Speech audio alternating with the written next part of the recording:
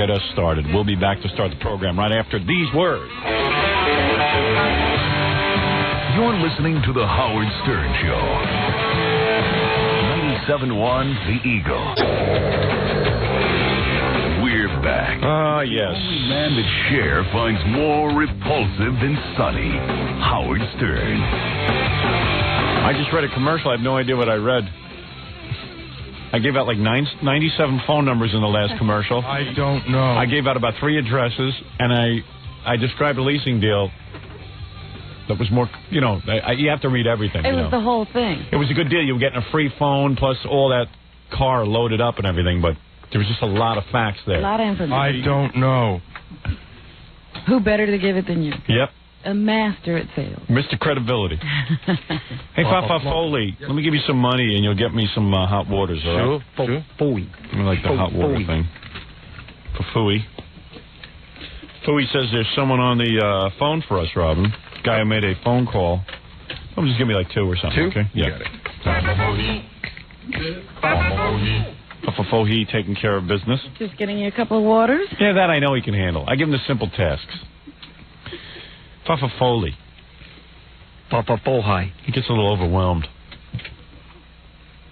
He really does get overwhelmed. You know. What? What? I just go in the bathroom in the morning and you're just standing there just totally having the time of your life listening to Gary get goofed on the radio. I just think that's funny. Yeah, it is always good. I was goofing on Gary at my house yesterday. I was talking to my wife. He wasn't even there.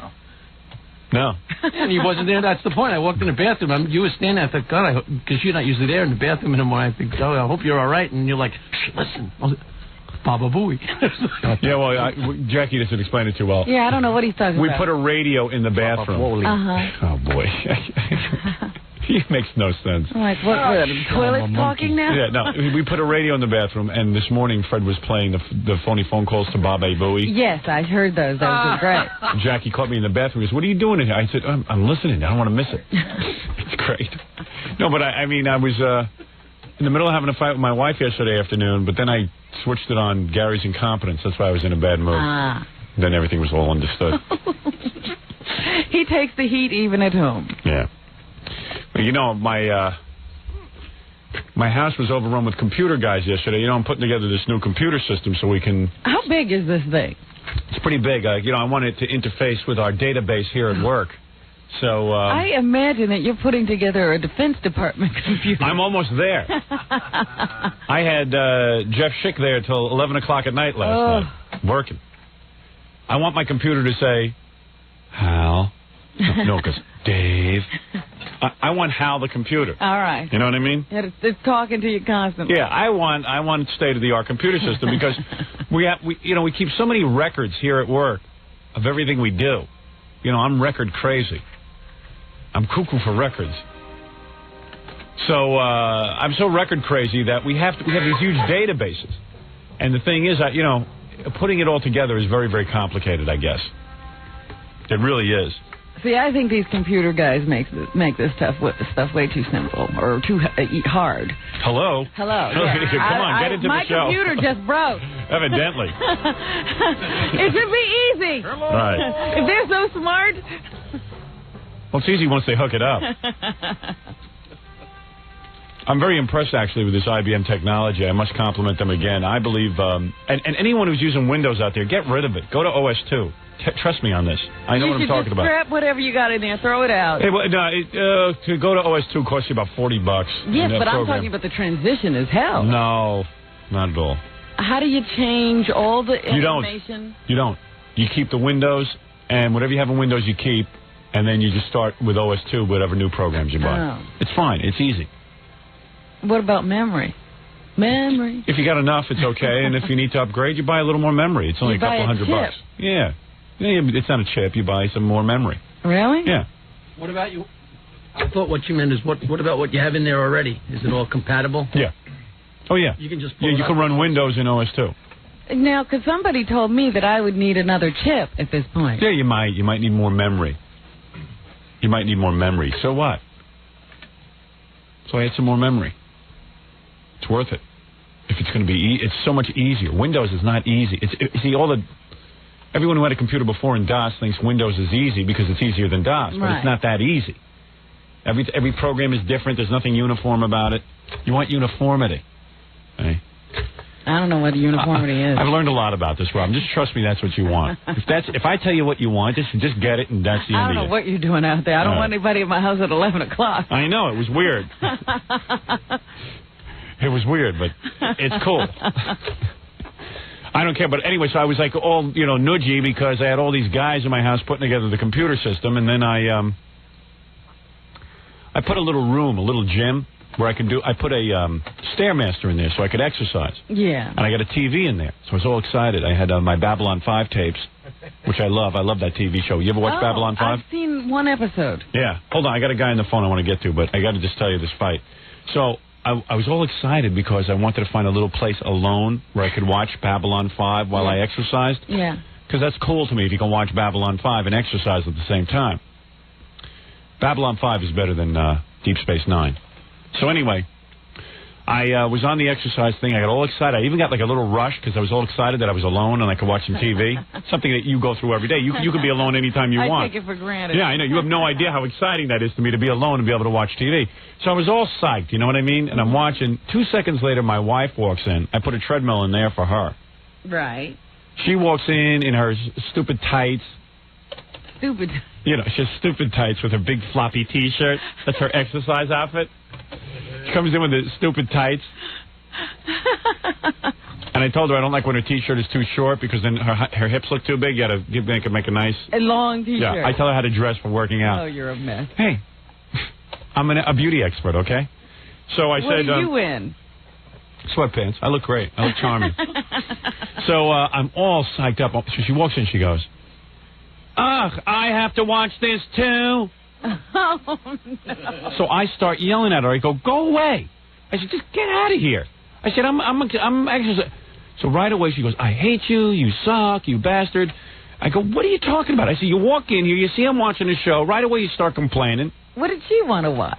She doesn't want to watch anything. She just thinks I don't want to be with her. I said, I was excited. I was watching a TV show. You could come on and hop on the machine. And she makes phone calls while she's on the stupid machine anyway. She does? I said, listen, you got all day and night to exercise. I exercise for 25 minutes, Robin. That's all I do on the Stairmaster, 25 minutes. I said, I exercise for 25 minutes a day. You got the whole friggin' day to exercise. I said, how come the same 25 minutes that I'm in here, you got to be in here? She goes, what do you want to be a hermit? You want to be alone? Don't you want to be with me? She starts yelling and screaming. I go, I want to be with you all the time. I was excited. I got to watch some TV. I got the IBM guys in the other room. I said, I want to be alone for 5 minutes to watch a TV show. I don't get to watch TV at night like you do. I got to go to bed at 8 o'clock. I want to watch TV. Oh, I tell you something, man. What's it like to be on your own? Oh, I've never been on my own. I got out of my mother's house, then I moved in with Dr. Lou Weinstein, and then I moved in with my wife. You've never been alone. I don't know what it's like to be alone. I want to be alone. For 5 minutes, I want to be alone. Right, Jackie? I don't know. No, you don't know. You better keep your mouth shut. What?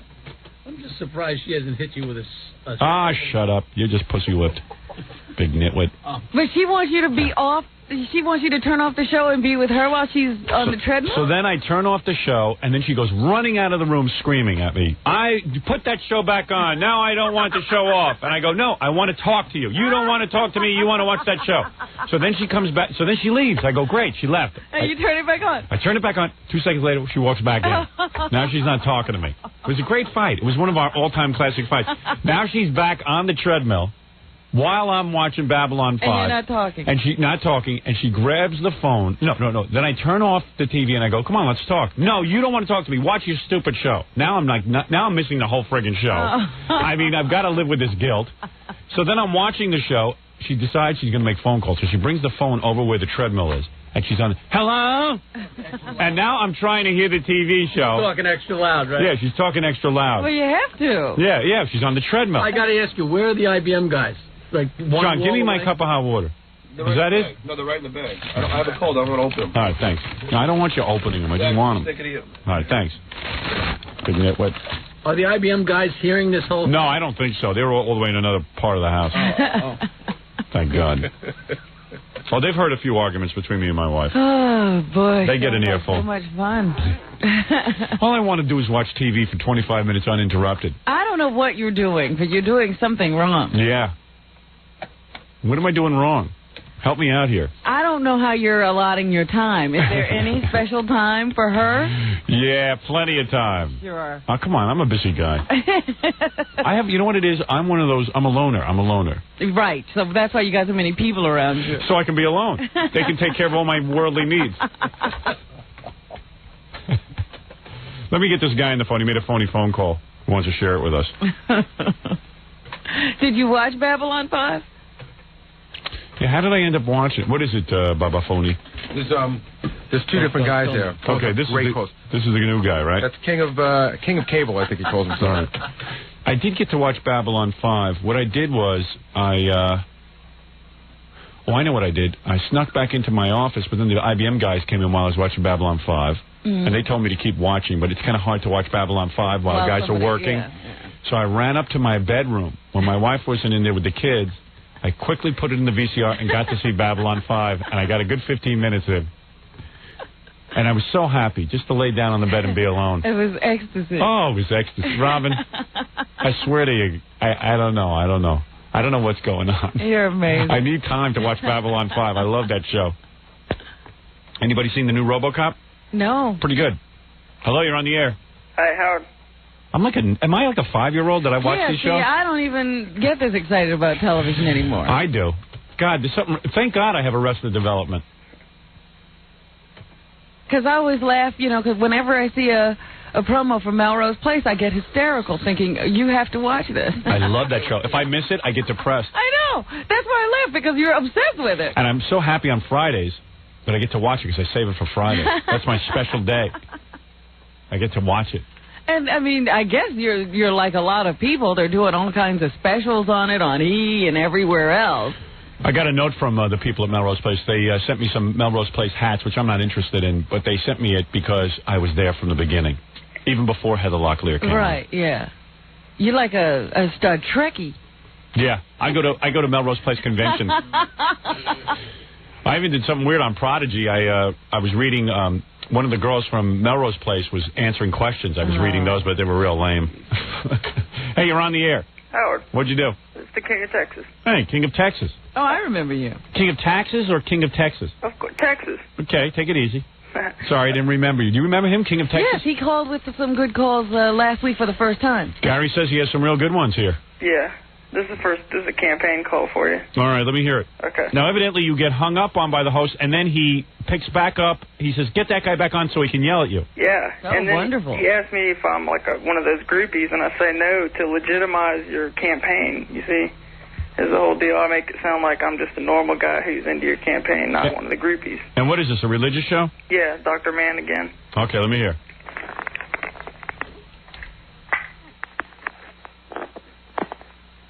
Get set up. Write to me, please. I'd like to hear from you. Dan in Oklahoma, how are you? Yes, I'd like to talk about the death penalty. Okay. And if we should support, as Christians, if we should support the possibility of the use of it in high crime areas like New York State. I saw on the news that it's been proposed by the New York Gubernatorial candidate Howard Stern, a vote for every vote. Bill, could we put him back on? Are you there, Dan? Yes. You're one of the Stern groupies. You guys managed to get through on every talk show in America. You get through on here because we sort of trust people out there. Yeah. Tell me about your fascination with Howard Stern. No, sir, I have a serious question. Oh, you're not a Stern groupie? Oh, yeah, I'm a Howard Stern fan, but... Well, okay, but you know there are Stern groupies who disrupt talk shows. Did you know that? No, sir. Well, okay, so and now, you want to know about the death penalty? You want to know what I think about it, or what? Yeah, well, if we as Christians should support the reinstatement of it, because I saw on the news Howard Stern is, for real, a gubernatorial candidate. I couldn't believe it myself, but he is running. I mean... Howard Stern is extremely bright. He knows how to cop the headlines. He knows how to stay there. and he will use his shock value until he uses it up. Shock. Just like Rush Limbaugh will, the worst thing in the world, Rush Limbaugh's worst nightmare will be for a conservative to gain office. I don't know what he'll do after that. He'll have to find something else to beat people with. But, Stern's got his gig and Limbaugh has his gig. I guess people will say, I got my gig. I don't know what it is. But yeah, religion. What does that have to do with capital punishment? Oh, he has just proposed it, and my real question is then if we should support the death penalty. Oh, okay. Yeah, I can't answer whether all Christians should support the death penalty. Okay, he just kind of wanders on after that. What do you mean he can't? He can't comment. What can you do? Hey, that's like getting yelled at by your dad. Yeah, the whole time he was talking about Rush Limbaugh, they had me on mute because I was going, oh, you mean sausage finger? Pumpkinhead? Pumpkinhead. Yeah, but you couldn't hear me, so. Yeah, well, I don't know. For some reason, if you bring my name up, all these guys mention Rush Limbaugh. Yeah, they have an answer for Rush Limbaugh. They don't have an answer for you. And I like this thing that I'm shocking because I'm running for governor. I didn't realize running for governor was shocking. You know what's funny? I was thinking about this governor thing. Yeah. And they talk about whether or not I'll be able to continue my campaign because of the equal time laws. Mm-hmm. And I said, isn't it odd that the guy who is presently the governor, as in this case, Governor Mario Cuomo, he gets to be interviewed on every TV show. He has full access to the media because he's the governor. He can go on with press conferences. He can go on with special announcements. He can make appearances. He can go on virtually any TV show because he is the governor. All he has to do is make a phone call and say, I'm ready to talk. He has full access to the media. But the other bums running for office can't get any access. That's right. They can't even get on a debate unless Governor Cuomo approves of them as candidates. Right. And all of a sudden, the issue is whether or not I'm on the radio. Now everyone screams it's not fair. It's not fair. He's on the radio. Well, that's absurd. What do you mean? A guy who makes his living on the radio is excluded from running for office? Well, what is that? Well, what is that? Where is the freedom in that? What do you mean?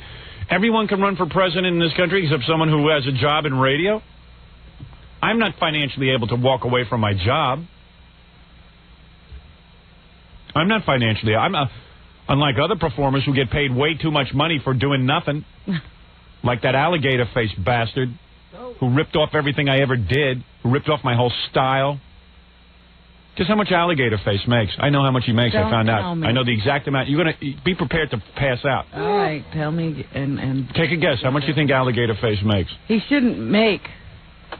I found out the exact amount. Is it over $1 million? Just take a guess. How much do you think Alligator Face makes? 1.5. 3.5. Fred? I was going to say 3. If he makes 3, I'm leaving. I'm walking. Well, you might want to walk out. He makes $2.5 million a year. Well, that's his exact salary. $2.5 million. $2.5 million. I don't make anywhere near any. I mean, yesterday they had reports I make $7 million. $7 million. If I made $7 million, I'd quit tomorrow and just run for governor. Yeah. It's weird. It's weird. Why? It's the people who run this company. They're paying them. I'll tell you one thing. It's one more reason I'm leaving at the end of a year and a half. I'm walking out. I'm done. We bring in 30 times more money into this company than Alligator Face. Nothing funny about this, Jackie. Yeah, Jackie. That's a funny name. Jackie, if I sound like someone, it's you. I bring in 30 times more. For all intents and purposes. We're number one. Anyway, what can I do for you? Is that it? Are you done with your phone call? Yeah, that's all. All right, hey, good job, King of all Texas. Okay, well, keep up the campaign. It's great. Thank you. I'm going to keep on going. Okay, good luck. Thank you. Trying desperately to be the governor so I can bring back the death penalty. Oh. Tom called me yesterday to explain the equal time laws. Oh. And you had to hear. Finally, I just hung up the phone because he made absolutely no sense. He has Why would he think he could explain something to you? You understand these laws. Yeah, well, I understand it, but it was funny listening to Tom explain it. Tom was on the phone with lawyers yesterday trying to figure out all the laws and stuff so I can run for governor. He's so funny with his explanation. Yeah, and you had to hear him finally just admit that he knew nothing. I've never seen a guy with a poorer command after he is lectured for an hour. I've never seen anything. And I just said, well, Tom, if you're confused, I'm confused. Thank you. I don't know. Never seen a guy. I really wanted a tape, but, you know, I felt it wouldn't be right. Oh. Because really, to look that stupid on the air would be incredible. Does he want to come in and explain it? No, you don't even want to hear it because you'll get so it's so boring. He called me at my house yesterday. And then on top of the call, he wanted to have a meeting with me today. I unfortunately have a meeting after. I can't be a part of that. What do you have to have a meeting about? I don't know. He wanted to have a meeting and explain what he doesn't know more to me. What else he doesn't know. Yeah, what else he does. I have to sit and listen to Tom lecture me on what he doesn't know. Hello, you're on the air. Hey, Howard, King of Cable. How you doing, man? You think the guy would admit he didn't know anything and not call anyone? Call you. Well, he calls because then he covers his own answers. He says, well, I called him. Everyone, I guess, wanted him to call me. I received a call. I was in the middle of trying to watch Babylon 5. You ever watch that show, Babylon 5? Yeah, screw all of you. Hello? Hey, Howard, it's the King of Cable. How you doing? King of Cable, you ever watch Babylon 5? No, never. Oh, guess I'm the only one watching it. All right, so who did you call? Well, I called News Channel 8 and had a little mini call-off. I called twice, and my friends called twice. And 4 out of 5 calls were Howard Stern calls. Right in a row, huh? Nope. Well, 2 in a row, then he went to a black guy. It was really good, and I'll play you all his response. All right, here we go. Let's go to the phone. Okay, Joe, you're on the air. Go ahead. Joe, you there? Yes, Andrew, what do you think of Howard Stern and Baba Booey? Robin Quivers. Baba Booey. Yeah. We have these jerks that call up, and they want to get Howard Stern's name in. Have you ever heard of Howard Stern? No. He's having fun now because I'm really mentioning Howard Stern. But he's a radio announcer in the world. You ever heard of him? Very controversial guy and funny. Yeah, I've heard of it, sure. I don't really know too much about him. No big deal. He's rich anyway, so no money to us. Really? Okay, Leroy, you're on the air. Go ahead, Leroy. Hi, what do you think of Howard Stern's penis? Baba Booey, Baba Booey.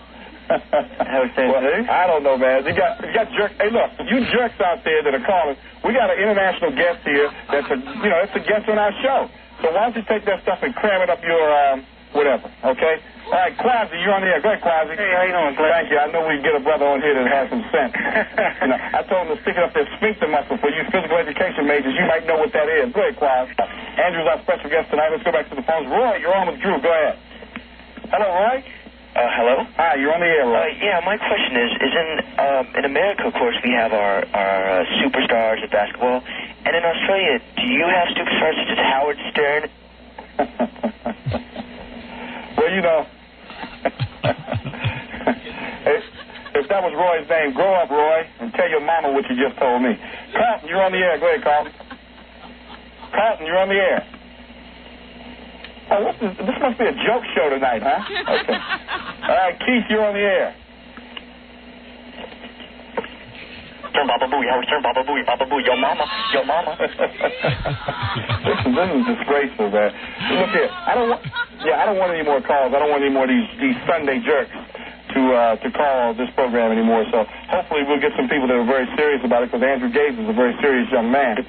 Well, it's been a pleasure. No, thanks a lot. I want to tell these bums that call me, you disrespected my guest tonight, you disrespected me. I'm not going to ever forget your voice, okay? So don't ever call here again. If you do, I'm going to have them cut you off immediately, okay? That's going to do it for this edition of Sports Talk. I hate to go away mad like that. Thanks, everybody. Welcome to another edition of Sports Talk. I'm Glenn Harris. We're glad you could join us this evening for another evening before we introduce our guest tonight. Just want to let everybody know that last night lost my head a little bit, and I was a little bit upset about some of our knucklehead callers, but you know who you are out there. If the shoe fits, wear it. I hope you don't hold it against me. I always say go in friendship, and I mean that. Hey, sounds like a good show. Oh, that was wild. I have to catch that show. How do you watch that? It's on News Channel 8, the call-in. I don't know where you get these shows. Channel 8. Yeah, where do you live? In Washington, D.C. Oh, no wonder. Yeah, we don't get that. Howard, I had another call-in.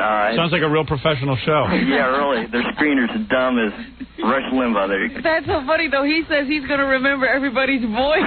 I like that. I'm going to remember your voice, and when I hear your voice, I'm going to screen you out. No, I hung up and called right back in, and they put me back on, like the next caller. I was on twice, my friend was on twice. It was great. It was good. It was good television. He's on TV screaming about the call of his mama.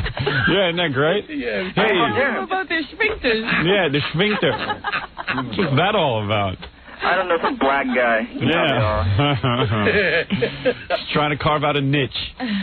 All right, dude. Howard, let me tell you something first. I've been trying to get on for a long time. Let me say something. The King of Cable's back. It's been a long time since I was on the air with you, and I just want to say I'm back. Good. I was wondering what happened to you. You remember me, like King Kong, my Lex King Kong? Yes, King of all cable. Yep, okay, you stay well, okay, buddy? All right, bye-bye. Bye. That's King of all thanks. cable. We'll move on to Virginia now. Here's Bubba. Hey, Bubba, how are you? Pretty good, Tom. How you doing? I'm fine, thanks. Whereabouts in Virginia? Fairfax. Fairfax? Okay, Bubba, you're on. We're big fans of yours, Tom. Thanks. John, I was wondering, are you going to be writing a book like other country music stars, such as Howard Stern? Hey, it's our first Stern call. I don't know about Howard Stern, but I'll be writing a book probably, yeah. Really? Yeah. A fiction book or an autobiography? All right, here we go. Oh, there he is, King of all cable, back with his phone calls. I got to take a break here. We'll be back right after these words. The Howard Stern Show. All right. You know, I was watching. I actually finished watching the Oscars last night. I finally finished watching them. I had not completed the tape. It took me. You were too busy with Babylon 5. It took me 3 or 4 times to actually sit down and watch the Oscars. That's why I believe the Oscars. I mean, they really are. It's a bad show because it's so boring, and there's so many boring awards. And by the time you get to a good award. You don't think that the mystery's taken out of it for you because you now know who won? It's a terrible, terrible show. There's dancing around on the stage to Schindler's List. It's just very hard for people to take. I mean, you know, the average, the age group that they're going for to watch this thing is 18 to 54, and there's no one in the 18 to 54 category that could enjoy this show. Well, they got 78 million viewers. I know. It's not because of the content of the program. But I noticed that Bruce Springsteen cannot look at the camera. That's a shtick. A lot of these guys, a lot of rock stars, don't like to look at the camera. You know, they want to. Well, that's what I said. They want to look disturbed. He looked like he was an upset person. And Al Pacino is very confused and vulnerable. That's his thing. He's confused even when he's up on this. You know, this guy's a bright guy. He's able to go on in front of a camera, and he's able to act and do a whole thing in a variety of ways. He can look directly into the camera. His thing, he gets up there, he acts vulnerable and confused. He's confused. You don't even know where he is. He's confused. Somebody asked me confused. How is he so what confused? that was all about. Yeah. And I said, you tell these people they're somebody else and they can do anything. Maybe that's it. They're all wackos. Unbelievable. And Harrison Ford, he's another guy. He's all bummed out. He's a very unhappy guy. He portrays an unhappy man. He comes out. It's after Steven Spielberg accepts the award for Schindler's List. And then Harrison Ford comes out. He's like, he's angry. He's angry. He's growling into the camera. Who woke him up? He's mumbling. He appears not to be pleased to be there. He's very serious. Everyone's serious.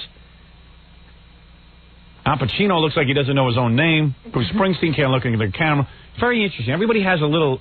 Everyone's trying to look cool. I really feel everyone's trying to put on a persona. But that's why I said to you, I enjoy a Sharon Stone. She's somebody who looks like she wants to be there. Oh, She's in the worst way. Good time. In the worst way.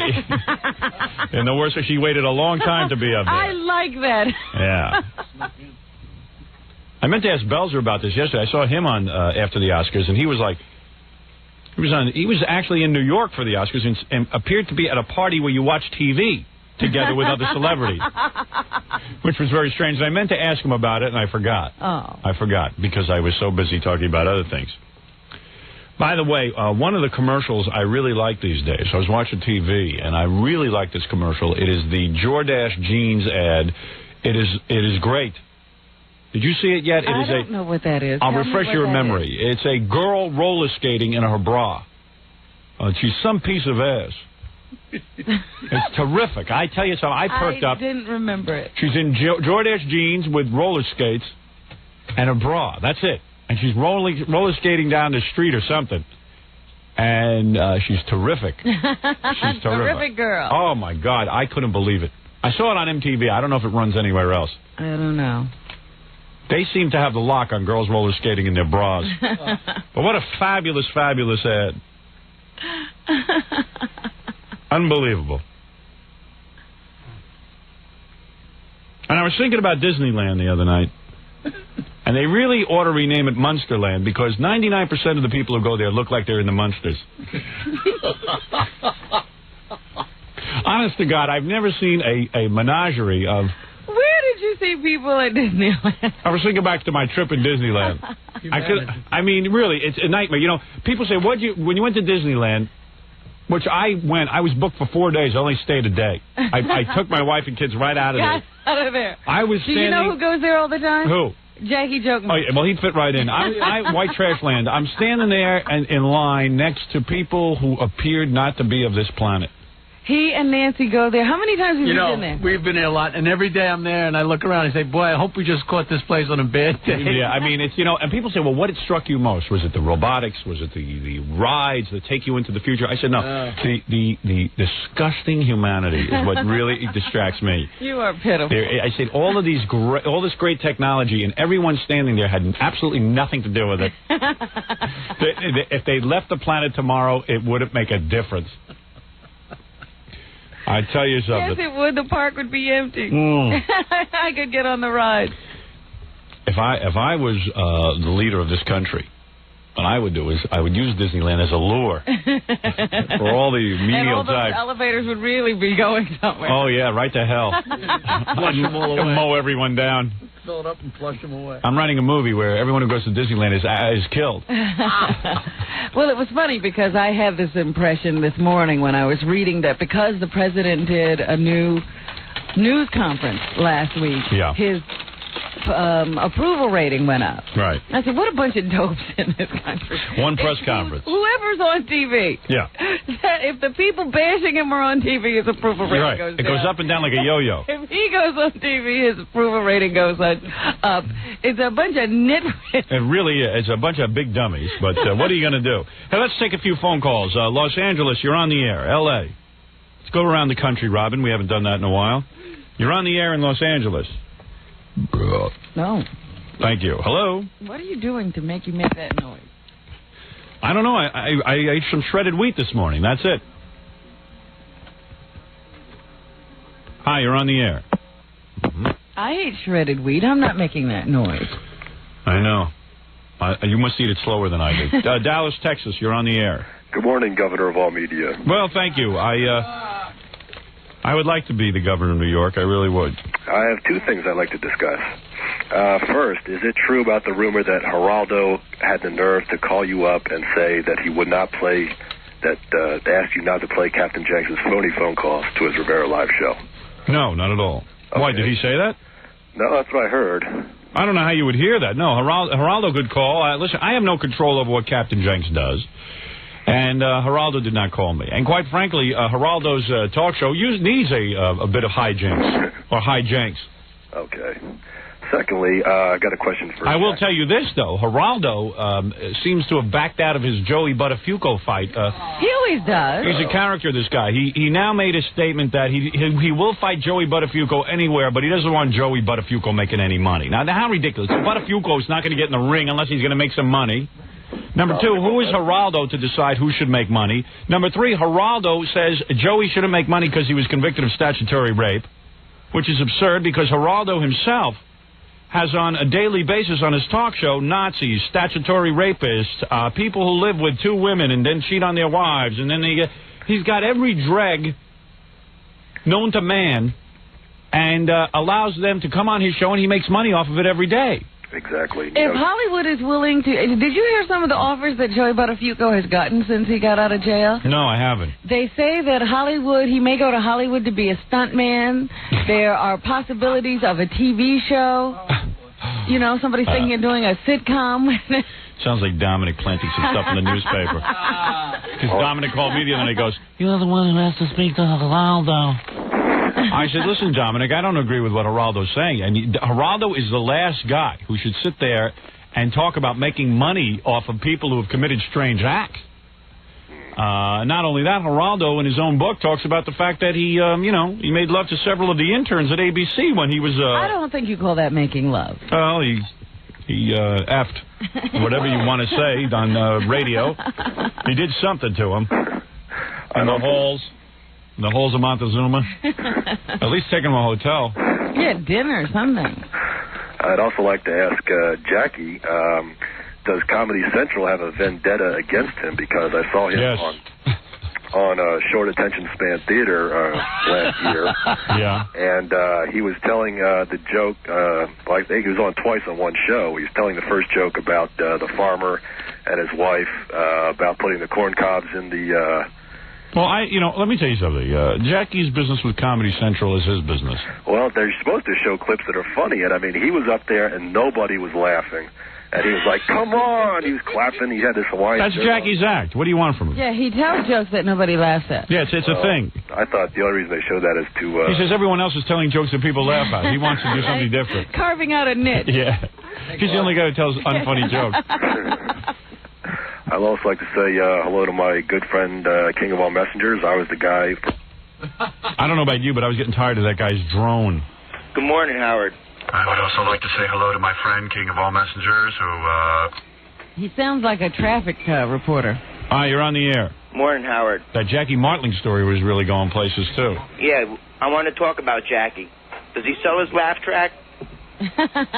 That's the thing he should sell. I was watching some stupid show with 3 guys on it, and they kept having Jackie's laugh track. Very possible. Does he sell it to somebody, or are they just using it? Somebody said it was on Channel 4 Sunday morning on Good Well, Morning. I get Channel... Yeah, exactly. 2 ladies and a guy, rather. Yeah. And every 5 seconds... And I said it's a different... I'm sitting here watching this stupid show just to hear Jackie laugh. I don't know. I don't think they can use that, though. Yeah, but I've been hearing those reports, too. Have you? I have to pay Jackie a huge salary just to get that laugh. All right, thank you. All right. Buffalo, you're on the air. Hey, how's it going? Yes. I'm calling from Buffalo. Yes, I know. Well, you have to have more on your mind than the call from Buffalo. Who cares where you're calling? Oh, for goodness sake. Oh, my goodness. New York, you're on the air. Reject. Hi, you're on the air, New York. Yes, New York, you're on the air. Yeah, how you doing? All right. All right, I got a couple of things to say, Howard. Well, say them quickly. Okay, first thing is that... you don't have to say I've got... High Times magazine this month? You don't have to say I've got a couple of things to say. Just say them. Okay, you know that you're in High Times this month? Because I'm in there all the time. What? I'm in there all the time. I'm some kind of hero in High Times. You subscribe to High Times? No, they send it to me. Every time they put my name in it, they... I meant him, Howard. Oh, this guy. Sorry, Robin.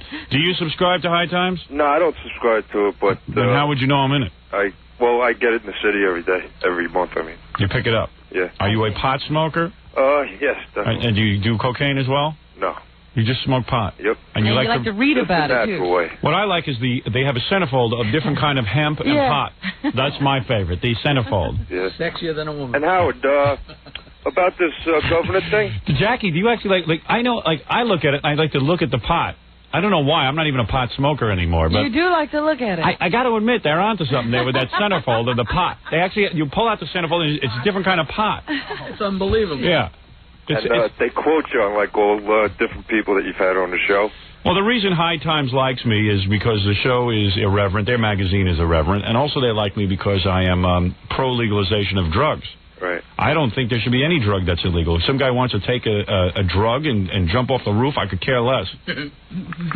Also, the 3 things that you're going to do when you become governor, that I hope, I figure it's going to take you a while to be, to get the death penalty passed. Not that long. You'll be surprised. Well, how long do you think? Most of the legislators are for the death penalty is passed every year in New York. It's the governor who vetoes it. Yeah, I will just have to literally... sign the bill. Sign the bill, yeah. I just won't veto it. Oh, okay, because I figured if it took a while, like, what are you going to do in between, until these 3 things are done? Well, in between what I'm going to do... First of all, let me explain something to you about government. You know, it doesn't matter who's the governor. You know that the government runs itself. What do you think? When a president comes to the United States, how come in that transition period when the president's first taking over, nothing major ever happens? Because it's really... This is a bureaucracy. It runs itself. There are people in place. Governor is a figurehead. What do you think? Cuomo's there running government? He comes up with a budget. What? I said definitely not. No, of course not. But none of these guys really run. There's nothing to do. If I was governor tomorrow... It's like... Remember people were like, well, how can we vote for Christy Todd Whitman? She's going to come in. At least this other guy knows what's going on. She came in. Nothing changed. Happened, yeah. Nothing happens. It runs itself. It's a bureaucracy. I'm going to get in there. No one will even know the difference. You'll wake up in the morning the same way. The only thing you're going to see is less traffic because, I got to tell you, anyone who was on the Long Island Expressway yesterday at around noon, leaving the city, is going to vote for me. What was going on out there yesterday? Good 45-minute delay as we all sat there. Now, there weren't that many cars on the road, but they decided, of course, these guys have to do their construction at 12 o'clock in the afternoon. There were literally 7 guys, I counted them, 7 guys standing there on the Long Island Expressway, standing there eating lunch. Oh, eating lunch. All the shovels were down, all the machinery had stopped. They ate lunch while we all sat in traffic. Well, you got millions of fans out there. And if you drive around in Florida at night, I've driven around in Florida at night, you see these big lamps. I guess what are they, halogen lamps, Robin? Mercury vapor lamps. And I'll buy a few of these, and these guys can do construction to mercury vapor lamps at night. It's like daylight out there with those lamps. Absolutely. I have no idea why this occurs at 12 o'clock in the afternoon when people are trying to conduct business so they can make a living. Howard, you're not going to become governor only for one reason.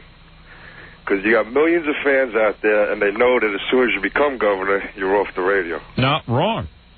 I can do exactly what I want to do and still be on the radio. You could become governor and still be on the radio. Of course.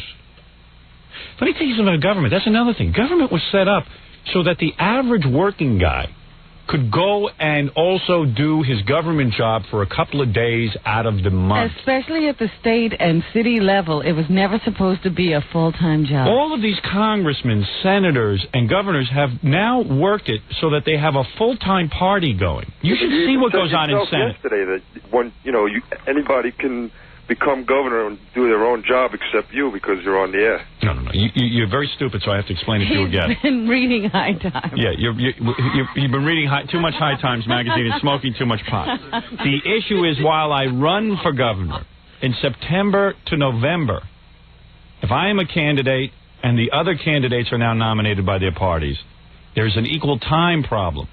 Oh, I understand. And once you become governor, then I can go back on the air. Oh. In other words, the law is that everyone's entitled to make a living except people in broadcasting if they want to run for government as well.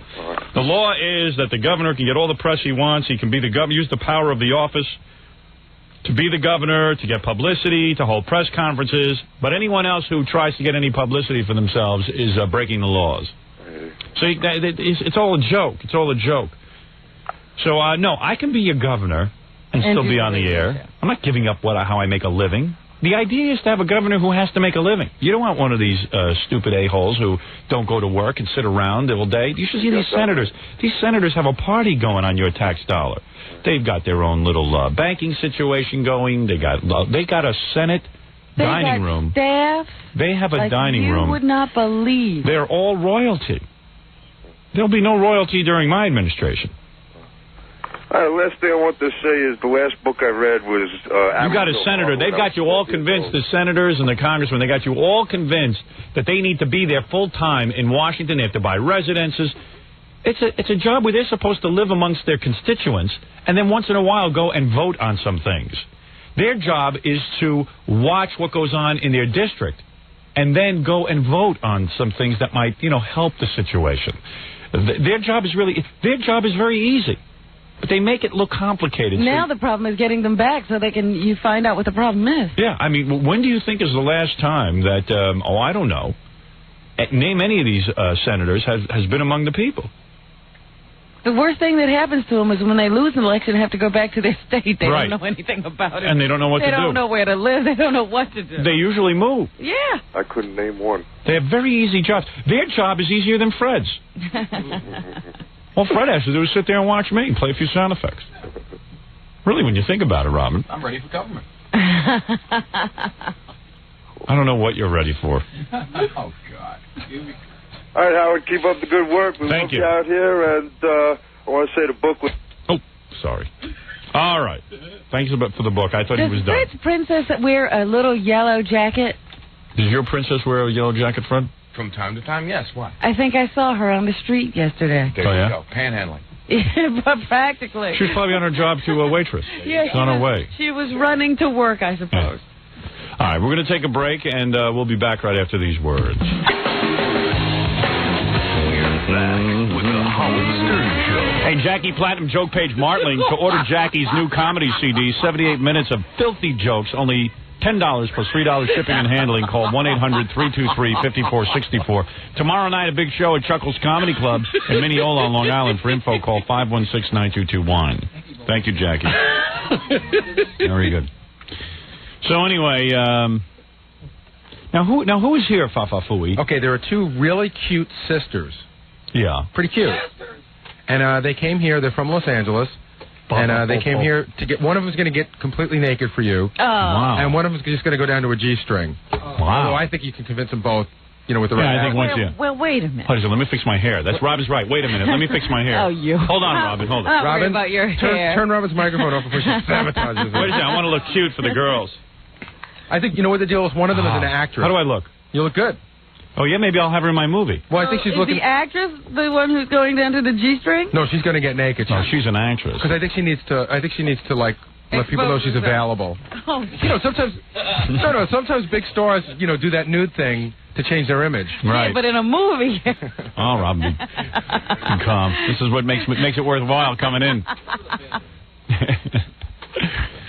So the girls wanted to meet me and they agreed to be naked?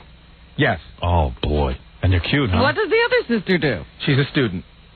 Wow. Isn't this wonderful? And the girls live in Los Angeles full time? And they're in New York for a visit? That's correct. Where are their parents? What do they look like?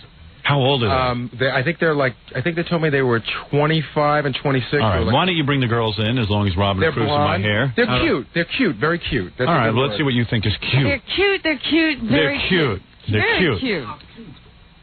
They are cute. They're cute. They're very cute. They're cute.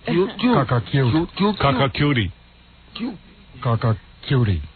It's a good thing I'm running for governor. That impresses girls. All right, girls, let me take a look at you. Let me take a good, hard look at you. Oh. Are they cute? You know what? They're cute. They're cute. They're cute girls. I know what you mean. Pixie hair. Pixie, like little pixies. Oh, great. Gary, thank you, Gary. I sound like I'm looking for a porno job now. They look like Helen Hunt. Yeah. That's what I said on the phone yesterday, Helen Hunt and Jodie Foster. Yeah, you kind of look like Helen Hunt, and you look like,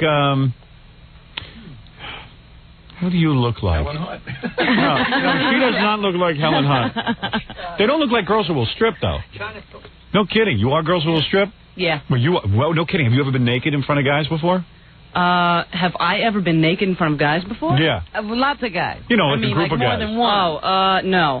We're not strippers. I know, I understand. You don't look like strippers. But you girls want to be actresses? This is bizarre, but, yes. See, I'm more aroused by you taking your clothes off than a stripper. Oh, I like that. Because, you're not... They're what? They're not hardened. They're like you taking your clothes off. They don't do it every day. This is something special. Right. I'm already aroused. Oh. Isn't that funny? The girls just walked in and I'm aroused. I was aroused when Baba Booey said... Cute. See, this one looks like Jackie's right. She looks a little bit like China Phillips, sort of. No, she looks like Helen Hunt, and this one looks like someone famous. I can't think of who. Which one are you talking about? The one in the red top looks like Helen Hunt. Okay. Better. And a little bit like, I hate to say this because I'm not attracted to her, but you're more attractive. The one who used to vomit all the time, and then she was hosting the CBS News or something. Oh, Deborah Norville. No. Who vomited? Can't think of her name. She was in those commercials with James Garner. Oh, Marriott Hartley. Marriott Hartley. Except you're cuter. Thanks. Did she vomit all the time? I don't think she vomited. Oh, that's what it was. She made me vomit all the time. That's what it was. No, I knew someone was a suicide woman. You girls have big chests, though. I can see that through your tops, right? C's or D's? Is that right? C. C. Good for you. What about you? C. Two sisters with C cups.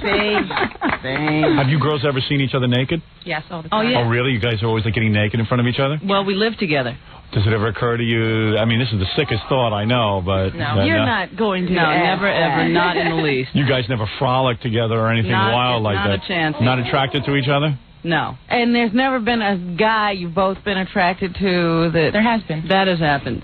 But have you... We've taken our own turns. Not together. Yeah. Oh, different turns with the guy. Oh. You girls are liberal. You girls... Oh, different turns. Dog. What? Lucky dog. Right. No kidding. No kidding. Now, you were, what, 26? Yeah. And you're 25? 24. You've got some little body on you. Wow. Now, you wear baggy clothes, girls. Is that to hide your beautiful bodies from guys? Well, we didn't think we were going to be coming in. We thought we'd have to be nude when we walked in. No. I like to watch you take your clothes off. I was under the impression that when girls came in, they were already nude. Well, on some occasions, you're right. Sometimes they are nude already, but for the most part, I like to watch the girls take their clothes off. It was a great discussion. She goes, do we have to be naked going in? And I'm like, no. They go, do we have to be naked going out? And I'm like, no. No. You're just naked in the middle. You leave with your clothes and you come in with your clothes. And Howard, you are so cute. You're really? even cuter than I thought. God, you are the sexiest. Really? In your heart of hearts, you know it's true. No, I don't. You know what? As a matter of fact, I was looking in the mirror last night, and I said, oh, my God, thank God I'm on the radio, because no one would find me attractive. I think I'm hideous. I think I look like an ugly witch. You know who I look like? A male. A witch? I look like a male Margaret Hamilton. All right? That's what I look like. Remember her? Wicked Witch of the West? My little pretty. Ah, my little pretty. I'll get you, my little pretty. But I thank you for saying that. I find you very attractive as well. Well, thank you. And girls, so you're sisters, and you've shared the same guy. You've never practiced lesbianism, either one of you? Oh, boy. I took it off. Did you really? Yeah. Okay. One of the girls mentioned her name, and she just seemed upset about it. Started to get really proud. Yeah, right. Man. Now, wait a second. You, well, if you want to mention your name, you can, but, I mean, it's up to you. So wait a second. You, the older one, practice lesbianism? Did you know that younger sister? Did you know? Oh, you did? You did know. When did you have lesbianism? Well, a few times. No kidding. You never looked at your sister that way? No, that doesn't. That doesn't go cuts off right family there. Line. Really? Yeah. Nah. Not nothing against anyone who gets into that. Just not my deal. Can you girls strip before I melt? Wait a minute, I want to know about the. No, I don't really care. I just lost interest. I want to see you naked. I want to know about the. Girls, take off your clothes, please. Okay. All right, go ahead. Let me see what you look like. Lower the lights a little. The bit? lights are low enough, or else I can't see the girl. No, you've got dark glasses So, on. girls, I can see too much. how come you guys want to strip for me? You're real big fans? Yeah, we had to get in here and see you. I saw you when you came to L.A. Yeah. And to do the book signing, but by the time I got in there, you were so exhausted. You looked like you just needed a hospital bed. Yeah, I should have gone over your house, evidently. So, yeah, I was tired. We were getting run through there like nobody's business, and we'd wanted to just... Actually, the girl in line behind me and myself wanted to pull down our shirts and have you sign our breasts, but you were so rushed, it just wouldn't have been fair. Oh, it would have been. You know, that would have revived me. That would have revived me. Him much more able to sign the autographs after you. Gee, you're real cute. I would have remembered you. I'm surprised You didn't even look up. I must have really been exhausted. Yeah, you didn't have time. You were all right. Enough of this background. All right, take off everything. Take off your headphones. Take off everything so I can see. Okay. Laney, you're going to do this with me? Yeah, come on. All right. Here we go. Now, was this both your ideas, or... I dragged Laney in here. Oh, you all right. did, I see. Okay, not my socks. You didn't tell your parents you're going to be naked, did you? Yes, we did. Oh, you did? My father's listening right now. Your father's We really listening? told him maybe he wouldn't want to listen. Hey, Dad, thanks. Your daughter's... Hey, you got nice legs. Okay, should we go? Oh, that was Jackie's leg? Jackie, put your pants back on. I feel like getting nude myself. Why don't you just get Girls, you mind if I take off some clothes? All right. Go ahead, come on, just take it. Whoa. Howard, you have to say something nice to my boyfriend. He's very upset that I'm doing. Oh, screw him. Oh, don't say that. Wait a second. I'm checking out your body. It's nice. Wow. It's not mine. It's my older sister's. I know. body. Wow, your sister's got a nice body. I'm pretty much nude here. Get the bra off. Okay. All right. What cup are you? C. You're a C? Yeah. Let me see. I can't believe she told her father she was doing. Now take off your clothes, too. Come on. No, come on. I want to see you, too. All right. All right. Wow. Obviously, you trimmed everything. Wow, you got a nice body. I said I wasn't taking off my underwear, so all right, who cares about that anyway? I got news for you. That isn't all that attractive anyway. All right, Howard, good. So I'm going to put mine on then. No, wait. Let me soaking both of you in. I want to see you naked together. Don't be in such a rush. You're naked. You might as well stay that way. Protest. How much you weigh? 120. 120. That's a good weight. How tall are you? 5'6". Let me see that. Freezing. Wait, let me see. Yeah, you're taller than 5'6". Well, what, do you got a heart on your butt? You had a heart tattoo? on your butt? She has a tattoo of a heart. Is that right? Yeah. I'm cold. Can I just wrap my shirt around me? Yes. Thank you. Yeah, that was great. All right, put your clothes back on. All right, thank you. What do you guys think of her? Nice, right? Nice for regular girls. I like your shave. Are you a fan of Hitler? You know what I mean? Reminds me of Hitler. You know what happened? I got a little overzealous one time, so now I'm growing it back. What kind of underpants are those? Well, I put them on backwards. Yeah, so. put your underpants on properly. I was just looking at those. I said, what, those are giant underpants for such an attractive girl? Huge underpants. Huge underpants. Those are huge underpants. Hey, I packed 7 pairs of underwear. It's my 7th day here. This is it. This is the end. Look at those underpants, Robin. Parachute. Look at her underpants. That's Superman has less on. Those are the underpants you wear on bad days. Does that come out of utility? Don't you wear underpants like this sometimes? No. Girls, let me just say something. It is a very nice thing what you've done. You come down here, you want to meet me, you take your clothes off so I can see you. But I can't let you leave. But you know what we have to do, though? What? We need a couple of your campaign buttons. Oh, certainly. I think that can be easily taken care of for girls as nice as you. I'll do that, fool.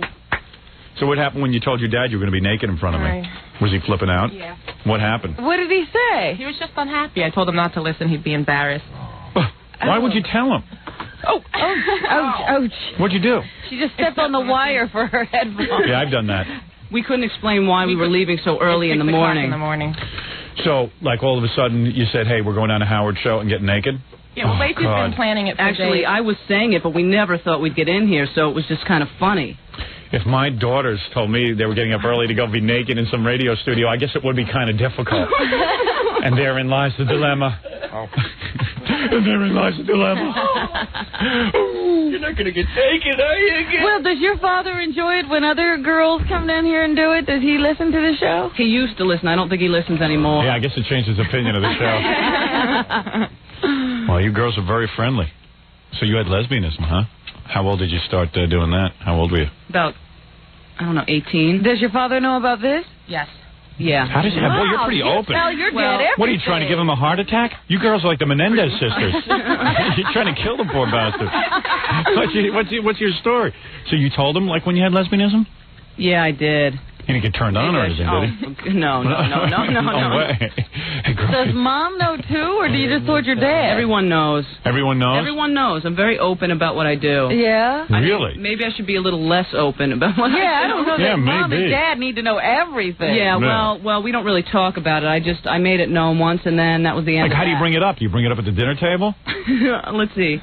No, I brought it up during kind of like a heart-to-heart. Oh, really? What were you hearting to heart? Yeah, seriously. Just tell me about that. Like, what were you talking to your parents about?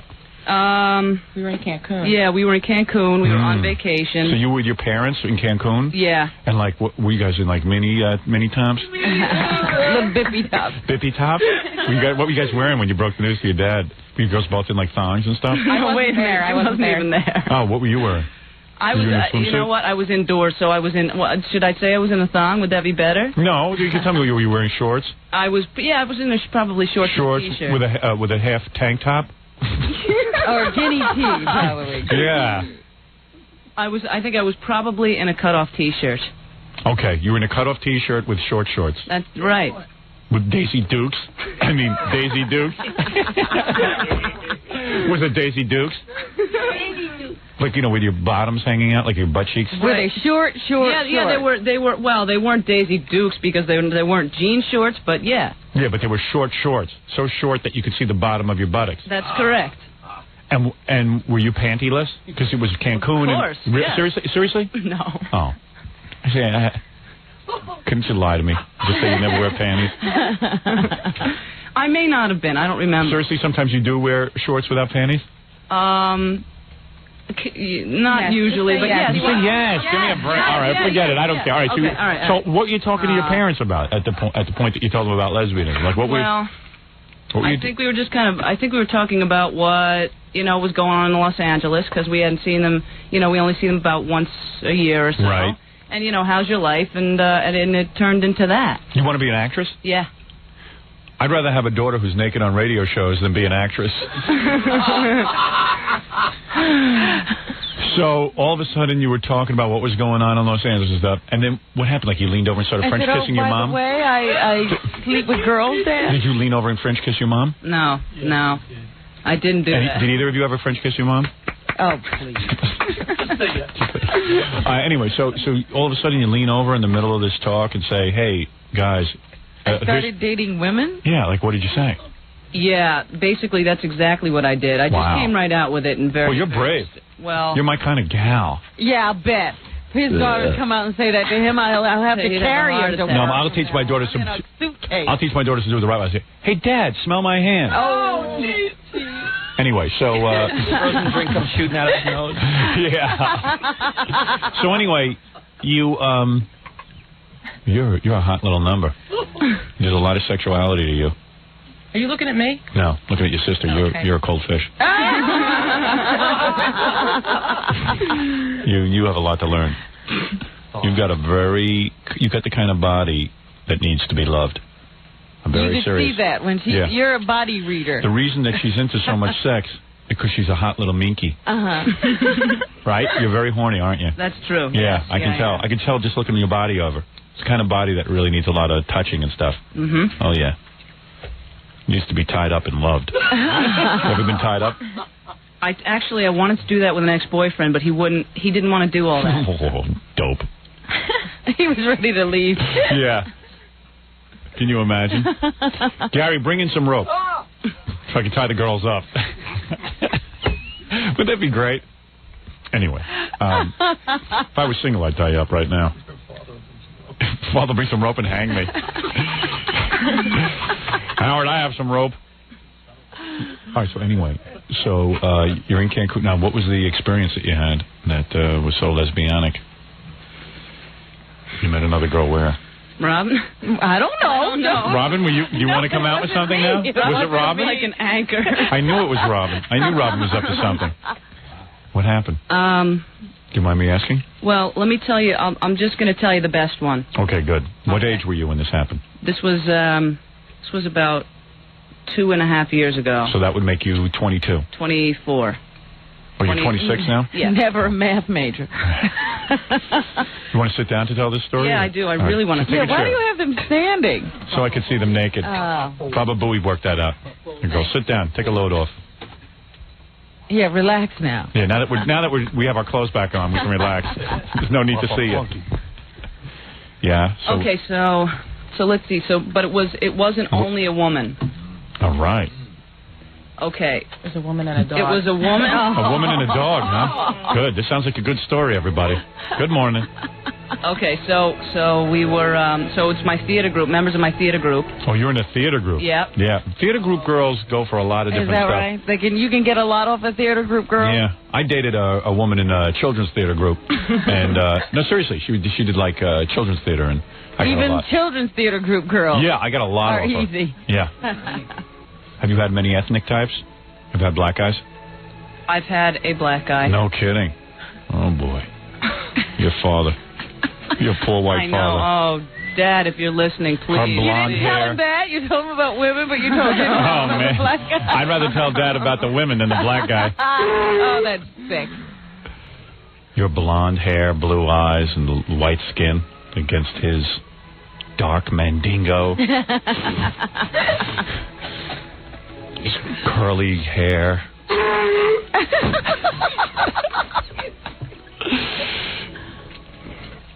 Think your father's like on top of the roof somewhere, like ready to I jump? think we're going to hear a report any time now. That's why I educated my little girl. That's why I sent her off to college. Gave her the best. Gave her the best years of my life. Now she's with black guys. What about you? You have a black guy? Denzel Washington at least. Oh, boy. No, it was Leroy. Leroy Washington. Leroy of Bayonne. Leroy Washington. Not Denzel Washington. How'd you meet the black guy? I work at a jazz club, and he was coming. Blacks are the only ones who like jazz. No, he was a musician. Wow. Mm. No, in fact, whites like jazz and Japanese. Really? You have to teach me about that sometime. Anyway, so tell me about this lesbian. You were 22. Where'd you meet her? We were in the theater group together. Right. Okay, and... She's not a lesbian. She's not. No, yeah, she is not a lesbian. Right, go ahead. So she was married. I'm not a lesbian either, but we did have this thing. Okay. So, all right, go ahead, yeah. Okay, here we go. I don't think you know what you are. You're so confused. Let's put it this way. You've made every wrong turn in life. Okay? Any direction you're not supposed to go in, you win it. That's true. Okay. So go ahead. You were in the theater group. Let's go through this quickly. You want to? Let's go through it quickly. Yeah, go through it. Okay, you were in the theater group. So we were in a theater group, and we were after a show. We were at a bar. Is she cute? She is really very, very cute. Yeah. Yeah. And one of the other members tall? of the group. Is she tall? Yeah. No, she's like. Oh God, I don't think I can say this. I don't think I. Well, don't say. All right, don't identify. No, but she's like she's very pretty. Has like big chest. Very huge chest. Right. And very shapely, huh? Yes. Okay, good. Does she dress provocatively? Yes. Cha-cha heels? Cha-cha heels. No. Cha-cha heel? Cha-cha heels. She wears cha-cha heels? Yeah, she does. Really? No, seriously, does she? Well, sometimes she wears army boots, and other times she wears cha-cha heels. Army boots with pink socks? Yeah. Really? Yeah. Seriously? Yeah. Oh, I love that. Oh, she knows how to dress. Your kind of girl. So she's skinny with huge cans? Yeah. Okay, good. All right, we're there. All right, I'm okay now. Everyone calm down. All right, slow down, Robin. All right, go ahead. Okay, so we're at... And you always looked at her and said, she's kind of attractive. Yes, yeah. Okay, well, you're not a lesbian. You can certainly appreciate the female form. So we're at the bar, and we're there with another guy from the theater group, and basically we're flanking her, and we are vying... No, hold it. You're flanking Wait her. a minute. Hang on. Right, you're in the theater, girl. No. We're sitting in a bar, and we're on either side of her. Okay, good. Okay. You and a guy. That's it. All right, and the guy's kind of handsome? The guy's very handsome. All right, I don't want to know any more about the guy. All right. All right, good. Yeah, take the guy out of it. All right, yeah, Okay. so you're flanking her. Right. And we're... Robin, you ever been flanked? By a guy and a girl? All right, anyway, yeah, so, and what are you wearing that night? I'm wearing probably jeans. Tight jeans? Yes. Yeah. And a sweater. That would make sense. Jeans and a No tight- bra, probably. No bra. Really? Yeah. Okay. Okay, so... All right, we're there. All right, from here on in the rest of the story, the guy is invisible. Go ahead. The guy, oh, really? Yeah. Okay. All right, go ahead. So, Okay, so... Okay. Because he ruins it. All I right, like good. your sister. She's quiet, huh? I like to get it on with both of you. In a flank situation. You like the sisters to flank you. Yeah. That'll drive your dad right over the edge. I get it on with both of you. Let's not talk about him. All right. Anyway, let's bring him out of the story. all right. Yeah. So anyway, you're flanking, and go ahead. Right. So, basically, he has to be in the story for one more minute. All right, that's okay. Yeah, go ahead. Okay, so we're both kind of we're both vying for her attentions. Fair enough.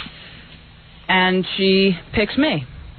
Like, what do you mean? Like, you're talking to... Like, you were both... Like, guys hitting on her and basically she's have hitting one. on her. We each have a hand on one of her legs. Oh, really? basically. And you felt forward enough to do that? How did you know that she wouldn't be upset? I went little by little. Did you really? She was drunk. Drunk. And I was drunk, and so was she, yeah. And so she started turning more toward you and leaving the guy out of it. That's exactly right. And she put her hand on your leg? That's right. Really? So... How did you know that she'd be into that? I didn't, but I kind of, I knew just from, I wasn't sure, but I thought I knew from having known her for a while. Right. So, she turned to me. Yeah. She basically turned to me, and I said, you want to go home? And she said, yeah. So we went out to my car, and this guy shows up. In the car? We're in the car getting ready to pull out. Right. And he says, do you want me to come with you? And we said, no. Right. And he gets in anyway. He gets in the car. Wow. That's just like a guy. You see, I would. He doesn't understand no. I would have taken no as no. That's stupid me. Smart dude. No. Okay, I'll get in. I like it. So we went over to my place, and we kind of watched each other. Now, when you drove over there, you both knew you were going over there for sex. Right, yeah. Mm-hmm. So you go in the house. And she was actually, I was more right than I thought, because when we were driving to my place... She started touching you? She was just all over me. Really? As you were driving? She was like... You were driving? Yes. And she was kissing you and stuff? She was crawling over the stick shift. Really? Yeah. And you're all loaded and everything? Oh, yeah. Great. All right. Smoking weed? No. Doing coke? No. They had been drinking. Just shooting up? No. Just Did you sniff any glue? Mushrooms? Yes. Whippets. Brown acid? Whippets? Amyl nitrate? Yes. Poppers. Poppers? Locker room. Locker room? Locker room. Crazy glue? Thai stick? Aerosol. Anything. Yes, so go ahead. You get in the house, and the guy just kind of tags along. Yeah, he's right. And you two turn to each other when you get in the house and you start kissing right off the bat? Yes. Really? Yeah. You don't even, no build up? Right away. Build up. The girl was crawling over the stick shift. And and you're hugging each other and stuff, and then you guys start to get it on? Yes. And you had done this before, so you knew what you were doing. You knew what you were doing? Yeah, but, I actually didn't have too much experience, so I was being very bold and being the one to initiate. Really?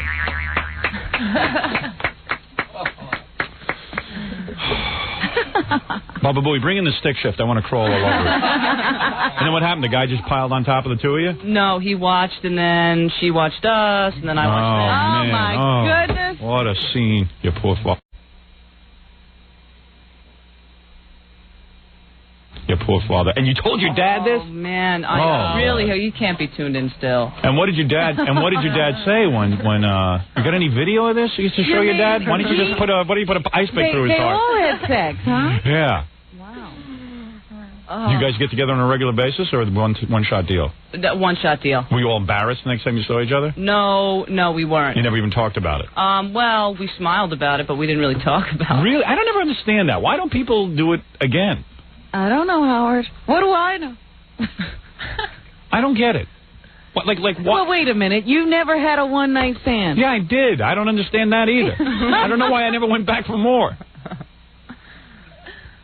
Sometimes the girls were not the kind of thing you could, you'd want to get back. You can't make that happen again. No, unless you took to be the whole circumstance all over again. What I used to do in college, because I didn't get girls that looked like you, I had to sedate myself on Quaaludes. Mm-hmm. This was back in my drug days. I would sedate myself so heavily, and I'd have sex, and then for the rest of the year I wouldn't talk to the girls. Right. You want to change colleges? Yeah. I was so embarrassed the next day. I would have to take 2 Quaaludes. Just because. 2. Just before I'd pass out, I'd have sex. What a miserable sex life I've had. Huh? Oh. Go to bed with some monster. Oh. All the monsters I slept with. I'm not even sure half of them were girls. Stop it. I don't know, man. I was pretty out of it. I might have been with guys. What did they look like? Collages? I don't know. Well, listen, you took what you could get. He's sleeping with Picasso girls. I was sleeping with women from the high school cafeteria, the kind that have no hair. Oh, stop it, the mold. The mold. Mold with hair. Yeah, but I sure gave them a good time as I fell asleep.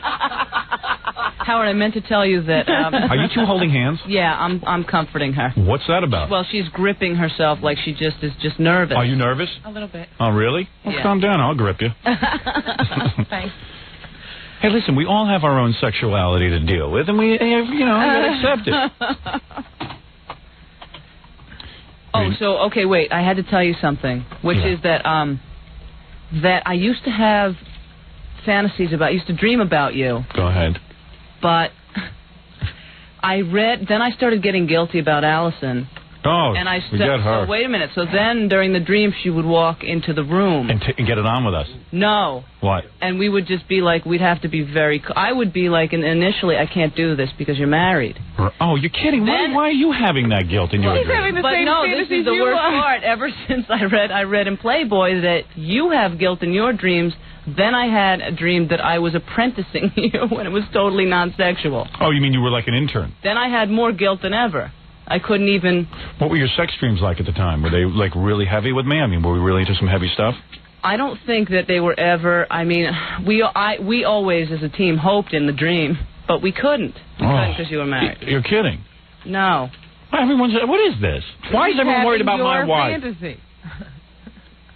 I'm going to have a dream tonight about me, you, your sister, and your father, all in the same bed together. What do you think of that? Oh, boy.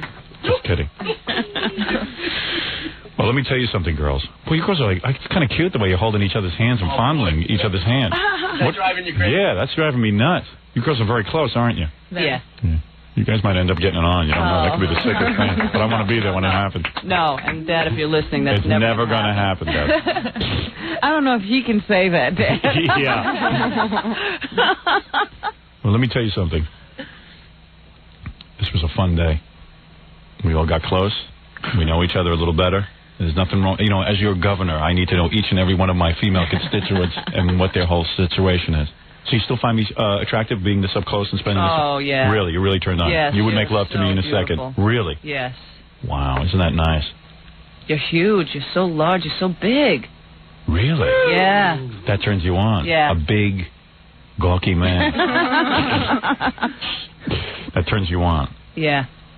Oh, You're yeah. so tall. Well, let me tell you something. You turn me on. Yeah. Well, anyway, girls, you better get out of here. I can't handle it anymore. Listen. Howard, can I make a quick plug? Oh, yeah. Oh, well, go ahead, girls. Well, sure. Yeah. Listen, you were naked. Why not? I want to plug the place that started me working, Bagel Gourmet in Glen Rock. It's got the best bagels in the world. Oh, really? Yeah. Oh, I thought you had a legitimate plug. No, that's Bagel Gourmet. That's legitimate. You want to be an actress, too? No.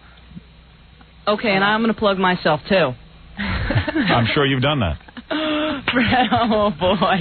Yes, go ahead. Okay. This for everyone, all the producers, casting directors, and directors that have... She's a good little actress. I am. And she's willing to work nude. When did she act for you, Howard? She was acting beautiful right there. Give my manager a call. She was acting like she had sex dreams about me.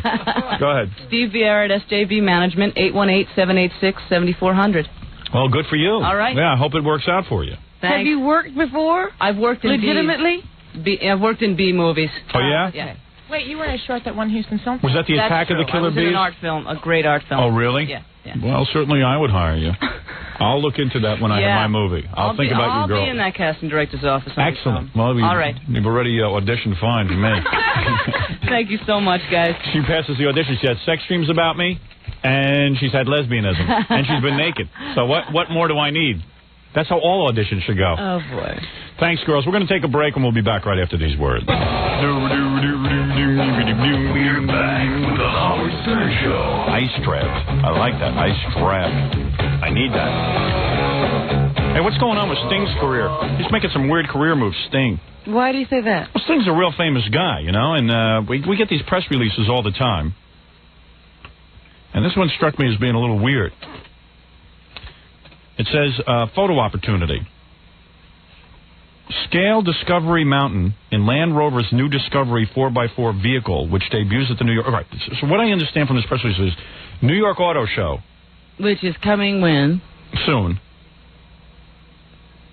There's a special off-road course to demonstrate unique capabilities that literally climb up and down vertical drops. So they're going to have a truck there, a Land Rover, that can go up and down vertically on vertical drops, which means, I think, up and down mountains. That's a fancy way of saying a truck that can go up and down mountains. That have steep inclines. Special test drive by Sting on Wednesday, March 30th at 12 noon. Don't you? Did that guy really rob him blind? I wouldn't take that gig. I know. 750 Burt Ward. 750 tons of dirt is being used to build the course. Meet TV's Robin. You got to learn to get closer on mic. I have to repeat everything you say. Wait a second. What is that? Meet TV's Robin, the boy wonder, test driving the... All right, you know what? I'm going to turn your microphone off. Yeah, maybe he was just close enough. Yeah. Special test drive by Sting. I just thought it just struck me as odd. You know, that's something. You sure it's the same Sting? Maybe it's Sting Jr. Look-alike. When will Sting be at the comic book convention? He's selling baseball cards. Yeah, Sting will be selling baseball cards next. Hey, that was exciting. Those two regular girls coming in and taking off their clothes. Oh, yeah. That was nice. No one ever does that for me anymore. It only happens once a week. It used to happen every day. No, it never happened every day. No, stop that. That's what we should do every day. We should have, like, two naked girls in here, sisters, and then afterwards we should discuss our favorite episodes of Baywatch. I watched. You never have discussed your favorite episodes of Baywatch. Yeah, we haven't done that yet. I never watched that show. It was on last night. I saw Nicole Eggert battle a shark from a boat. What was it about? Nicole Eggert was on the side of a boat. There was a shark, and she was, like, poking at it. With her feet? No, like with her hand, like to get it away. Oh, really? Go away, shark. Go away. It was attacking Nicole Eggert? Was she in a swimsuit? No, she was only in, like, a pair of cut-off jeans and a shirt. How'd she look? She looked great. Could you see, was it low-cut top? No, not at all. Who had more teeth, you or the shark? It's a toss-up. It's a toss-up. You know, I had a great discussion with those girls. They wanted to know why they were chosen. You know, what the process is for girls to come in and get naked. Right.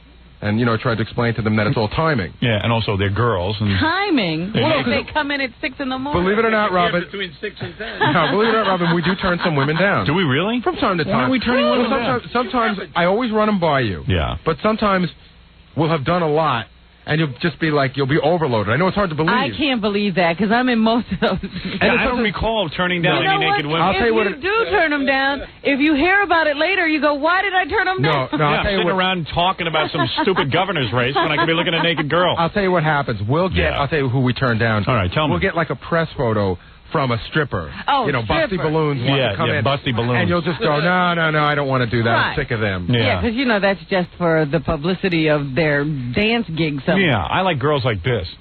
Regular girls. Yeah, I've never seen him turn down regular girls. Never. That's true.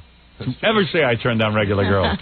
What is it, Stuttering John? I see you're here to, you know, I got to play a whole bunch of interviews you did. Yeah, I know, you got a bunch of stuff. Did you see John's ad? Yeah, for his record album? Yeah. Yeah.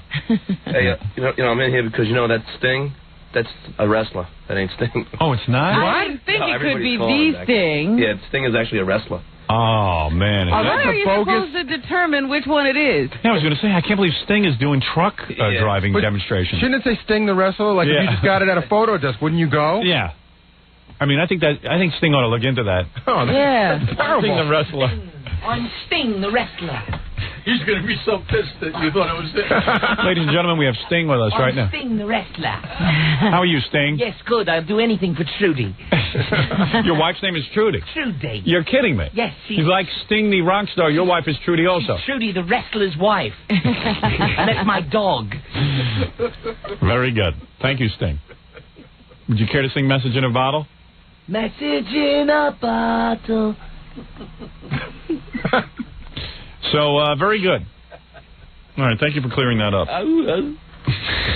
Message to Hulk Hogan. You know, I keep thinking about an experience I had the other day. I'm walking out of an elevator here in this building. And a basic rule you learn in society when you are growing up as a child is that the person walking out of the elevator has the right of way. You don't walk into an elevator while people are walking out. You wait for them to walk out. It's only common sense. You wait for them to walk out of the elevator before you walk in. Why would you walk in and block their way from walking out? Unload, load. Right. Very basic. Well, I was getting out of the elevator here, and of course, someone who looked very foreign, sounded foreign. It didn't take a brain surgeon to figure out that they were not of this land. The simple rule of waiting for a person to exit an elevator before another person enters was ignored. And, you know, it really irked me. I wanted to slug the bastard. I really did. Because did you say anything at all? No. Yeah, no. I just said, you're supposed to wait till we get out. Did you say that? Yeah, and then I left. But he didn't... Oh, he no clue I was even talking to him, I'm sure. Believe me, I wanted to smack the back of his head so hard that he'd see Allah. For the first time. Hey, I see Allah. Yeah, that's right. You see Allah, okay. Allah, what the hell is that, Allah? Allah. You want to pray to somebody, pray to God. No one call Allah. How did he get into the scene? Allah. Allah be back. Allah Rosenberg. That's his last name, you know, Allah. Allah Rosenberg. Allah Fitzgerald. Allah Fitzgerald. You know, Allah knocked that dot off is what Allah. Right off your head. But anyway, you're such a tough talker. I know you didn't say anything. Hey, Robin, let me tell you something. You're right, I didn't. But you know what? Forget about just say no ads. You know, you should they should just run ads for getting on and off elevators, teaching foreigners the basic rules of life. Because there it really should be little signs. Right. Because people don't know what they're doing. Yeah. I mean, that's something for the FCC to concentrate on instead of giving me fines. You know, I've actually been fined hundreds of thousands of dollars in Las Vegas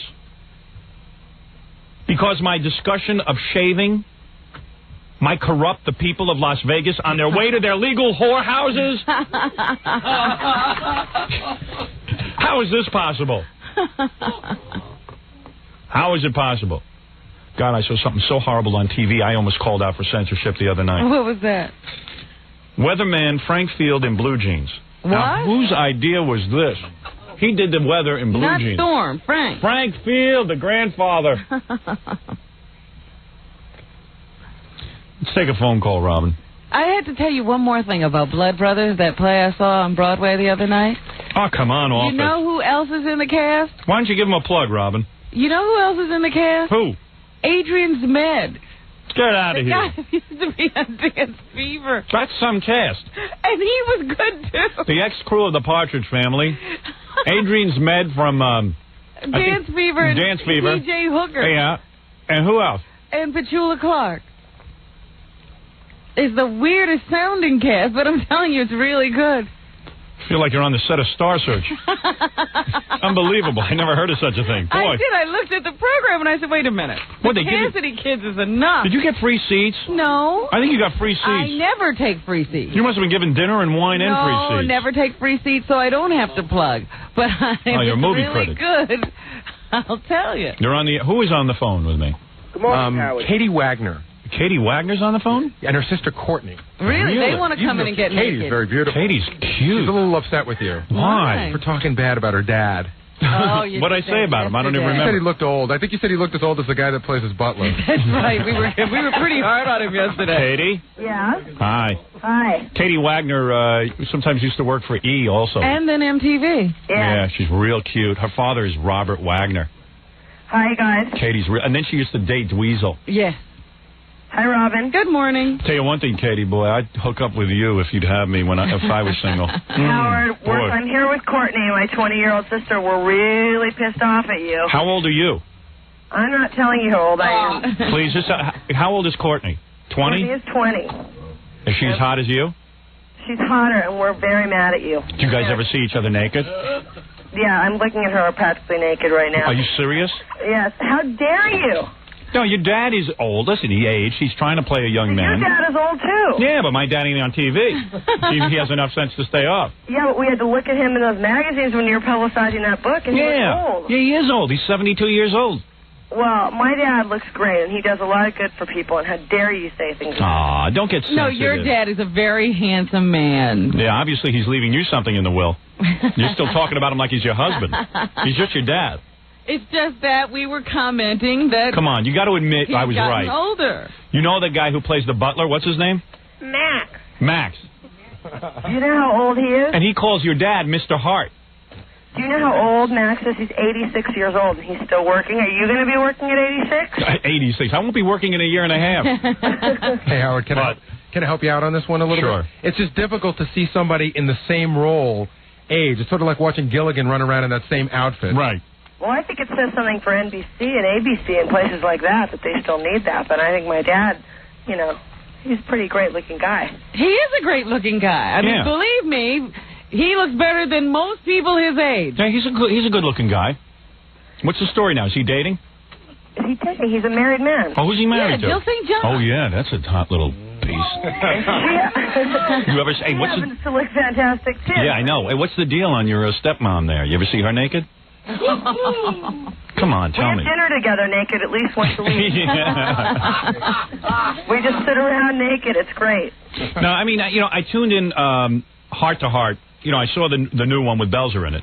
What were you doing up that late? Oh, it was Friday night. It was Friday night, so I got to stay up late. And I thought it was funny when the butler came in and started calling him Mr. Hart. Hey, Mr. Hart, how you doing? I'll drive you to the laundry. I just said the butler and Mr. Hart look like contemporaries. Yeah, I get very nervous for the butler. And, Stephanie Powers is getting up there. She's not an ingenue anymore, exactly. That's all I'm saying. It's a different kind of show. Cute. Howard, you're getting up there, too. All right, don't get so uptight. Well, I just have to say that my dad is really great. Hey, your dad's had a much better life than I have. I mean, he had Natalie Wood. Mm-hmm. He had Jill St. John. Mm-hmm. He's probably had half of the Hollywood starlets. Mm-hmm. I'm jealous, that's all. All right. I'm glad he's getting older. Listen, I would love it if his face caved in, so then I would feel better about my miserable life. When people are slagging you off in 20 years or tomorrow, I just hope your daughter's here. People have been slagging me off my whole life. And his daughters still haven't come to his defense. Right. Hey, did your father ever make love to Marilyn Monroe? I'm not sure about that. You ever ask him? Kissed her. Yeah? What's that all about? And what's with the Jill St. John? Does she, like, hang around the pool in, like, bathing suits and stuff? Naked. No, come on. I told you, we all hang out naked, Howard. You're a hot little monkey. When Dweezil comes over, he comes over naked. Yeah. I bet you got a lot of money. I bet your old man gave you a trust fund, huh? We have a lot of money. We're very, very wealthy. Yeah, well, your dad's wealthy. Did he give you trust funds? We're talking Tory spelling time over here. No, not Tory spelling time. Your old man's got some dough, though. He's been acting a long time. He's not an old man. You call your father. You girls are really hung up on your dad. You guys got to get over that. Your father's an old man.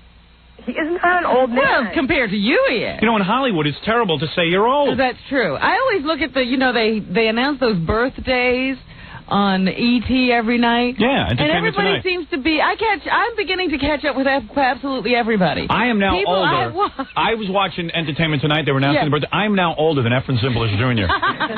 No one in Hollywood wants to age. They don't want to age. Your father's an old man. But it's not because of Hollywood that we don't want him to get older. We just want him to live forever. Of course, but it's not a bad thing to say your father looks old. He's old. He's an old guy. He's not an old guy. How old is your father? He is 64 years old. Yeah, that's old. Well, we don't think it is.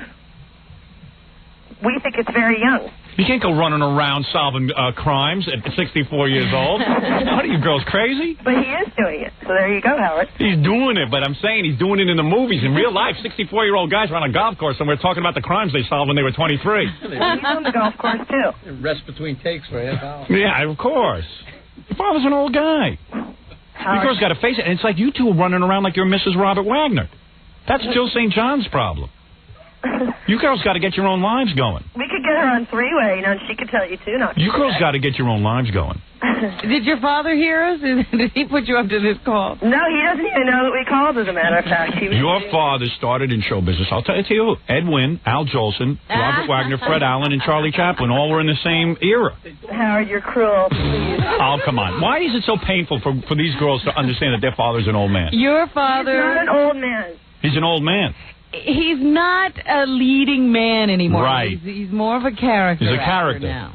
That's all. Well, fine. He's willing to do character work. But and what's the story? Do you know, did your father set up a trust fund for you guys when he goes? I told you, Howard, we're very, very wealthy. I know you are. So you girls don't work, do you? You live at home? Of course they do. I have a very plush, lovely place I live in. Do you really? I saw you out at those MTV Awards. Remember we ran into each other? Yeah. You were talking money then, too. No, I wasn't. You're the one bringing up money every minute. You're the one bringing up money. You were hot. You looked like you were very horny and you needed some sugar. Howard, I was just so hot for you, I didn't know what to do. No, don't make jokes. You know what I'm talking about. I'm serious. When are you going to leave that wife of yours? She looks like her father. She does. He's a young very version. Pretty. Yeah. When are you going to leave your wife, Howard? There's a whole line of us waiting for you. Yeah, I bet. The second I left my wife, all of you would dump me. The line would be empty. Yeah, the line would be empty. I know. I'm sticking with my wife. You're smart. You're damn right. Okay, we're going back to bed, Howard. Okay. Goodbye. Hey, who are some of your friends? We have so many friends. It's too... Got any hot friends? Hot friends. What famous kids do you hang around with? We don't. No. All right. I can see you girls are tight. We like to be the most famous in the bunch. All right, I'll let you girls go. Okay, you guys have a nice day. All right, get over the fascination with your father. He's just your father. He's not your boyfriend. Well, you don't understand because you didn't have a father like this, really? Howard. He's very vain? Well, no, it's not that he's very vain. He's just very accomplished. Yeah, he is. Yeah. Say hi to Bobby for me. You be nice now, Howard. Say hi to Jilly, too. Bye, Robin. All right, bye-bye.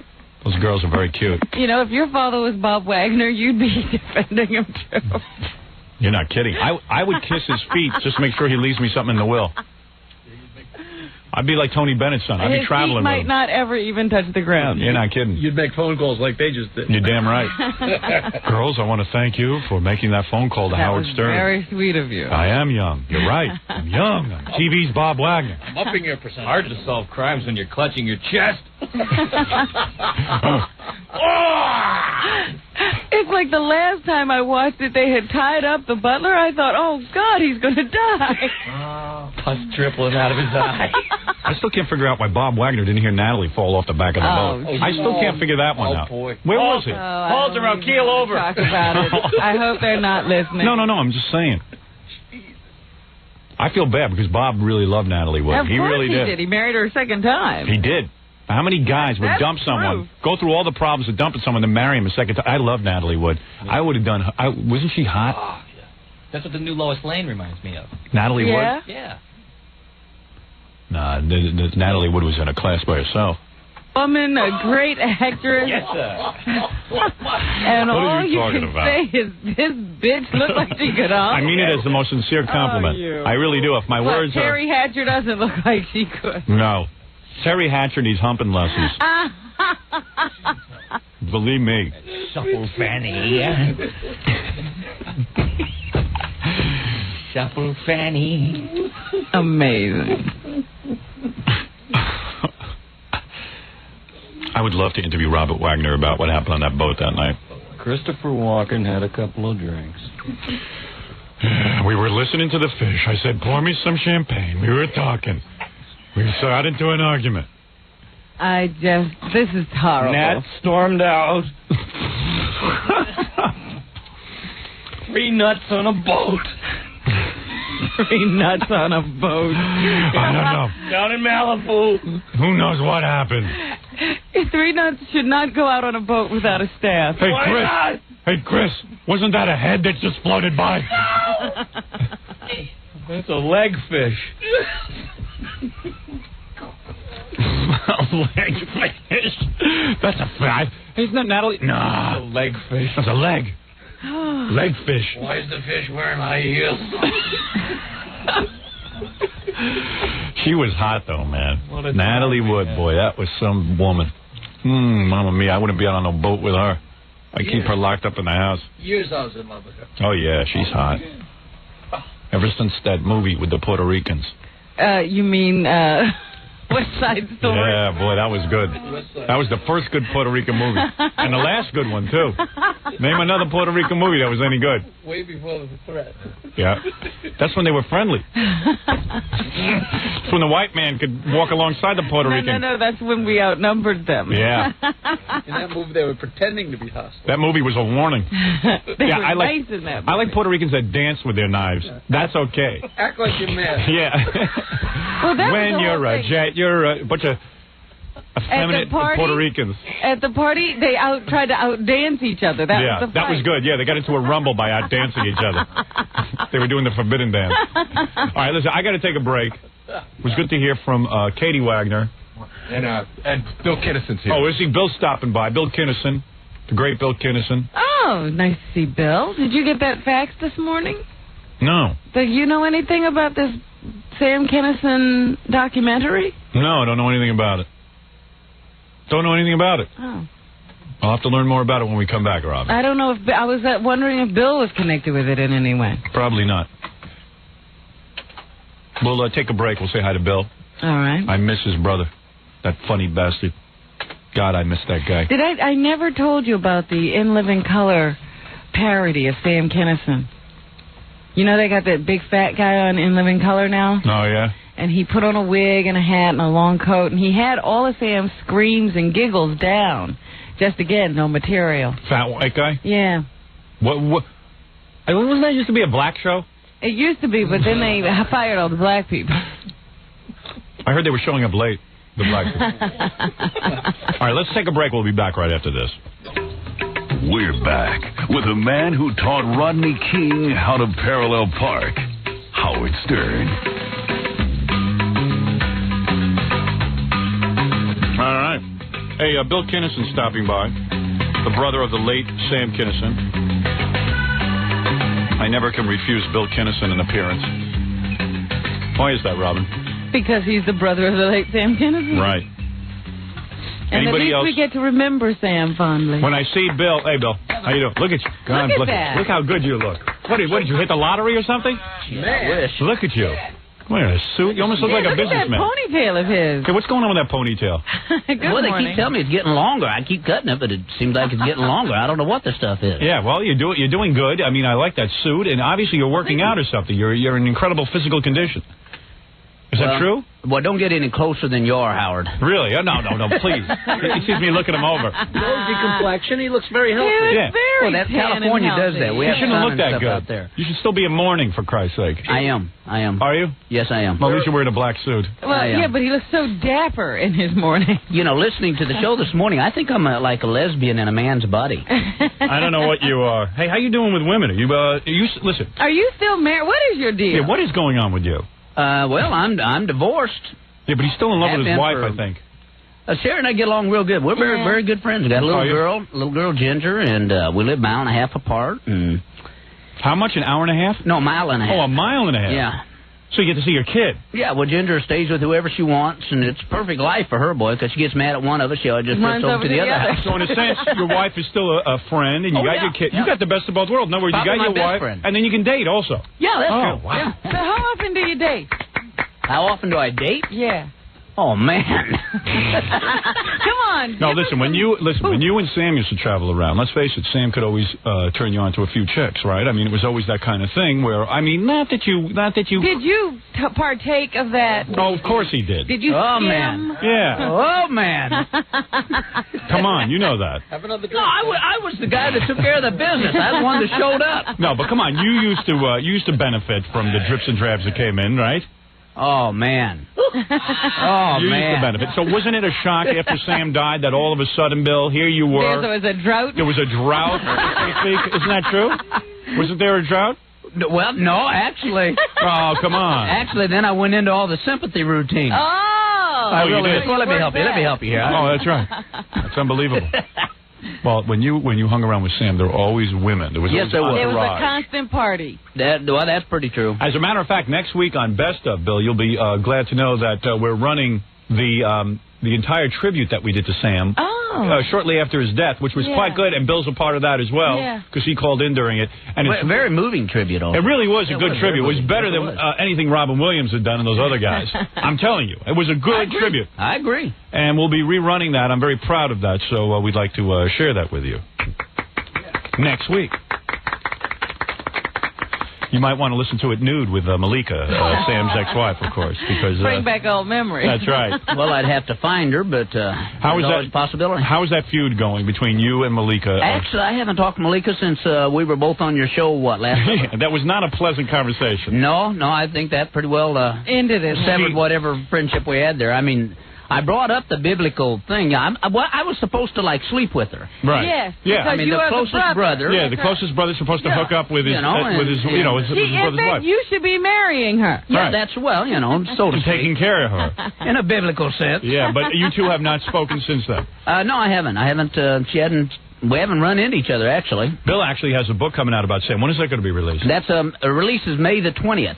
I learned many new things in the book. Yes, it is. You even shared some of them with us here. It was a very interesting. Here's some interesting things that you learn about Sam from this book. Here's some stuff I learned that I thought was fascinating.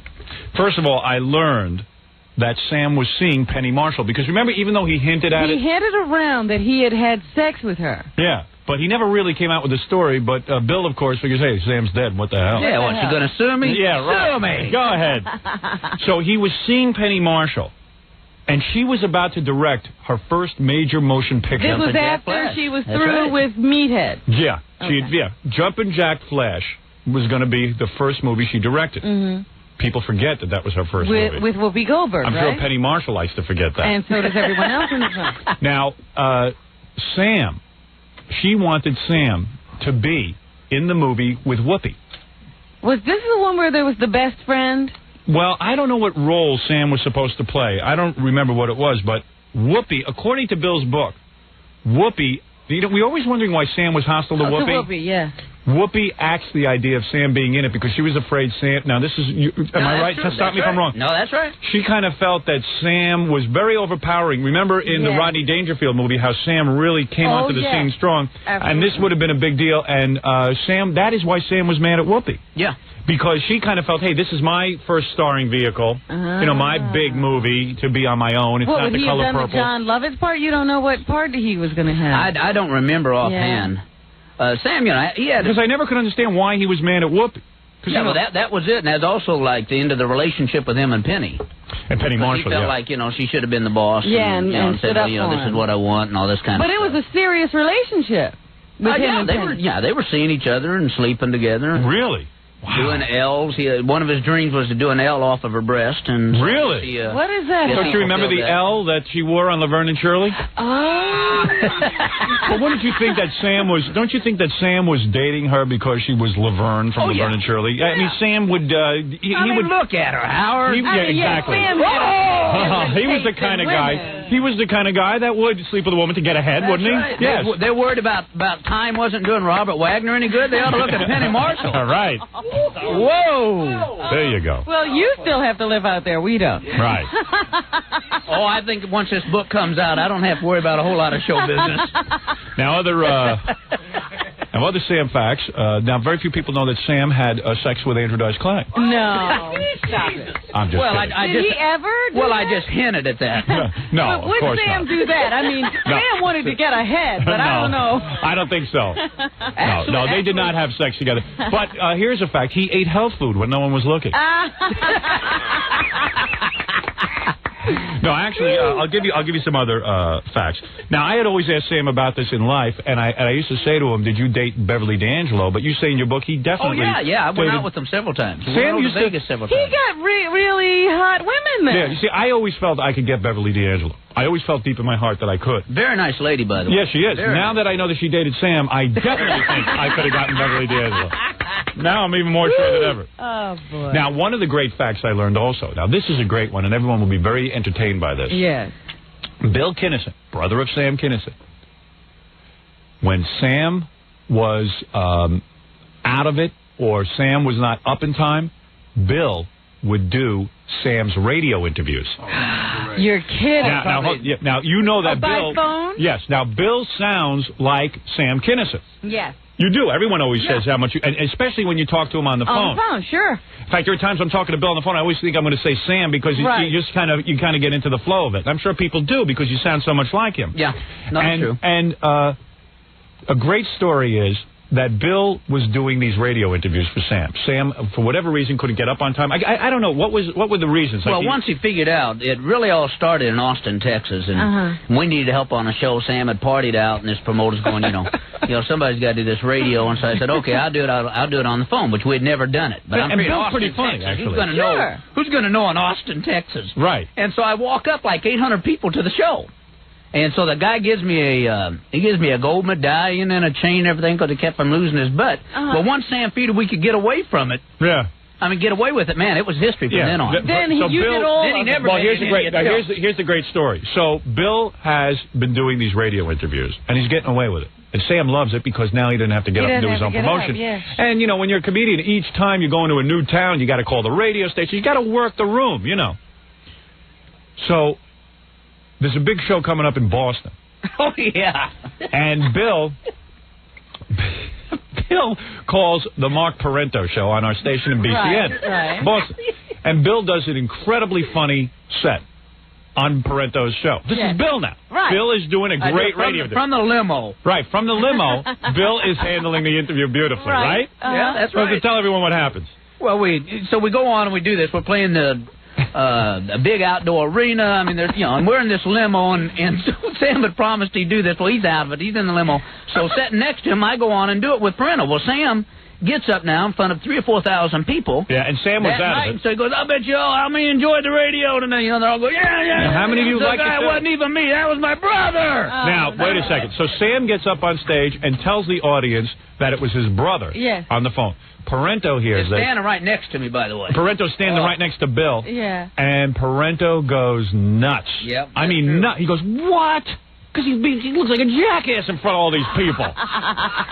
What'd he say to you? Was he like, man was he was steaming. He was upset for months later. And actually, Sam was then banned from WBCN, wasn't he? No, not really. Oh, no, they didn't? Still, but I was. But they had to verify that it was Sam. Yeah, I'd love to get a tape of that. I really would. You know what? As a matter of fact, I might have one. Of that interview? Well, BCN would have it. I bet you BCN had. I think that, if I'm not mistaken, I think those guys released it on a compact disc compilation they put out because they thought it was the real Sam Kennison. It could have been. It just might be. Oh, that's great. Isn't that great? Is that a great story? Hey, I got to take a break. The great Bill Kennison is with us. We will take a break, and I'll tell you some more things. I'll tell you a couple of other interesting facts from Bill's upcoming book. Also, we'll talk about old times. All right. We're back with the wonder boy of Simon & Schuster, Howard Stern. Oh, thank you. Isn't that nice? I am the wonder boy. Let me tell you about... Help yourself, Howard. We're here. It's a Tuesday morning. Good morning, everybody. Bill Kennison stopped by. We were talking about Sam Kennison during the commercials, and we said Bill said this, but it's so true. The thing we miss most about Sam is wondering what he would have said about what was going on, because the reason I called him one of the top 3 comedians in my book, he was the kind of guy who could read the newspaper, open up a book or something, and comment. Watch a TV newscast, a movie, whatever was contemporary. And he had a slant on it immediately. And it was so different. It was so unique. I mean, who else could be reading the newspaper? And you point this out in your book about the, reading the obituaries. Yeah. About the gays who, some gay guy came in and attacked a corpse, and then create a whole brilliant 10-minute routine out of it. I remember instantly. that. It was great. Some poor guy goes to his death, and he's finally in the morgue, and he's laying there. And he's in his final resting place. Rock of Ages. There it is. And then, just when he thought everything was relaxed, some guy comes in, necrophiliac, a gay necrophiliac, and actually has his way with the body. That's right. Oh, God. And, of course, the famous ending to that story was... It never ends! It never ends! That's right. It was great. It was great stuff. Great material. But then again, we could do the news with Sam. I'd love to do and the he news would know, with Sam. he would have a little, if Whitewater was going on or something, you always wondered what Sam would come out. I think when Sam was here and y'all did the news, you never really got through the news. Never. No. Sometimes he was so drunk that he would get distracted. He would get a little too high. In fact, Sam would be 5 or 6 stories back. Right. Still coming up with those one-liners. Yelling at people and slandering people. Had no idea of the libel laws in this country. Incredible. None whatsoever. One of my favorite shows he did on your show was when you had David Brenner on here. Oh, that was great. Ted Kennedy was the shrimp. Yeah. Ted Kennedy was the shrimp. And Brenner kept thinking he was saying the shrimp of the Kennedy. Sam couldn't get it out. Sam had a brilliant line. We were talking about Ted Kennedy, and I was going into a long thing about Ted Kennedy. And then he says, Ted Kennedy, the shemp of the Kennedys. Except he was so drunk he kept saying the shrimp of the Kennedys. And Rudy Ray Moore. Yeah, and Rudy Ray Moore. And nobody knew what he was talking about. The best was the visual, because Brenner was in here and Sam was practically in his lap while he was saying Sam was so out of it. You talk about a guy who was so out of it. When he would get high, when he was high, which was all the time, he was sitting there, and this morning he was loaded out of his mind. I remember. He was in the AA. And I had said to him he wasn't any good when he didn't drink. That's right. We missed him when he was drunk. What you said. And then he came in loaded. Yeah. And that day we had David Brenner in and Carol Alt. Yeah. Brenner, at first, thought Sam was kidding. He thought there was no way there was somebody really on the radio that loaded. He thought it was sick, and all of a sudden he was like... Well, what was great about it was... Well, David Brenner was sitting there, and Sam, when he got drunk, either he hated you or he loved you. And he decided he loved David Brenner. And he goes, "You're the guy who started it." He was really heaping the praise on. And he wanted to work with him. You and I ought to hook up and work together. And when Sam was drunk, he would heap praise on you, and it was always embarrassing. It was embarrassing to the point where he should stop already, because he would bow in my office to me. Oh, he'd get down on his knees, kiss my feet, and everything. Well, he'd get down on his knees to Robin, especially. Well, one time I walked in, and Sam had Robin pinned to a desk, and your legs were flailing. Well, the worst time was when he did it in front of Malika. Remember that time? was bad. Malika got jealous. And then I remember I walked in, I saw Robin pinned to the desk and her legs flailing around, and I walked out because I saw I was interrupting. Yeah, you were a lot of help. I know. Well, I figured you could take him. He was loaded. A good story is right after that deal with Brenner in here. But we're doing Las Vegas. Yeah. And then Brenner is playing the Sands, and we're playing the Sands, and he's in the showroom, and we're in the big banquet room. We're running like 3,000. Right. And so on this particular night, David Brenner had like 50 people. I don't think you'd appreciate me telling this, but he had like 50 people in the showroom, right? Yeah. And so while the Outlaws are on and stuff, I said, Sam, why don't you come and see something? So I went through the kitchen, and I took him out there, and he sees these 50 people. I said, that's the guy you wanted to open for here. Yeah, right. Well, it was kind of wild because Sam was loaded out of his mind, and Brenner's here. And every minute, as soon as Sam would look away, Brenner's holding his nose because Sam was stinking like crazy. I don't think he'd bathed for 2 days, and he was drunk out of his mind. And the smell could be intense. Oh, yeah. I mean, the smell was intense. And I know that Sam would be hugging and kissing me, and I was like, oh, I can't breathe. You could get drunk just hugging and kissing. Yeah, and I'd say, hey, Sam, you got really bad breath, man. He goes, I do not. So anyway, Brenner every minute is now upset, and he wants Sam out of the room. Except I won't throw Sam out of the room because it's the funniest thing I've ever seen.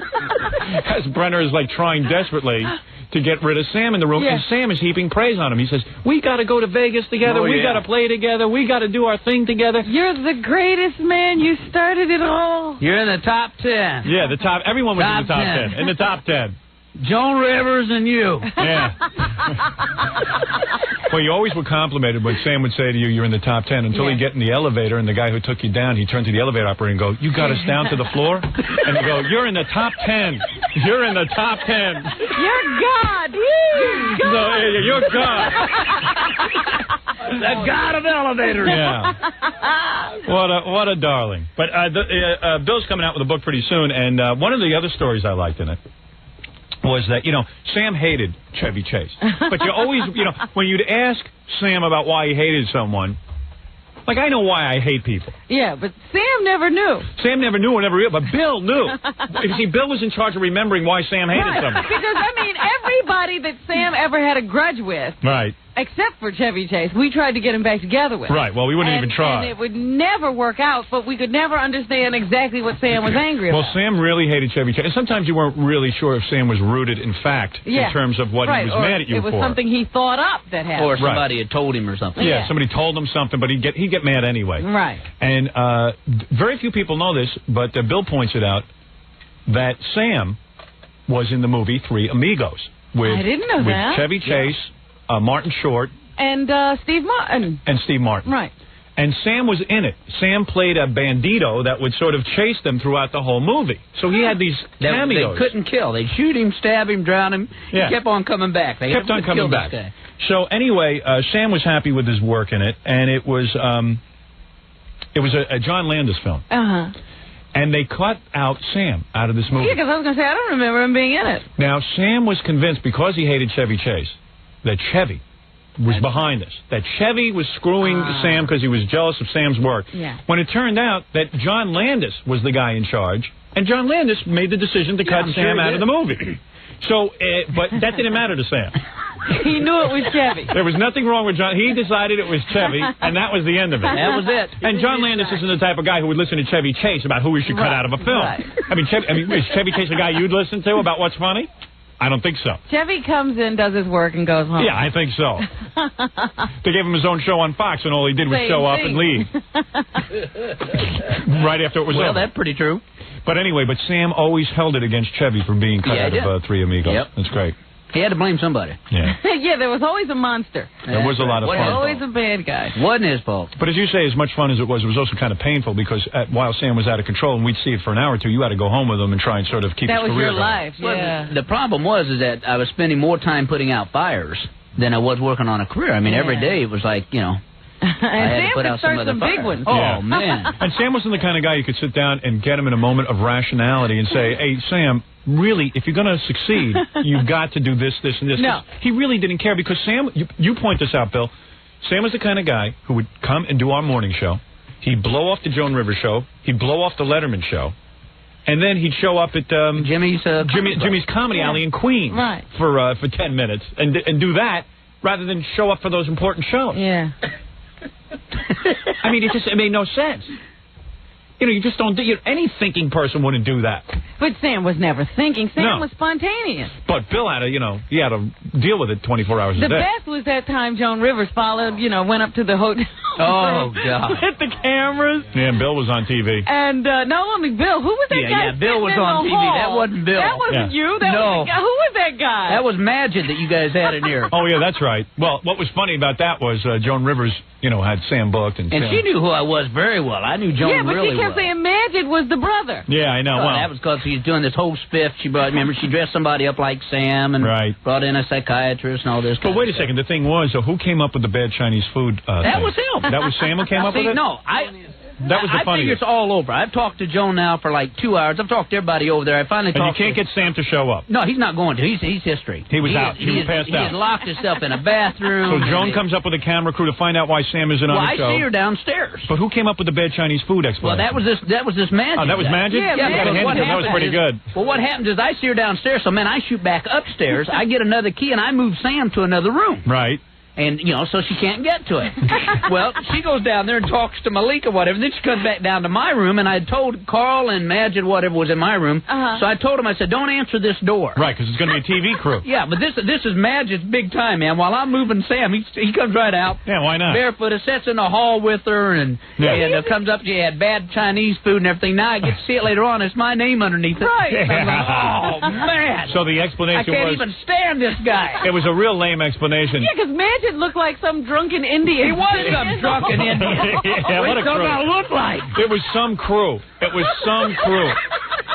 Well, the life and times of Sam Kennison is brought to you by Bill Kennison. There's even an outside realm of possibility that somebody might have been able to buy it, even knowing Sam, had he not been on the radio to millions of people getting loaded that morning, unable to speak. Well, the best part was when I said to Sam Kennison that morning, I said, Sam, you're loaded out of your mind, and you got to be on the Joan Rivers show. So I guess you're going to go over there now, because it was 11:30. Sam would never leave my office. Remember, we left him here that day. Yeah, so I said, you're going to have to get yourself over to Joan Rivers. Yeah. He says, Joan Rivers isn't until 2, which was wrong, and it's 11:30 now, and I got to eat something, and I'll take a nap, and I'll have plenty of time to get ready. Right. So I got it under control. I said, wait a second, let me get this straight. You're going to go out to eat. And then you told me it was 1 o'clock, the appointment at Joan Rivers. Yeah. So then it was like, so now I said, wait a second, he's got an hour and a half or something, or 2.5 hours. Right. He's going to go out to a Chinese restaurant, eat Chinese food, catch a nap, and get dressed and get ready for the Joan Rivers show. Shoot 9 holes of golf. Yeah, right. I said, Sam, it doesn't add up. I don't understand. How are you going to get to the Joan Rivers show? It's not, you got to be there. They're booking a whole hour around you. It's, it's quite a compliment. He goes, get off my back. I can do it. Well, he kept blaming you for ruining his career. Why don't you just tell everybody, Howard? Yeah, right. So then Sam calls me that night. I didn't know. Yeah, he goes, why don't you just tell everybody? Because you kept telling everybody on the air that he was out of it. Right. I'm like, why don't you just tell everybody? Nobody could hear. I'm getting ready to drive. I'm driving. Well, Sam misses the Joan Rivers show. Letterman hears about it, decides to cancel Sam on the Letterman show because he was disrespectful to Joan. Yeah. Well, I had called Frank. There's no way that we could stay in show business and do Letterman after blowing up Joan. I mean, right. Joan Rivers would have went. So then I get a call at night. Sam calls me, blaming me. Yeah. Because he was so drunk and passed out. He goes, because I did your show. This was the logic of Sam Kennison. I was there. Yeah, right. I said, Sam, you're blaming me because you missed Joan Rivers. Partially your fault. Yeah, right. It was. I will agree with Sam. That's right. You had a radio show. That's right. So anyway, it made no sense. So I said to him, listen, you're making no sense. But what I'm going to do is I'm going to call Joan Rivers. I'm going to get you two together. He goes, you would do that for me? I said, yeah, I'll do that for you. I'm going to call Joan Rivers. You're going to make it happen. I'm going to make it happen. If you do that, all's forgiven. I go, all right, let me handle it. I call up Joan Rivers, and I said to her, Joan, I want you to come on the show tomorrow with Sam, on my show. I'll get you guys on a conference call. We'll make up, and then Sam, Sam desperately wants to make up. I love Sam, she says. Because you remember that he was also canceled from, what award show? The Emmys. We got him back on there. So, we got him back on because, Sam came on, and, the next morning, I got Joan and him. They made up on the air, and Bill called the Emmys people and got them all patched up. And another catastrophe was avoided. People nervous, too, because they were considering... That's a whole nother episode. Yeah. He was so out of control that day. I don't know if you remember, but you'll hear it on Best of next week. He wanted to say to you, you had said something, and he was going to say, let the bells toll. But he said, let the tolls bell. Yeah. And he said it more than once. And then also, if you remember that day, that was the day that Carol Alt was in. Yeah. And Sam spent an hour on one knee, like petting her hand, trying to get him to go home with her. I know. Yeah, it was pretty wild. She's pretty in love with her husband, you know. But she was very good with Sam. You know, she didn't. You know, she knew she had an out. She was getting out of there. Yeah. And she was just very calm. Well, the funny thing is we finally redo the Joan Rivers show. Yeah. We redo it, and he's loaded when we do it again. Yeah, I know. He passes out on the limo to the show. Yeah, it wasn't like he was going to then go on Joan Rivers and straighten up. Straighten up. What a life. Oh, that's why you got to miss him. Because now we're still living those stories. Yeah, but you should have seen, you know, one of the best Joan Rivers shows ever was the day he didn't show up. That was our highest rated show. Yes, because she had her assistants pretending to be Sam. Yeah, it was good. And they were each doing different impressions of him. She had a psychiatrist on to declare him mentally deficient. Some of those women were doing good Sam impressions. They should have called Mark Ferrento at BCN. Well, I guess we can scratch Mark's show off on this book tour. Yeah, you sure can. Hey, anyway, I want to thank Bill Kennison for stopping by. It's always good to see him because we always get into these ridiculous conversations. We love having you. You know that. And Bill's coming out with a book. Yeah, I can't wait to read it. It's going to be, it's a really good book. I read it, and it's very, very good. Very, very good. And I think everyone will enjoy it. So there it is. The great Bill Kennison. That's it. That's it. That's all she wrote. I'm going to do this for Sherry. She's got Tommy Chong at her theater. Oh, is that right? In Upland at... what is that? 9th Street and 3rd Avenue. He'll be there April the 10th. And then Dweezil's Apple, which is very good friends of ours. And who's that woman who just came with you? Who's here with you? That's Linda Cork. She's the owner of Jimmy's Comedy. Oh, is that who that is? They're in Queens of St. How's she look? A very good friend. Good-looking gal. Really? What are you doing? What are you doing with her? Well, I have an image to uphold here. You have created an image to the public for me. So this is Linda? Let me see her. Gary, bring her in here. I want to take a look at who Bill is hanging around with. What's the story? Are you dating her? No? She's a good-looking gal. Oh, yeah? Good-looking gal. She married? No, she's divorced. Divorced? Oh, well, you could date. I think that's what she said, and I said, I know, jackass. And she got Jimmy Comedy Alley in the settlement? Let me see you. Oh, there she is. You're divorced? Separated. No kidding. Oh, wait. Just separated. Just wait. Last night. Hey, Bill, you just step up to the mic. Say hi. Hi. You own Jimmy's Comedy Alley? Yeah. Push it on him. Would you get it in the divorce? No, me and my father. My father. Oh, no kidding. Mm-hmm. Oh, you're a nice catch. You're into Bill? I like Bill a lot. Do you? Mm-hmm. Good. I'm going to bring that up later. You're not thinking of romance with him, are you? Yeah, what do you think about that? What about it? What about that? What about romance? Yeah, that's what they want to know. We'll talk about it later.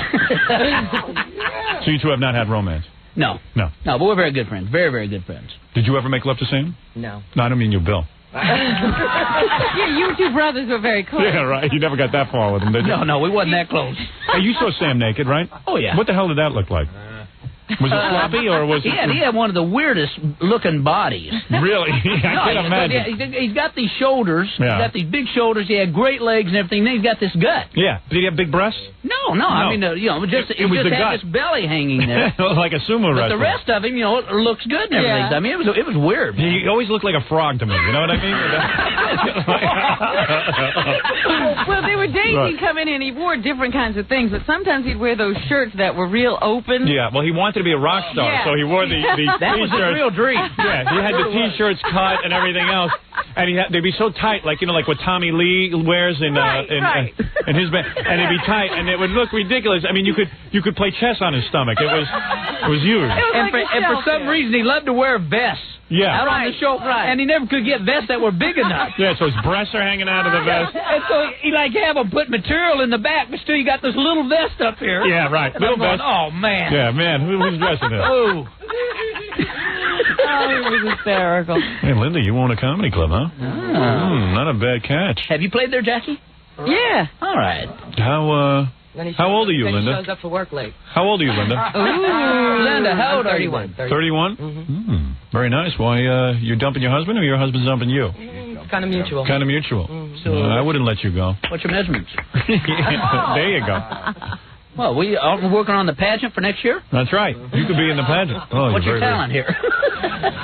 Jackie, you and Linda have never gotten it on? I have thought about it many times. Really? Well, good luck to you at Jimmy's. Who's coming up at Jimmy's? John Mendoza, April 8th. Oh, he is? Mm-hmm. No, it's too bad. All right, anyway. No, I know John Mendoza is very funny.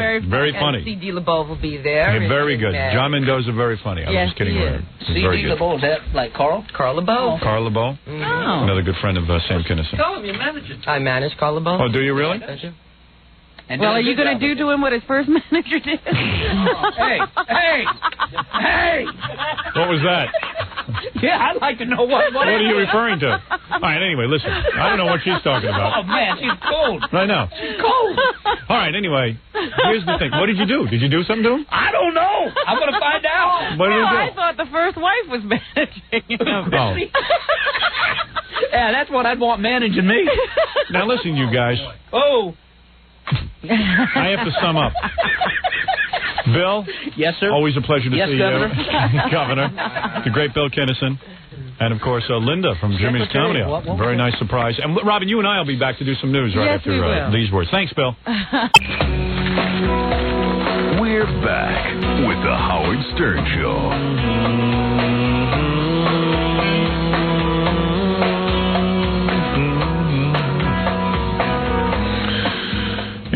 Yeah. Okay. Yeah, something I wanted to say. I was reading this in the paper yesterday that Jackie Mason appeared on our show. This is in Newsday. Did you see this? No.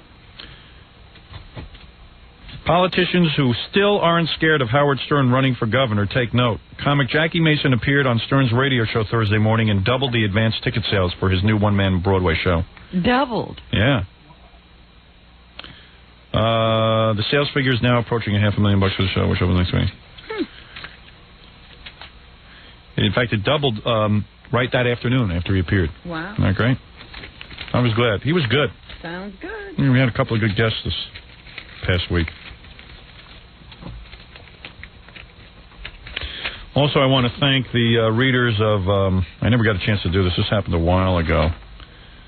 This is Las Vegas Review Journal Sun. It's their big paper there. They voted me best disc jockey.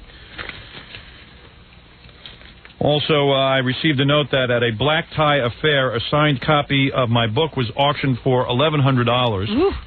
And I want to just say that, we're putting out we put out a tape. In fact, they're starting to ship now.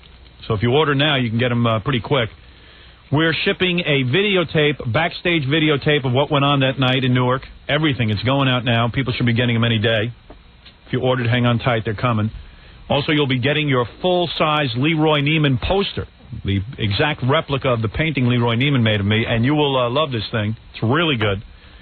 And I just wonder if the book went for $1,100, what those posters go for. I mean, I don't know. I can't predict, but those are... We're only making a few of those, and then when we're done, that's it. We're going to stop making them.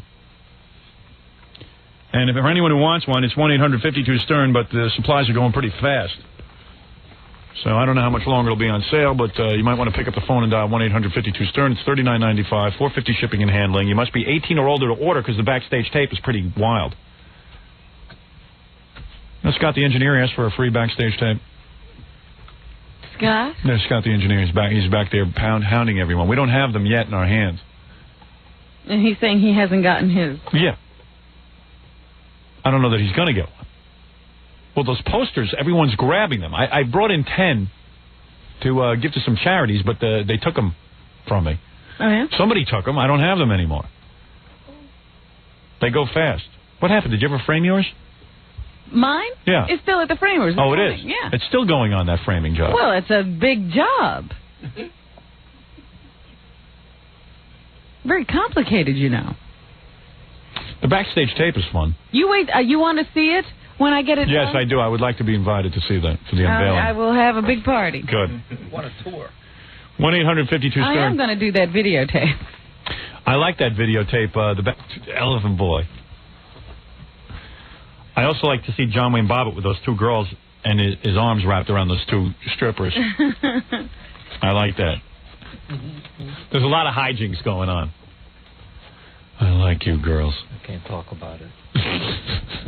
What? No. So it's all there, all the backstage hijinks. Also, you get a condensed version of what went on New Year's Eve. A lot of people still haven't seen the New Year's show. Oh, yeah. So you get all the backstage tape, and the backstage stuff is about 40 minutes long. We had over 9 hours of tape, Robin, that we cut down into like a fast-paced... Did you do... I bet you didn't do... I know you couldn't have. What? There was this one when Gina got to town.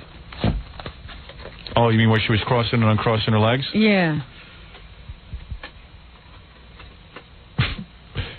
Yeah, I didn't put that in. Maybe I should have. There's enough good stuff, though. There's better stuff from Gina. The best thing is watching Gina backstage after the show unwinding, and she's naked, dancing. Standing around naked. Dancing with one of those rollerblade guys. Yeah. And then all of a sudden, 2 seconds later, she jumps on top of a redhead. It's unbelievable. You saw it. We're sitting there commenting on it. Jesus. She never stops thinking about it. No. Did it strike you as odd, Fred? I mean, right there in the midst of the party? So uninhibited. She's definitely from another planet. Everybody makes fun of it. She's definitely from another She might world. be from Mars, for real. I don't I'd know like if to it's go Mars. there. I'd love to go there, wherever that Wherever planet the is. planet is. That might be my favorite moment. Oh, you know what kind of is my favorite moment on the backstage tape? Remember that girl who puts peanut butter all over herself? Oh, I hate that. And then there was about 5 guys who had to clean her off. Yeah. And then she has to throw her bathing suit on, but she throws some peanut butter on her buttocks. In the middle of everything, there just happened to be 5 guys available for that. Yeah, right. Yeah, there was nobody available to help me, but there's 5 guys smearing peanut butter all over her. And then when she's showering, there was like 3 or 4 people attending to her and wiping her. Because she had to get back out on stage. Yeah. There's always time for nonsense. Yeah, always time. There's always a crew for nonsense. But the moment that's the worst is because there's still peanut butter. Like a guy trying to avoid the draft. The old peanut butter trick. Yeah, it's really cool. It's a cool tape, and you'll love it for your collection, and you'll like the poster, too, and hopefully it'll go up in value, too, like all our other things have gone up, because it's limited. We only made a certain amount. 1-800-52-STERN, $39.95, but you must be 18 or older to order, because as you can tell from our discussion, the tape's pretty wild. Not as wild as the Japanese enema tape, but close. Holds its own. It holds its own. Certainly one for the collection. Each one of our tapes gets worse and worse.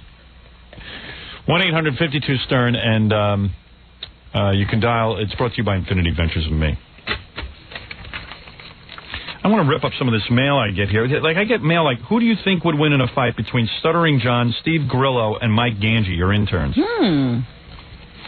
That's easy for me to answer. Yeah? Sure.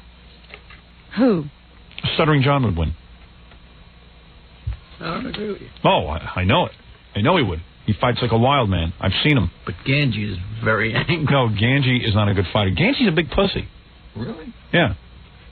Ganji's not a fighter. Well, what about Gorilla? He's built like a fighter, but he doesn't have the heart. He doesn't have the heart. The heart.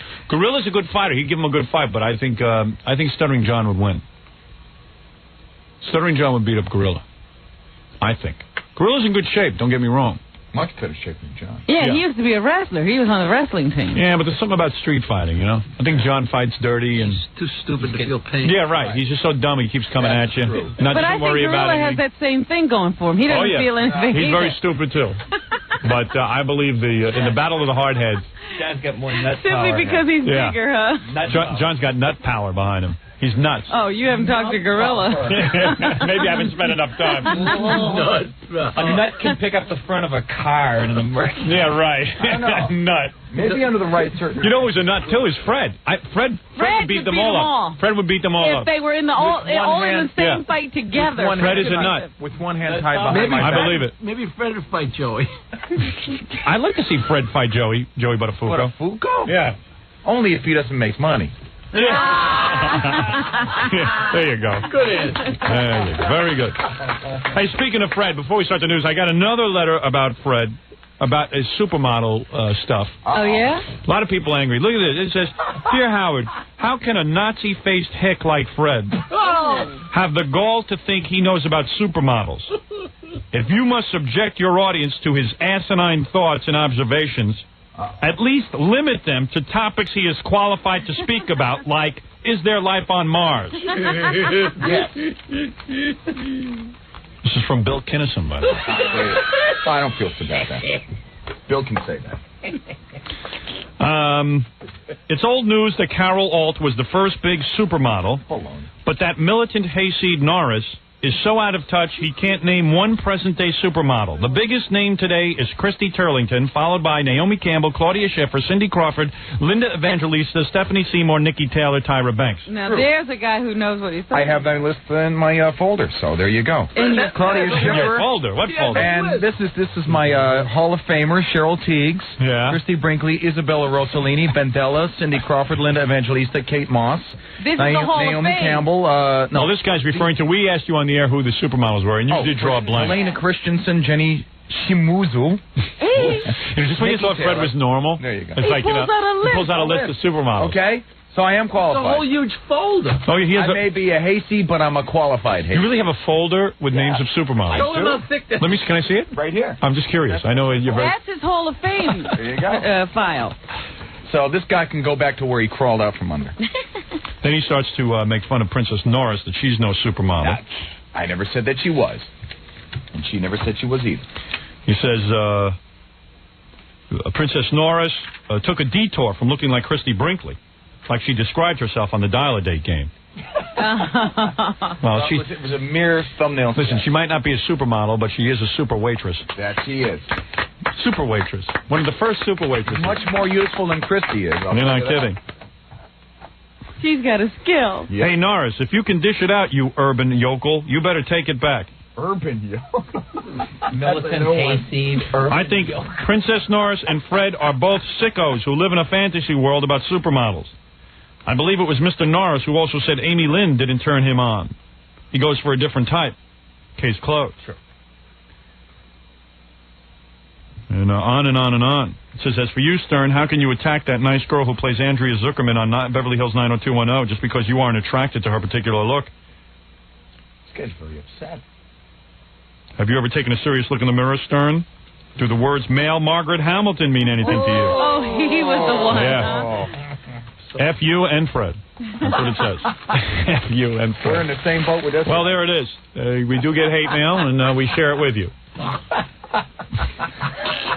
I think, Robin, at this point, we ought to take a break and start the news. Okay. All right, right after these words. We're back with the Howard Stern Show.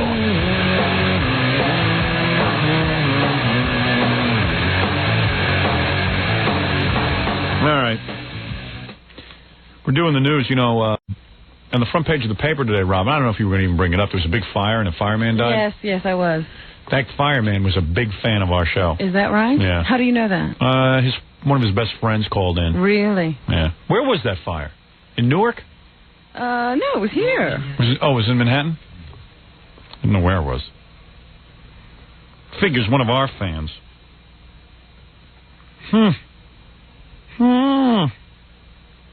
It was in Lower Manhattan, yeah. What was the guy's name? The guy who died, his name was...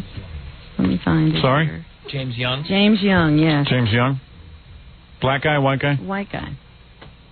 Where was the fire? I said it was in Lower Manhattan. What is that? In an apartment building. Tough neighborhood or... Downtown, no. I am amazed when I tune in the news. Aren't you about you go into some of these ghetto neighborhoods and they stone the firemen? Have you seen that? Yes, I've seen that happening. They were having a lot of trouble with that last year, I think. I have that I never figure. Sometimes I can I don't understand it, but I certainly can recognize why black people get mad at the cops sometimes. These ghetto neighborhoods. They have this hostility. They're raised to hate the cops. Why would you hate firemen? That one I never understood. You see these maniacs throwing rocks at firemen. And fireman is really a thankless job. I mean, you don't even get to carry a gun. You can't even do cool stuff like that. You got to go into a burning building and rescue people. Yeah, it's no fun. Not a fun job. I don't know why people take it. Any people who would throw, and I use the term people loosely, any person that would throw a stone, a rock, a brick at a fireman, While he's trying to do his job. Should be given the death penalty. That's it. You're trying to kill the guy. See, that's why I'm running. Or take these guys who throw rocks and set them on fire. But coat them with sterno first, which is a very flammable product. Very slow-burning product. Throw rocks at them. But these buzzards who circle around the firemen while they try to do the job really are despicable. These blockheads, these bloodsuckers, these canker sores, these clodhoppers,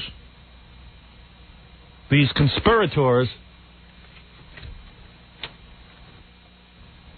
these brainless,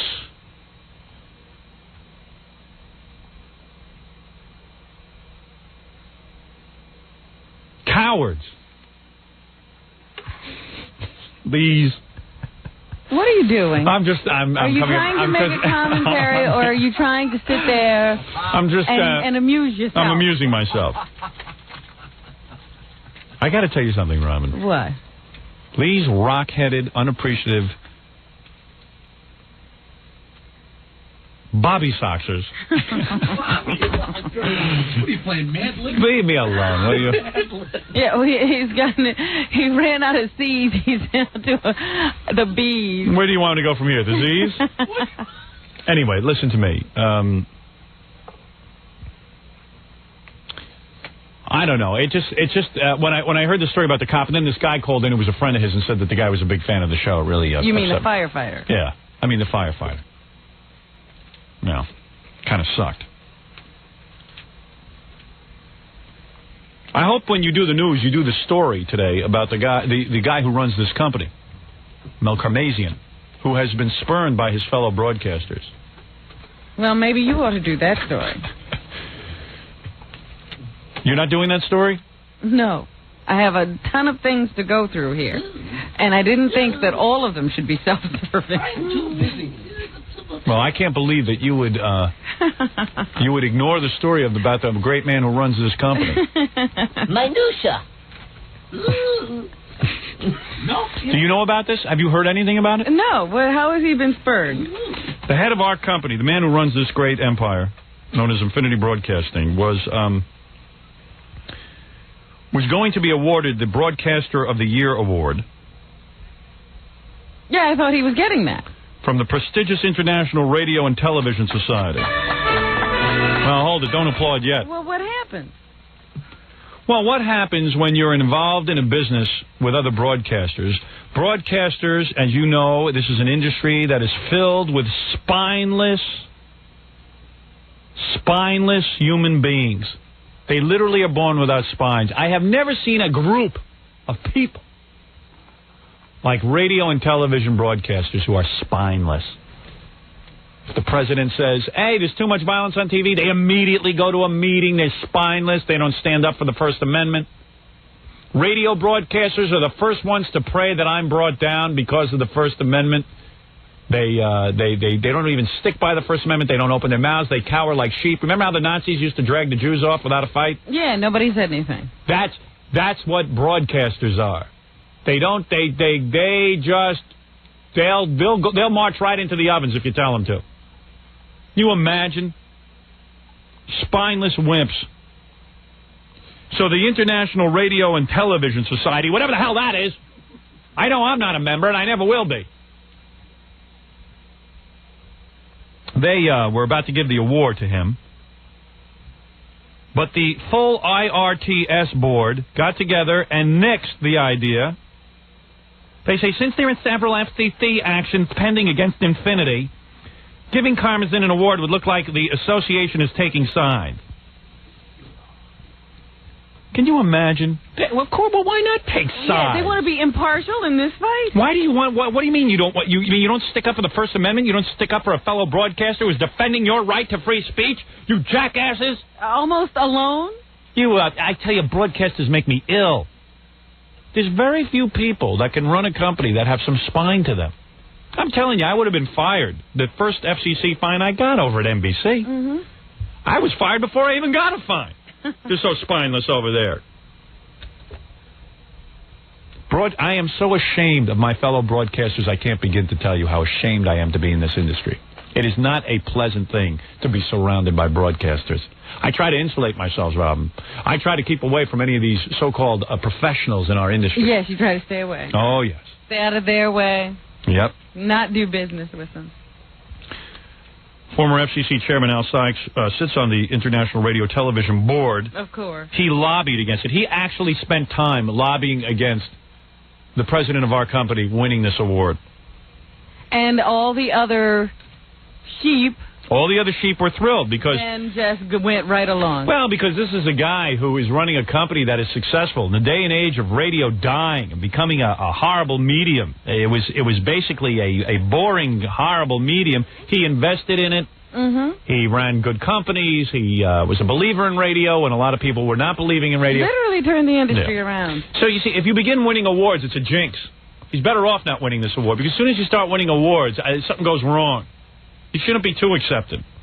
This is our industry. They have a chance to make a statement about the First Amendment and say, wait a second. We might not like Howard Stern as a broadcaster, but he has a right to say what he wants to say, and there shouldn't be government interference. But right away, they cower. They're spineless. Janet Reno wants to write TV scripts. Right away, they're meeting with her. I mean, they're cowards. We're in an industry of cowards, big pussies, amateurs, alley cats, addle-brained, aborigines. Here we go. Gutless, cowardly, kiss-ass chicken heads, ant anus, Apache ape-ass broadcasters. You heard me, Robin, and I'll say it again. Apache ape-ass? Apache ape-asses. You heard me. Grisly, grotesque, grouchy, grubby, grumpy gutter snipes who don't deserve to be in this great industry.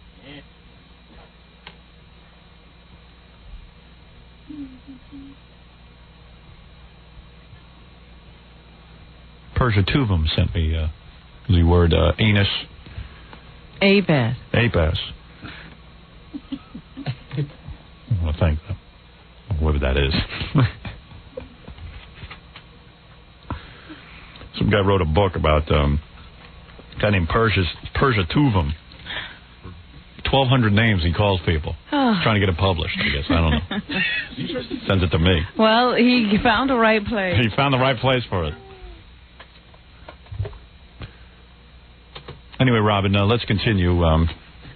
Very upset. Well, I'm glad you brought up those two items. I was going to bring up some about you. That's why I said I was going to do things that were all completely self-serving. What do you have there on me? I didn't see any articles on me. Well, they're coming from other places. I see.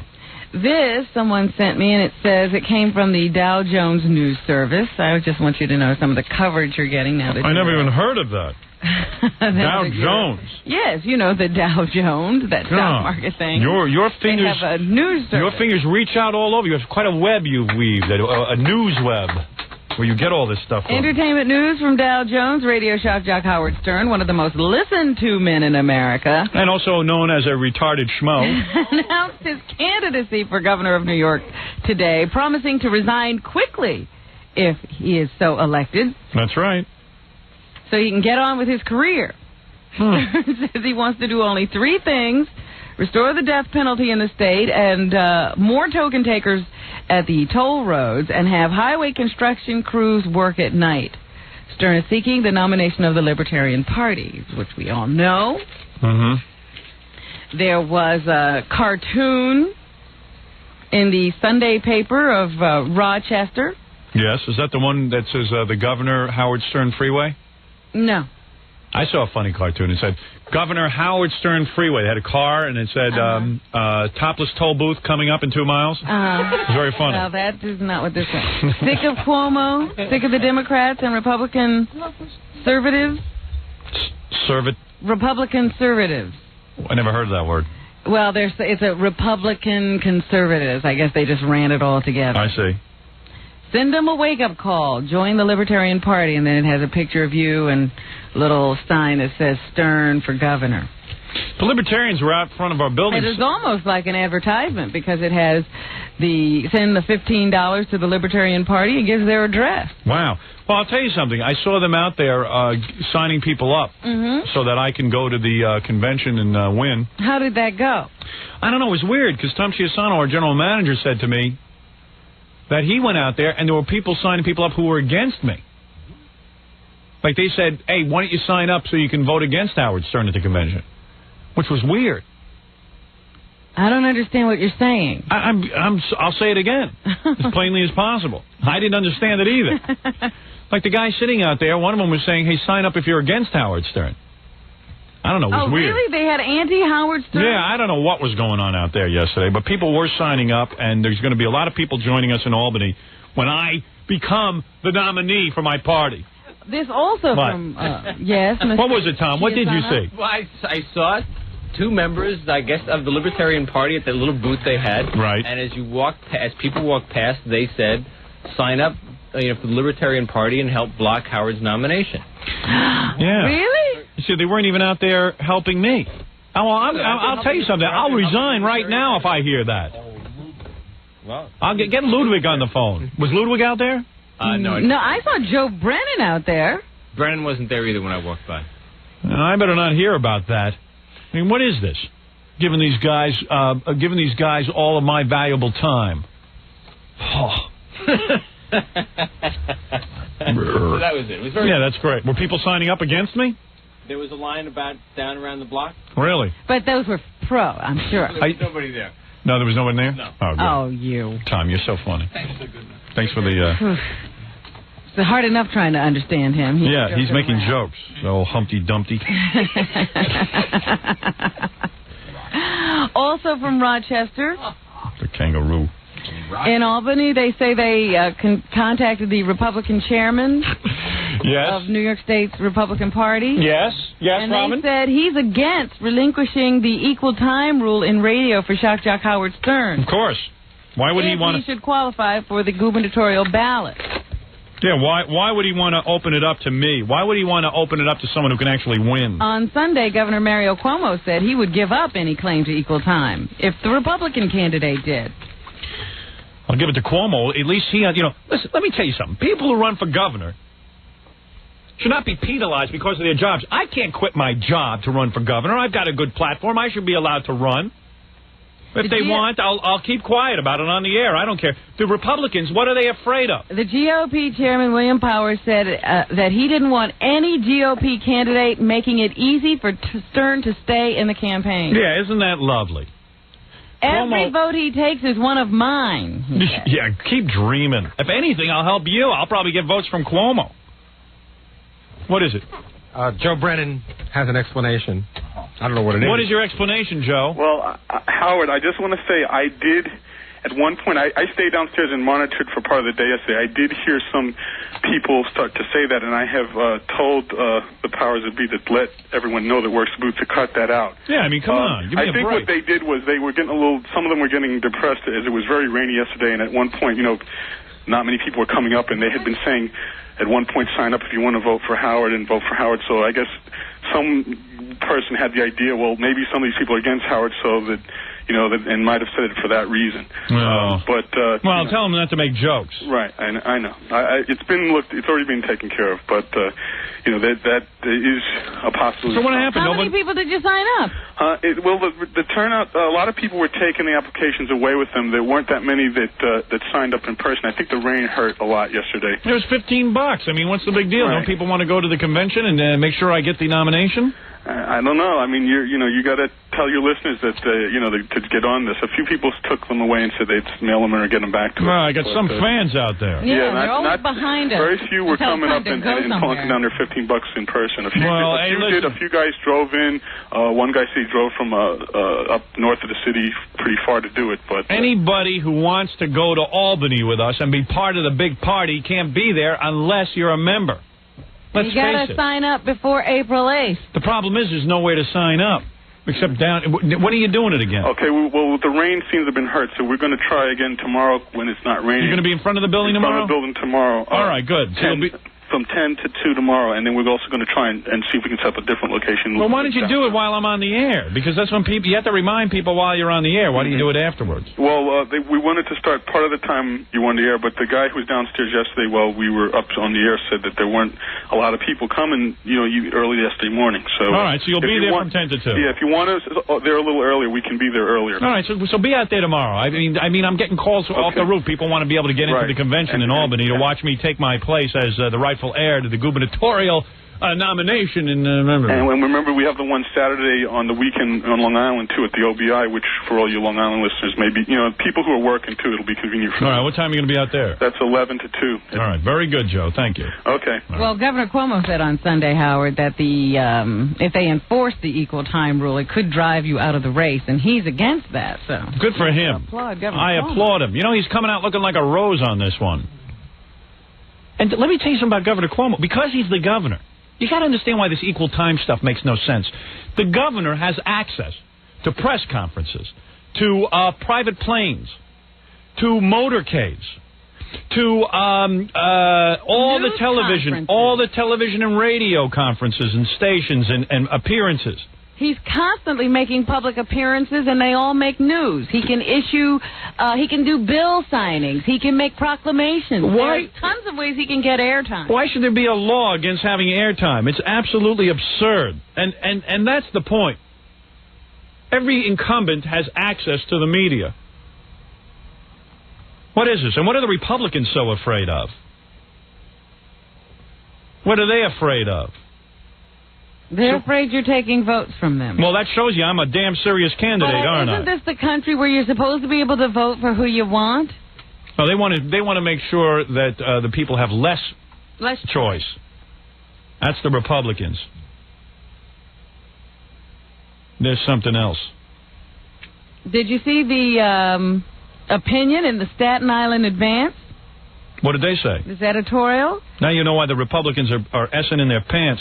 They say modern political strategists stress a candidate has to have several things. This is going to be a hard fact to read because some of it is obscured. Go ahead, Robin. It's better to focus on only a couple of primary issues and thump them to death. Voters can't handle more complexity, goes the theory. They also say the candidate should be seen as an outsider, someone who is anti-government. Right. Then, too, the ideal candidate should be media savvy and create a readily identifiable image of himself.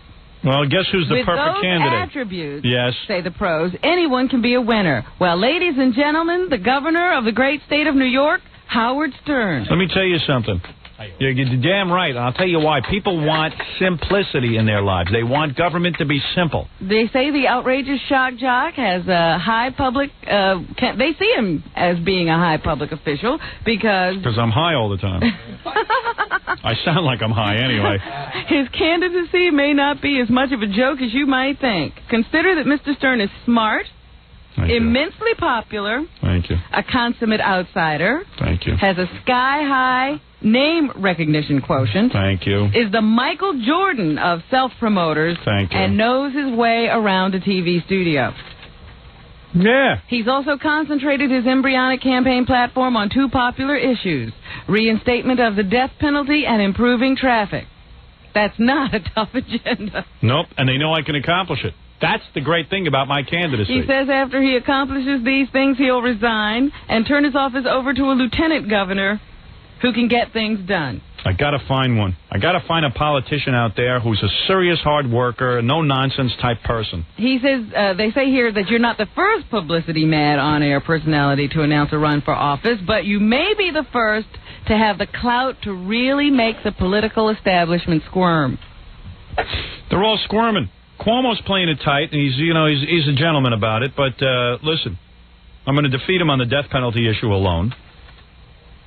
And the Republicans are uptight because, you know what? They don't offer anybody of charisma. They're afraid of my candidacy. They're sickos.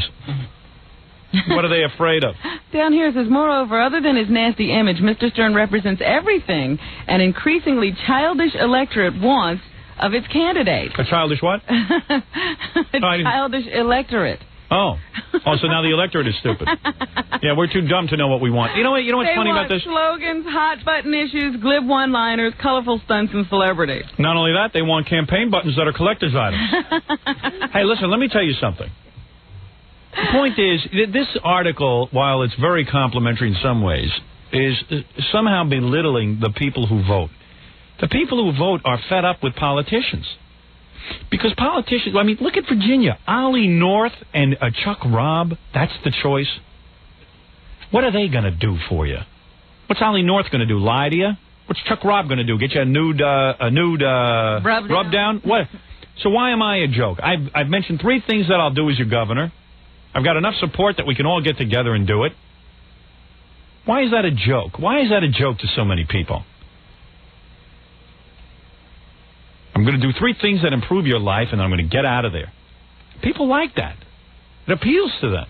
It appeals to them because at least you know what's going to be done for you. Well, even the libertarians admit that pushing serious candidates with a firm grasp of the issues doesn't get them very far.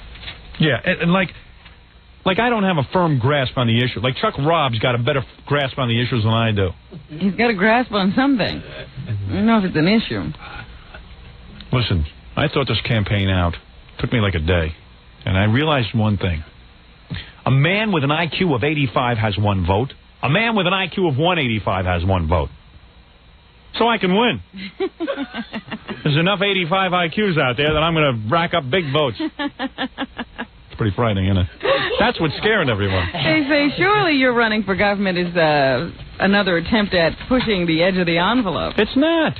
I just thought it was a good thing to do, that I could help people. But they say that may be what a complacent political world needs.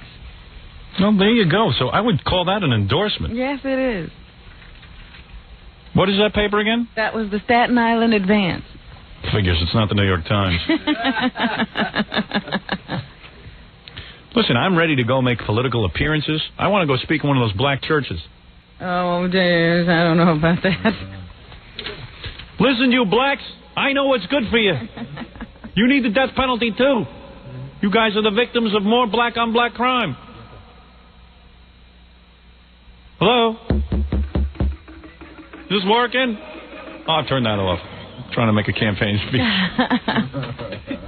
Can I go on? No, Stu Bajkowski mentioned you in his column as well. Hold on, let's do that when we get back. All right. I'm always interested in what he has to say. And remember, Stu, you better go easy on me. You know, I can make lots of fun of you now, couldn't I? There's plenty to laugh at there. Watch what you say. I was too kind the other day. All right, we'll take a break, and we'll be back right after this. We're back with the one man whose wife could never mutilate her husband's privates, only because she can't find them. Howard Stern. And thank you.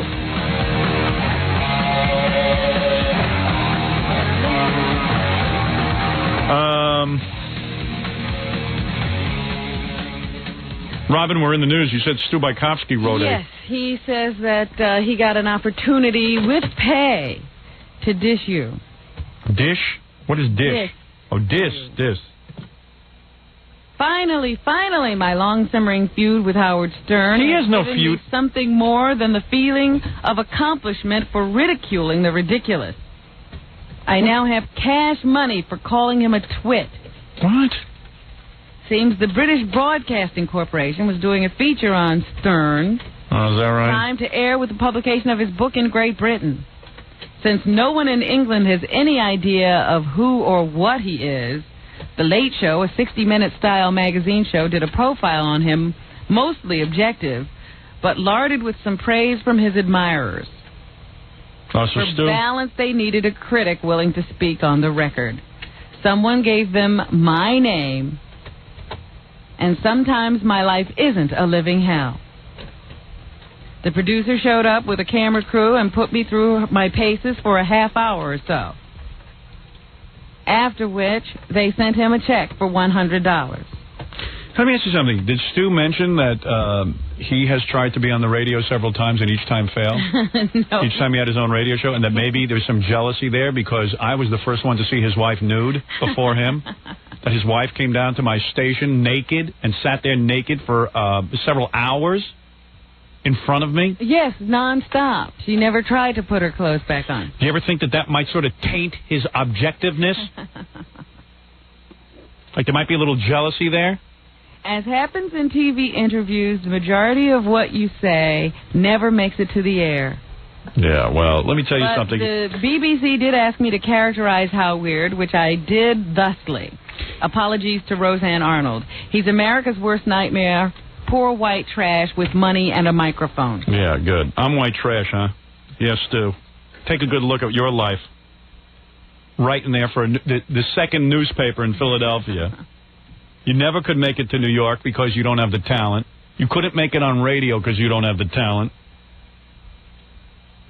You hillbilly. He says that you wouldn't give the BBC an interview. No, I wouldn't. How am I going to explain to people in England what I do in some interview? He claims that you probably have the BBC mixed up with the FCC. Yeah, good. Yeah, I'm. Stu. On every example of my career, I'm a success, and you are a failure. And in the marriage department, no offense. Forget it. I'm not going to sink to that level. He has predicted that you will not become a certified candidate for governor. Yeah. What does he know about it? And he says you signed up for the Libertarian Party without really knowing what they stand for. He doesn't know what I know. That stupid dope. Notice I don't sit and talk about him. He's sitting and writing articles about me. So think about it. What a dunce. He says, don't even read the rest of it. You want to know something? I'm sick of you giving him credibility by reading his article over the air. If you don't read the article, nobody knows about it. That retard. That he does housefly. He once did run for mayor. Who did? Sue, I guess he ran for mayor. Yeah, I'm sure that was as successful as his column in his radio career. That four-eyed doormat. That gnat. He's a gnat. He's a gnat. He's done nothing.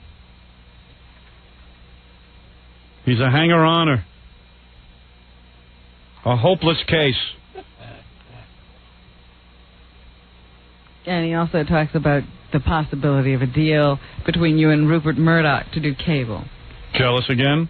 Jealous again, you piglet.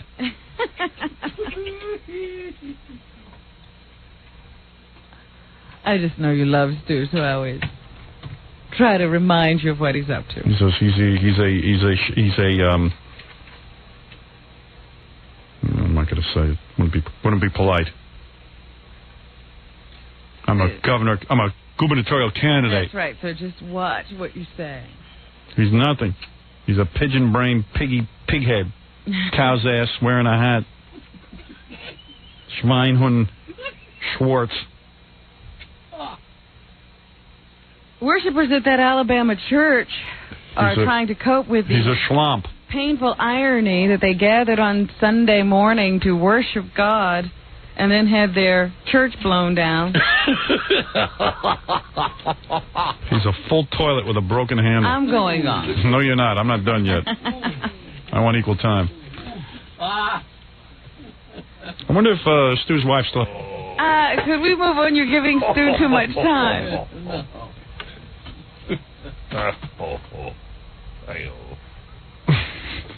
Ed isn't done laughing. Congregants at the Goshen United Methodist Church near Piedmont, Alabama, began making preparations to bury. All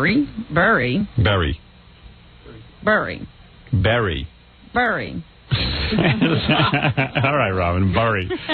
I've never heard that word, but bury it is. Not going to argue with you. 21. I'm still thinking about what Stu smells like. Parishioners. You know what he smells like? He smells like the inside of Garth Brooks' hat. Thank you. Yeah. Yes. They've made preparations to bury 21 fellow parishioners, including the 4-year-old daughter of their pastor, Reverend Kelly Clem. Did you see the pastor on TV? Yes. She had a huge black eye. Well, it was a mess over there. So here is Kelly. You know, yesterday she was spotted by some reporters who stuck microphones in her face. Yeah, they love to do that. Here she's lost her 4-year-old daughter and 20 other of her congregation. I wouldn't say that's I wouldn't say God is. What religion is she? Methodist. Yeah, I would switch that religion if I was a Methodist. Anybody here a Methodist? Jackie? You know there's not. You know there's no God because Jackie's been in the business how long and still hasn't gotten anywhere. There's no way. You think I'd get a script to rewrite? Yeah. God is not listening to Methodist prayers. You know, Jackie's house gets hit with floods every other week. Yeah, he does not listen to Methodist prayers. The Methodist God doesn't seem to be smiling down on his people. The Methodist God is a ball breaker. He sure is. Well, here's Kelly Clem. I want to be a pastor to my friends in the church who are the families of people in the church, and I can't do that. And I know people are doing that right now for me. I just I want to be there for them too. I want to go by the hospital, and I'm a great mom. We're taking care of the Clems right now. Well, she's a pretty brave woman. Yeah. Holding up pretty good. You know what? Tom Hanks was more emotional. I was amazed at the Academy Awards. Yeah. This I know to be true. And this I do know. This I know. 2 brave gay Americans. Thank you.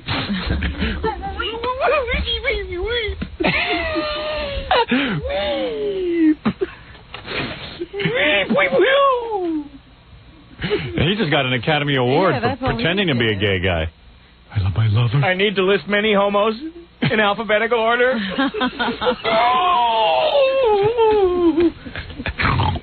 Anthony, Barry, Clem. That's Burry, not Barry. All right. Well, also, some I'm not sure of. All right, just be quiet over there. There's another minister there who, when asked, well, how do you explain this? People in church work. Yeah, that's good. Church blows down. Right. How do you explain that? Who would that be? Jerry? That's the Reverend Jerry, yeah. Reverend Jerry? Yeah. He has an explanation. You see, that's what I love about religious guys. They always have an answer. I don't know. Most guys would say, you know what? This puts a real kick in my business. Yes, I'm totally confused. We're in there praying in a church. If any way you should be safe is in there. God's ways are not our ways, and a lot of things we don't understand the way it works, but He knows what He's doing. They feel like that, too. You think God knew what He was doing? Is it possible God didn't know what He was doing for a day? Always got the answer. God works in mysterious ways. He had a reason for blowing down that church and several others. Yeah, like what would be a good reason for God doing that? I mean, take the wackiest reason. What would be a good reason for God taking the life of a 4-year-old girl? He has his plans. He has his reasons. They're not our reasons. Maybe he was calling 1-800-52-STERN, ordering that backstage tape and poster. Wasn't watching, huh? Right. Let the wind get out of hand. You bet. Oh, well. God gets dizzy sometimes. Let's see what else is going on. A lot of wacky news today. Oh, the Rodney King trial is continuing out in Los Angeles. This is the one where Rodney is suing the city of Los Angeles looking for damages. Oh, yeah? He was on the stand yesterday, and he reenacted, I guess, the beating he took from the police. Oh, yeah? Told the jurors, I felt like I was being raped. Oh. As the baton smashed into my head. Oh. I felt like I lost half my face. Oh, sure. I could hear my bones crunching every time the baton hit me.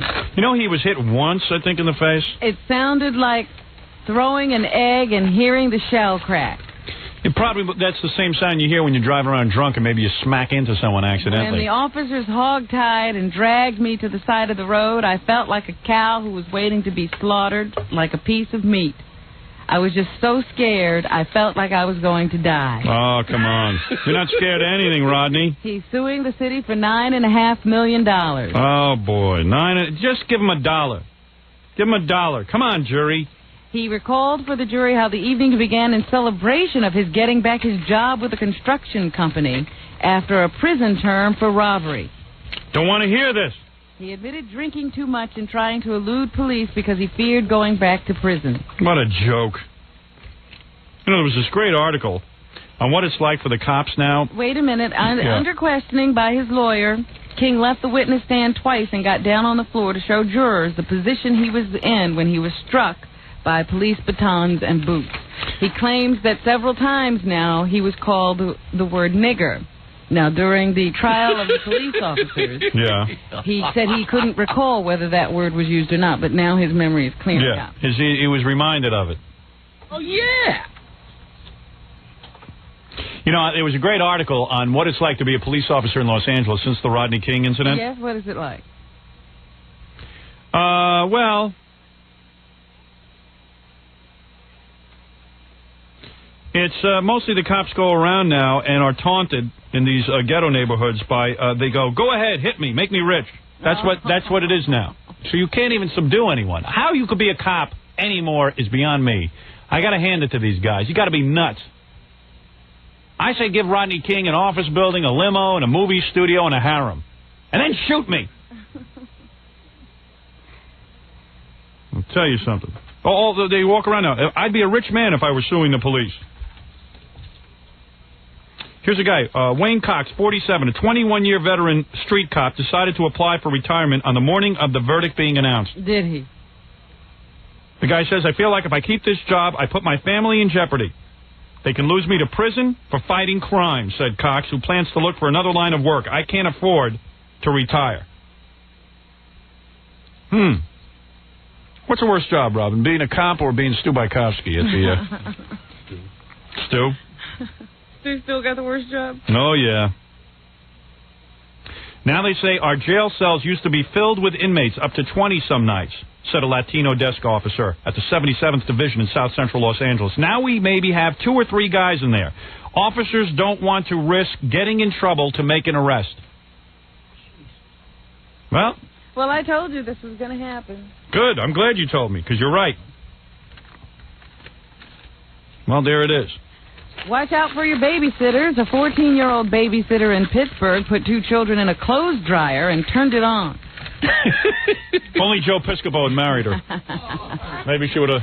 She's going to face assault charges, according to police. The children were 3 and 5 years old. They suffered slight burns and bruises wherever their skin touched the dryer's metal. Which cycle were they on? What was that? Fluff cycle? The teen, who was not identified, was quoted by the mother as saying they were being rowdy and not listening to her. All right. Well, she had a reason. She was trying to discipline them by putting them in the dryer. What was she supposed to do? Yeah, what are you supposed to do with kids who are unruly? Iron. Put a cling. Iron them? In. Cling-free sheet goes into them. Yeah, put a little bounce in there. Maybe the kids were dirty. A George Mason University student working as a nanny has been charged with sexually abusing a 13-year-old boy. George Mason University? Wasn't that guy an actor or something? George Mason University. What is that? I don't know where George Mason University is. Is that like James Mason? School of nothing. George Mason University. Yeah. When are these colleges going to close now? One-room college. Al's College. Al's College. Al Rosenberg College. You have said it before. There are too many schools. There are way too many colleges and no scholars in this country. School of Advanced Nothing. Yeah. I like these guys who come over for 10 years on a student visa. Then they end up shooting up people. I like to know what college they're going to. Well, a George Mason University student, as I said, has been charged with sexually abusing a 13-year-old boy and is believed to be a suspect in another case, according to Fairfax County Police. He was working as a nanny. Police is still sorting through. It was a guy? Yeah. Oh, a guy. You never hire a guy as a nanny. What is this story? I thought it was a woman that flipped her lid. No, it was a guy as a nanny. I look just like Fran Drescher. Yeah. You never hire a man to do woman's work. What do you mean? You know exactly what I mean. There's no such thing as woman's work. Okay, sure. Like men have a temperament for taking care of little kids. Bravo, Robin. Shut up, you. Bravo, Robin. Everyone has an opportunity. Listen, nine times out of 10. Sorting through hundreds of sexually explicit photographs and videotapes found in the residence of William Bickley. Asking for it. Unbelievable. He lived in a storage locker. What? No, I'm not saying he didn't live in a storage locker. They Who's he, found cousin these it? photos and videotapes where he lived at in his storage locker. Let me tell you something, Robin. You never hire a guy as like a babysitter, even though there are some that are honest and they just want to you play percentages. Yeah, go find them. Yeah, they're all living in lockers. Let me tell you something. Same thing with waitering. Every waiter is 90% waitress. And you know it to be true. They say they at least here in Manhattan. They clearly have photographs of other victims. Not every waiter, but 90% of them. Stop it. Sorry. We have a lovely tricolored pasta today. Yeah.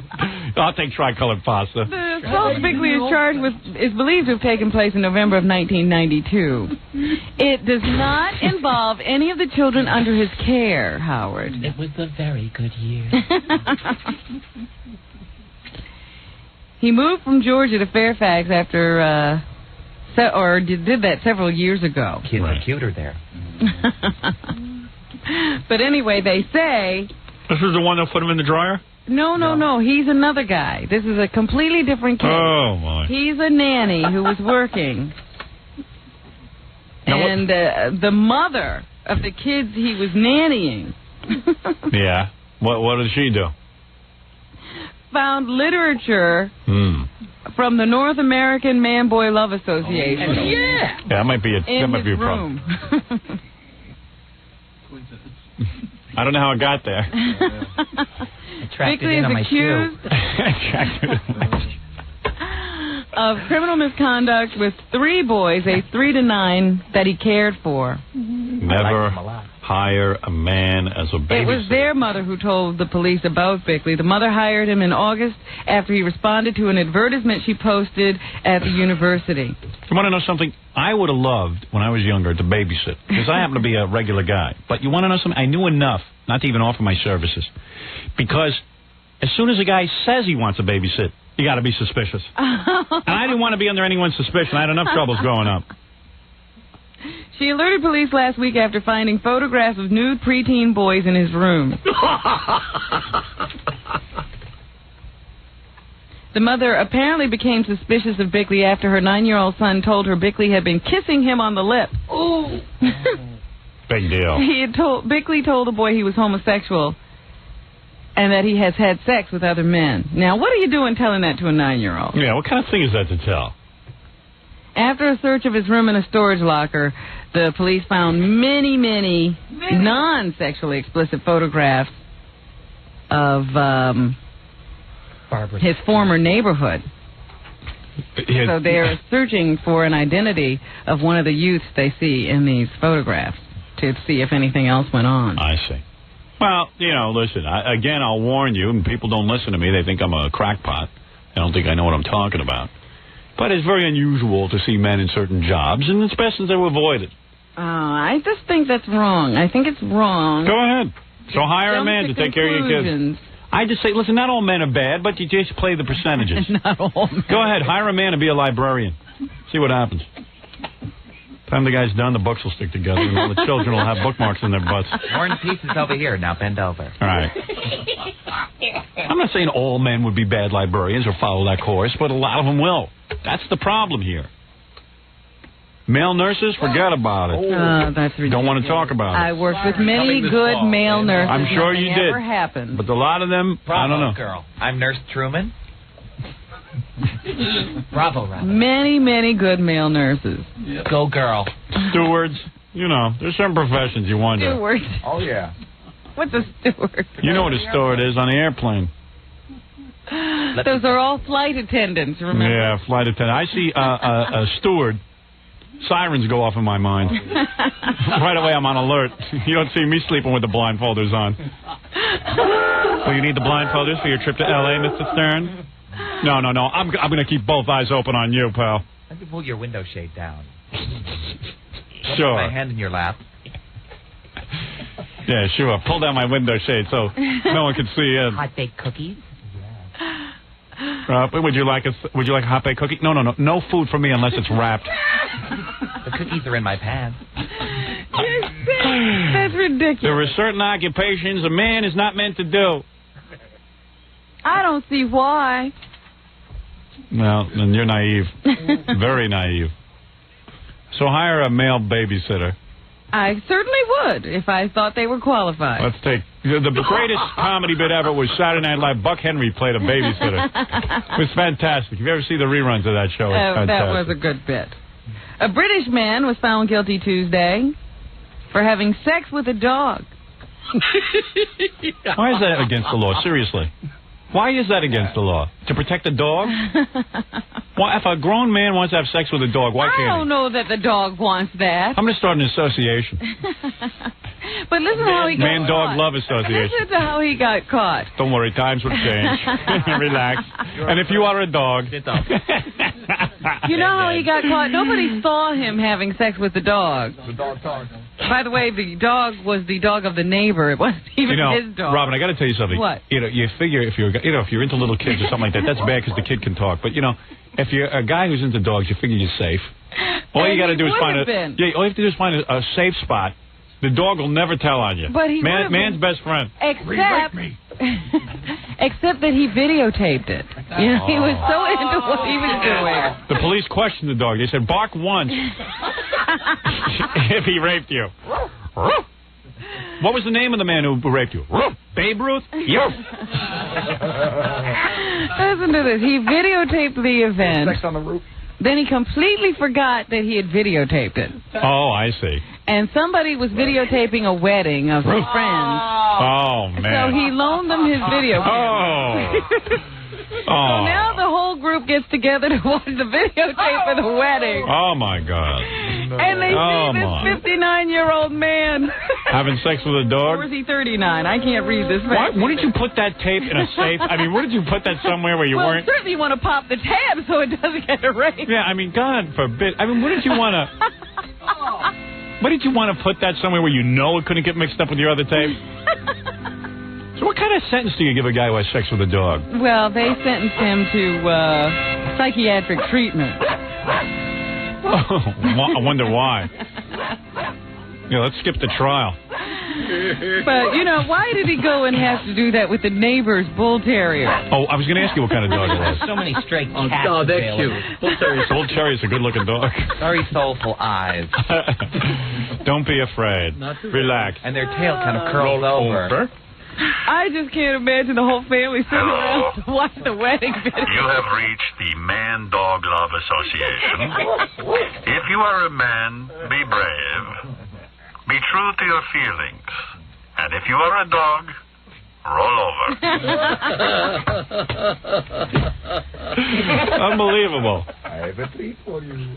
Then we have the strange case from Akron, Ohio, of the woman who is charged with sexually assaulting her little boy. If you are a mother-boy combination, relax. Possibly with the pit bull named Bugsy. Oh, no. Do you know that some women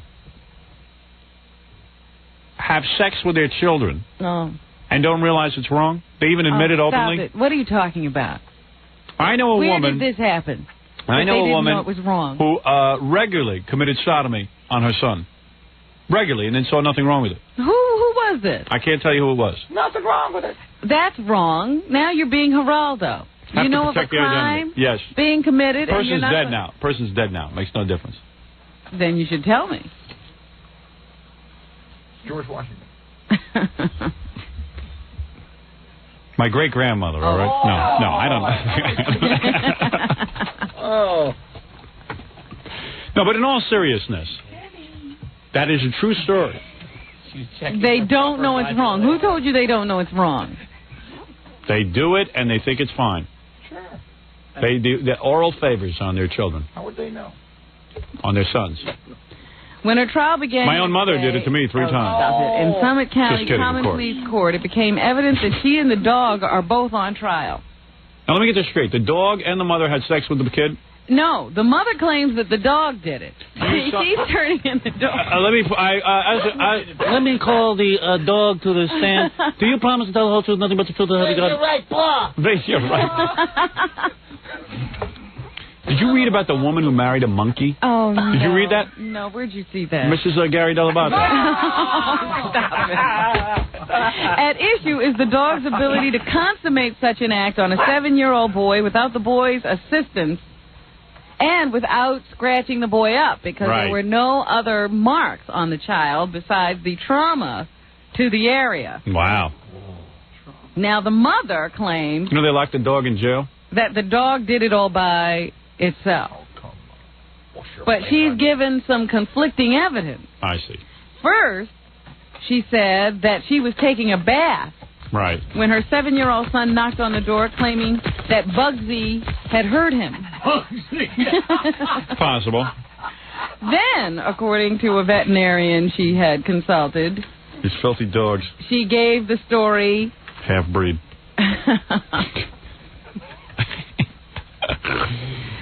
that she came home and found the boy naked in a corner with the dog. Now, can you imagine? She has a defense attorney. He's come up with a defense. He sounds pretty good. He says this whole thing is bizarre, absurd, and ridiculous, and that the state's case is completely circumstantial, and that his client is totally bewildered by being here on trial. Fred, tell Robin when you were... And only told authorities, yeah, Mommy did it, in part to gain his own release from the hospital. Wow. The child is now in foster care.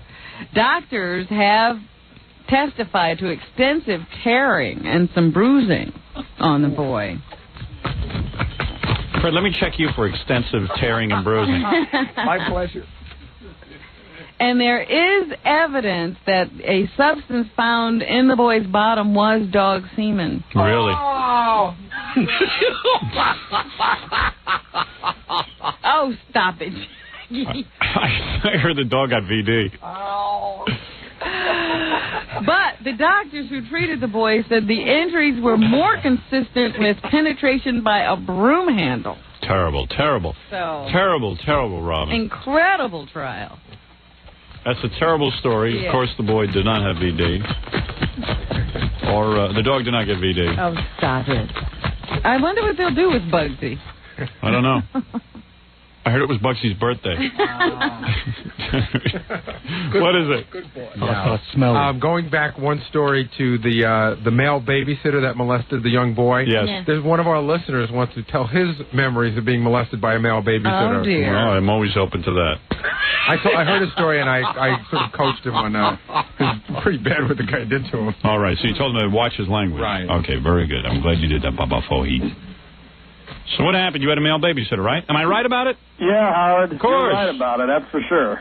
Yeah, I mean, listen. Well, I mean, how many male babysitters did you have? One was enough. Well, I had one, and he had me several times, so, I mean, that was enough. So what happened? How old were you when you had this babysitter? I really don't remember how old I was, but I was probably 5th or 6th grade, maybe 4th grade, but I remember living in the neighborhood where I was in 6th grade, so that strikes me. I mean, that's what I remember. And then what happened? Your parents hired a male babysitter. Right, our next-door neighbor. My mom hand-picked him, you know. My parents were divorced, and my mom thought I needed a male role model in my life. Yeah, sure. A perfect male role model. Yeah. Yeah. So she picked the guy next door who she knew the family and everything, thought he was going to be A1. And yeah. We have Liberace records we're going to listen to. It's going to be fun. Well, he used to invite his girlfriend over. Oh, really? They would spend the time necking on the couch, and then he would send her home. Right. And, she'd arouse and everything else, and then... Right, in other words, the girlfriend wouldn't go all the way, and he didn't know what to do. Exactly. And you were the only guy around. Well, me and my older brother. My older brother sat there and looked in the bedroom window as he did this to me. Really? What's with your older brother? Why didn't he kick his ass? Well, I don't know. We don't speak now, and I think I don't blame might be you. the reason. You're damn right you don't. But, yeah... How old was your brother at the time? He's 3 years older than me, so if I was... I don't know how old you are in 5th grade. Yeah, about 10. In Gary's case, he was 19. So, you were like 10, and your brother was 13. He certainly should open his mouth. That's right, exactly. Somebody else should have. So what happened? So the babysitter came over, and you never told your mom because you were afraid? Well, I don't think I really understood what I was doing at the time. Right. You know, I don't think I had anything to tell anybody, you know, because he was real friendly to me. And right. It was an oral situation, I take it. Yeah. Right. Yeah, he would take me into the bedroom. Oh, my. Oh, my. Oh, my. Well, that's why I say, you know, cut down your rods. Oh, 100%. If there's anybody out there... Would you have rather been put in a dryer than what happened to you? I think as far as my would you life rather have sex with a dog? Yes, I think my life would have been a little simpler if I would have had sex with a dog or been put in the dryer. Right. I could deal with that a little better. So I bet you, seriously, I know guys who've gone through stuff like this. Yeah. You feel like you're a homo the rest of your life, right? You know, there was for a little while, I think. Because you blame yourself and you go, hey, what's with me? Maybe I'm a homosexual. Maybe I have a problem. You know what? I didn't really realize what had happened to me until I was in the Navy on an aircraft carrier in the middle of the ocean with all these guys, and then I started thinking about it, and I thought, man, you know, why didn't I tell somebody back then? Maybe it's because I'm gay. But... Did you ever talk to your brother about it? No. In fact, I had just told my mom about it probably just a couple of months ago, and I'm 38 now. Wow. And she won't believe me. She doesn't believe you. She thinks it's my imagination. Yeah, why would you make something like that? You know, that's not the kind of thing you make up. If you can imagine something, why would you imagine that? Yeah. Yeah, well, I've had my history's been pretty much drug involved since that, you know, since I was like 13. Let me tell you, if that happened to me, I'd be shooting heroin while I snorted coke. I'm saying that right now. Well, I say, excuse me, can you put this needle in my arm? I'm trying to snort. But it's kind of funny how it worked out, because now I don't have anything against gays, and, you know, I'm kind of liberal, and I fashion myself some kind of a neighborhood comedian, and I pretend to be the gay person. Whenever we're out, I always give my buddies a hard time at the bar by... You might be gay, you know. Have you had any... No, other than that, I never have had any... You sure, huh? Are you married now? Yeah, I'm married. Uh-huh. Yeah, and what is your life mate's name? All right, very good. Hey, listen, I'm sorry that happened to you. It happens to a lot of guys. It does. It's the kind of thing guys don't like to talk about. Men don't have any room around children. They have no business being there. Exactly. Thank you. All right, Howard, thank you. All right, and take care. And long live. This is my first phone call. Can I get a duck noise? Sure. And hope you're the governor of New York. Thank you. And salam alaikum, my brother. Salam alaikum. Alaikum salam. Alaikum salam. Whatever that means. Speaking of that, hey, the funniest picture I saw in the newspaper was, over in South Africa. Oh, boy. They got saw that. Yeah, it was unbelievable. They got the guy under the car. No, I saw no, that wasn't funny. That wasn't funny? No, they're having a riot over there or something because, the blacks want their freedom. Can't blame them. Well, no, the blacks are fighting with each other now because there's going to be free all-race elections, and it looks like the ANC is going to win. So right. Another group of blacks doesn't want that to happen. The greatest thing, though, is you got these guys standing there with spears. Right. The Zulus came marching down the street with spears. And right away you think, well, maybe there's a picture from 1929, the Post just or so one of the newspapers just threw it in there. No, this is 1994, and these guys are still fighting with spears. It's wild. You go, geez, you think they get their hands on their gun, they rule the country. Know that the other people had guns? It's unbelievable. Because the guy under the car had a spear. Yeah, it's like a Tarzan movie. No wonder he's under the car. He was smart enough to duck under the car. It's unbelievable. And this is what happens in a lot of these black countries where the white man has ruled for so long. Then when the blacks take power, they kill each other because... Well, you don't understand the whole situation. Those aren't supposed to be countries. Right. Those tribes are not supposed to try to live in the same nation. Hey, the white man infected the area. They made it a nation, and now all those people who like to be apart from each other have to be together. The white man who infected these countries and gave them this ridiculous notion of people all living together in a government. Well, the people and the white people weren't living together. The white people enslaved the black people. Yeah, hey, I'm not arguing with you. Again, they didn't require them to live together. They never had those tribes living together. Well, it's a lot like here in the United States. Many different tribes live separately. Right? Absolutely. Yep. But the spear thing is pretty wild, huh? Isn't it? Isn't that great? I think if you knew the other guys had guns, you'd come armed a little better, or at least or give wear up. a vest. Yeah, bulletproof vest. I'd hide under a car. So weird when you got a spear. 1994. Yeah. Blowgun. Blowgun. At least he's not throwing rocks. I think throwing rocks might be better. Like the spears. We got to get some spears. I'm going to get a spear. You're not kidding. Protect you from Fred. What else you got in the news? Anything wrong? Let me see. Well, you know the IKEA people? They have that furniture store. Oh, yeah, I know. They got the big furniture stores that are all over now, and you see their ads on TV. Well, they're going to break a barrier. Beginning tomorrow, IKEA starts airing a TV spot featuring a gay couple of men who live together and are buying furniture. Nothing wrong with that. Apparently, it's the first TV spot by a mainstream advertiser focusing on a gay couple.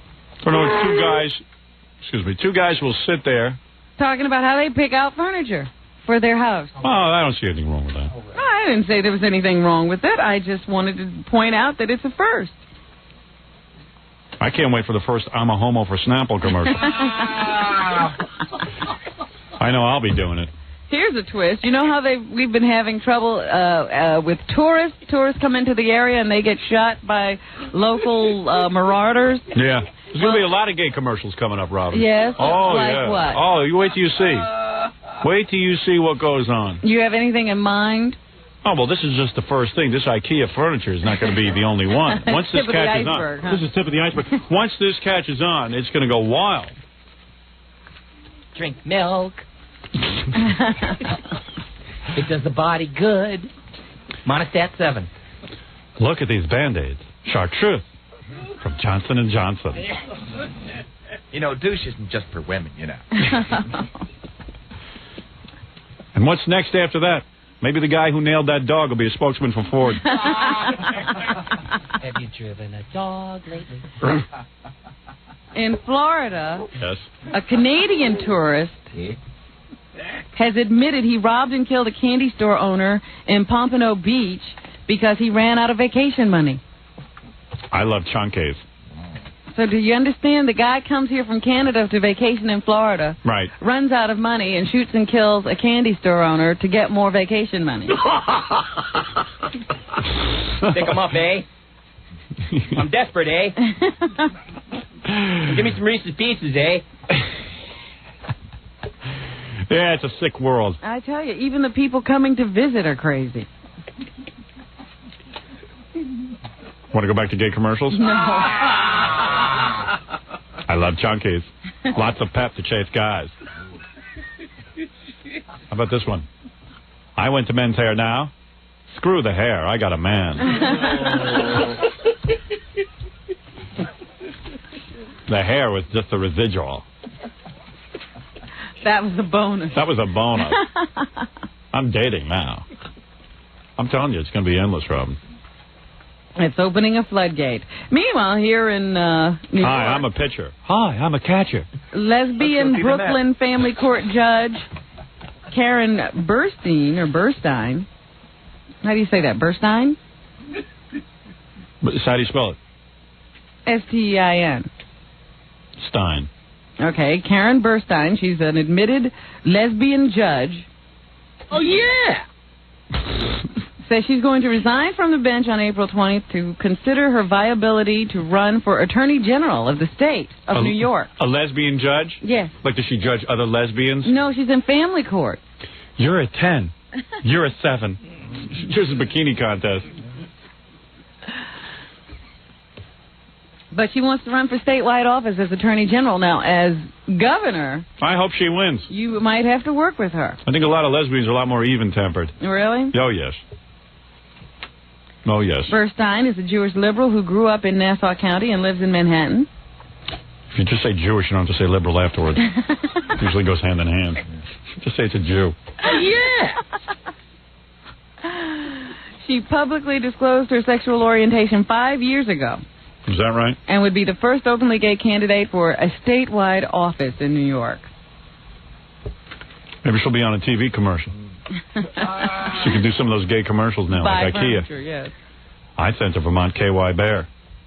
No, I tried to get it. It was all sold out. It is all sold out. Yeah, I couldn't get it. Sherry calling around Yeah. over the weekend. That's why you need an assistant, Robin. We couldn't find it anywhere. Right. So,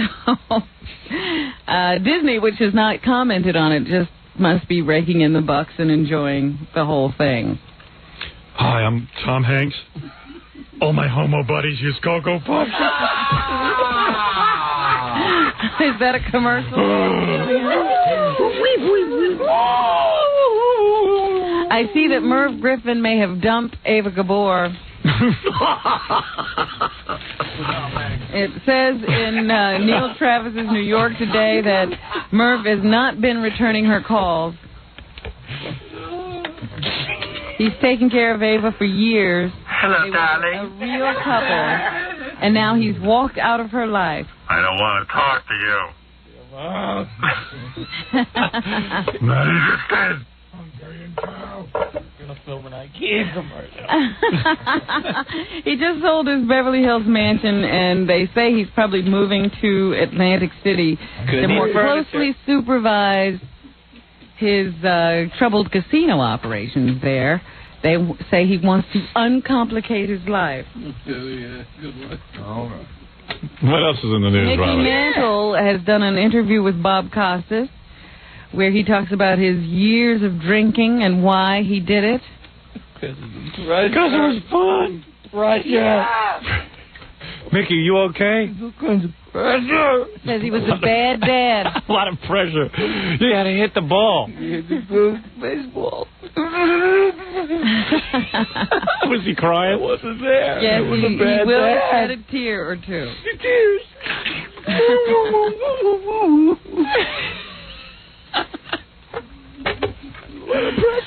Where's he do this interview? I got to see this. It's on NBC tomorrow.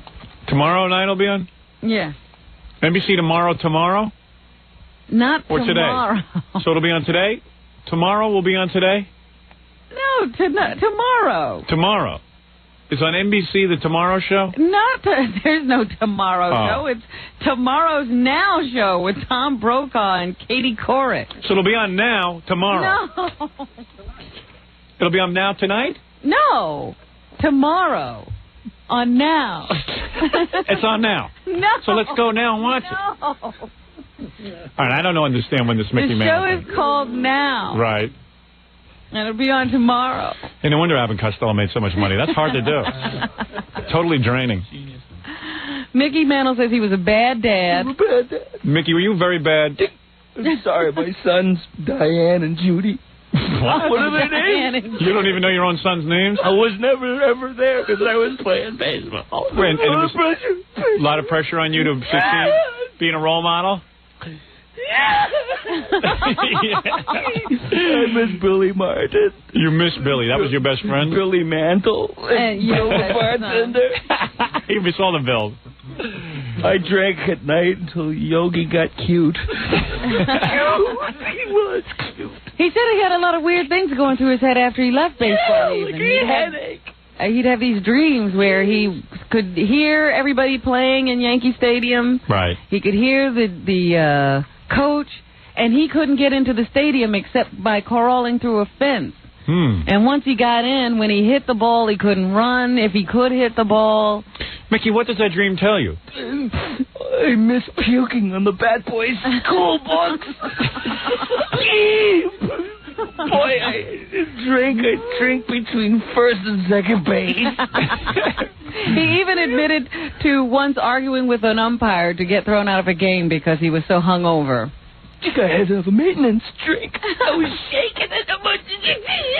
Weep, weep, weep. Wee. And the little bottle would call me from Toots Shores and say, Mickey. Thought it was funny at the time. You know, his kids all had, I guess, were in a little bit of a problem. He said shortly after he left the clinic where his youngest son, Danny, also had sought help for a drinking problem. No, Mickey claims also that his drinking problem was, every Mantle man only lived to 50. Died, yeah. And he couldn't believe he lived this long. But, I just see his sons all, Danny was in the clinic. Yes. And then Billy, who was fighting Hodgkin's, also had a drinking problem. That's the one who died while he was in the clinic. All the Mantle men have died of Hodgkin's. So he was battling booze, drugs, and Hodgkin's disease. And all he had to do was hit the ball. No, I'm talking about his son. Oh. Couldn't live up to the middle name. Yeah, Billy, I guess, didn't have much luck either. But anyway, Billy says he doesn't feel like he was always there for his sons and that he ought to be there for them now, even though they're grown men. Yeah, great. Now it's easy to be there. Get together with them now and give them a hug. It's a little late. And he says he hopes that all the little boys who were named Mickey won't be embarrassed, that he can, in the rest of his life, do something to make people proud. Yeah, they're all upset. Of carrying his They all name. can't handle it. He was overwhelmed by the number of letters he got while he was in Betty Ford Clinic. Yeah, we sent most of them, so don't be too impressed. He said the kids still love him. Oh, yeah. And why not? He could hit a ball. He would use anything for an excuse to drink, though. He says, sometimes he'd see a little kid chasing him through an airport, asking for an autograph. So he'd run into the plane and not sign the autograph. And then he'd take a drink because he felt bad about not signing the autograph. I could have signed it. No, I didn't send it. I'm going to have a drink. I thought that was going a bit far. Why didn't they have a bar in the dugout? All right, very good. Tuesday, I got to get loaded. A songwriter is threatening Mick Jagger. Joanne Johnson sent a bunch of her tunes to Mick Jagger, and then when she got no response, gonna kill you. She made a demand for $4 million to spare his life. Now the cops are investigating how serious this 35-year-old woman's threats are against the lead singer of the Rolling Stones. Shh, Robin, you're making Mickey thirsty. She sent with those depressing stories. A portfolio of 40 songs allegedly filled with bizarre lyrics and foul language. What's the song she wrote? To whom it may what? To whom it may concern? And once she didn't get any response, she started sending threatening notes to Mick, threatening his life and demanding different amounts of money. In another note, she demanded £55,000 by next Monday in order not to shoot him. I understand Princess Di is all upset. She was on a holiday with her 2 kids and burst into tears. What happened? Well, photographers were following her around as usual, and then when she went out sunbathing in a bikini, some photographers used their high-powered lenses to get pictures of her. This woman is such a crybaby. They plucked her out of obscurity. They made her a princess. She didn't have to work the rest of her life. She can even have boyfriends on the side. She gets to live in the most palatial estate there is in the world. And she's moaning about, what else is she there for but to take pictures of? She started crying and said, I don't know what more I could do for you. What more I could just sit there and lay there in your bikini with your belly flapping over the top there and sit there and take those pictures. Her kids were standing right there watching this whole thing. Oh, for goodness sakes. You little crybaby. That poor Prince Charles boy, he hooked up with a real loser. No wonder he runs into the arms of an old hag. I'll tell you something. He's turned off the young women. An old stable hag. Yeah, you're not kidding. At least someone who can function. This guy, he knows what the score is. And believe me, so did Lady Di. They didn't get married. What do you think? He was in love with her and she was in love with him? There was no love there. She was married, a marriage of convenience for the state to ensure that the royal bloodline will go on. She understands it. He understands it. You go into it. You make babies. And also you can spend the rest of your day playing polo or whatever the hell else they do. But no, he doesn't love me. He doesn't pay attention to me. Shut up. What a waste of time. Did you see how well Barbra Streisand's tickets sold? Yeah. Do you get that at all? No. God forbid. I mean, what the hell is going... What happened to young people? In fact, they had an interview with a guy who says, I haven't done, people camped out and all kinds of stuff to stay in the line to get the tickets, and they interviewed one guy. He says, yeah, I remember doing things like this. The last time was for Led Zeppelin. Oh, my God. So he's gone from Led Zeppelin to Barbra Streisand. I was talking to Belzer yesterday. I said to Belzer, you get this? He goes, no, I can't figure it out. I mean, no one can figure it out. What is that all about? I don't know what's happening. Funny how the world is evergreen. What is People who need people are the luckiest people in the world. Oh, my God. And you know what's funny when you look at her? You You can't believe she has $400 million in the bank and she's got that rudder on her face. All right, you guys. Right? Ho! You all right? I don't want to lose my voice.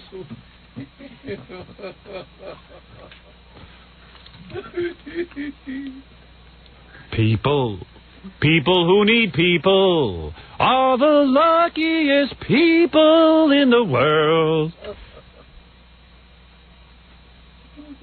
I have another bulletin about Larry Amorose. Oh, give the guy a break already.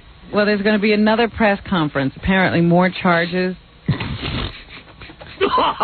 Second lawsuit. Now, this is the guy. Let me. New section. I'll explain the whole thing. All right. Second lawsuit has been filed against Larry Amorose, who was a staff member of the Arsenio Hall show. There's going to be a press conference today outside of Paramount Studios' main gate. I guess he was one of. They will discuss the sexual battery complaints against Paramount Pictures Corporation, the Arsenio Hall show, Lawrence Amorose, and other defendants. The complaint will be filed on the same day. The same defendants were named in connection with the same charges in a complaint filed earlier. Several of the new plaintiffs came forward after hearing the original complaint discussed on the Howard Stern show by Robin Quivers and Stern. Great. I'm sure everybody's happy about that. Hey, next time you'll offer me a better movie deal. Lawrence Amorose, a writer on Paramount Pictures' Arsenio Hall show, conducted private closed-door interviews with each of the plaintiffs, during which Amorose asked each one to remove his pants and then his underwear. I wonder if he's one of Arsenio's Jewish friends. Amorose then examined each plaintiff, touching him, taking notes, and sometimes measuring. So Larry was trying to conduct interviews for the Buttman sketch. Right. Amorose specifically told one plaintiff he needed to measure his penis in both its aroused and limp states. And the guy went along with it? He offered him tissue and a popular magazine highlighting naked women as inspiration. So the guy showed up for the audition, and this guy claims that Amorose not only measured his buttocks, but had to measure his genitals? Yes, in 2 states. So the guy did it? I don't know. I'm just saying what is written here. He was asked to do this, and he was offered tissue and a magazine. And didn't it occur to, I don't know if he did it or not, but if he did, didn't it occur to the guy that perhaps on the Arsenio Hall show you can't show genitals? He tricked us! When did you just leave the room? They were all invited to Amorose's Paramount Studios on Saturday to read for a part in a film which Amorose was supposedly writing with George Carlin. So this was for film. Oh, all for film. Well, the film was to star John Candy. Now, can they sue him for a dead project? There you go. The name of the film was given at different times. Nutman. as Strange Days and Double Exposure. You're not kidding. So, what can I tell you? Well, I feel There's bad. more people coming forward as a result of the complaint about the Buttman sketch that was supposed to appear on the Arsenio Hall show. Well, you know what's strange about this? In our society now, people will sue Paramount, which I think is unfortunate, because Paramount really cannot be aware of Larry Amorose, if in fact he did this, conducting these interviews. They don't know what's going on. The individual is responsible. So it is unfortunate. For Paramount, you say? Yeah, it is. We're writing a movie called Peanuts Ventura. Petting Detective. And I'd like you to be a star, but I'll need to measure you in all states. Well, what's this film rated? Page 8. Peony growing. Wow. Pretty wild. Wild stuff. Yeah. All right, Robin. Wait a minute. I've got a couple of other things to tell you. I see that Sylvester Stallone broke up with his girlfriend, Jennifer Flavin. Oh. And she claims that she found out because he FedExed her a letter. I'd like to date her. Wonder if my wife would let me date her. Yeah, she'd let me. FedEx your wife. I have to FedEx my wife. No kidding. That's a nice way to break up, huh? Sylvester, how do you get tired of that? Boy, she must have been a royal pain in the ass. Well, they were together 5 years. Yeah, it's enough. Time for a new one.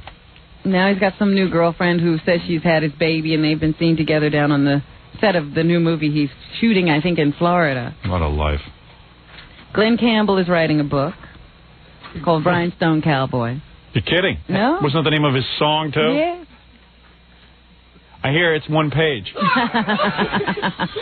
Starts out, Chapter 1, Rhinestone Cowboy. The end. The end.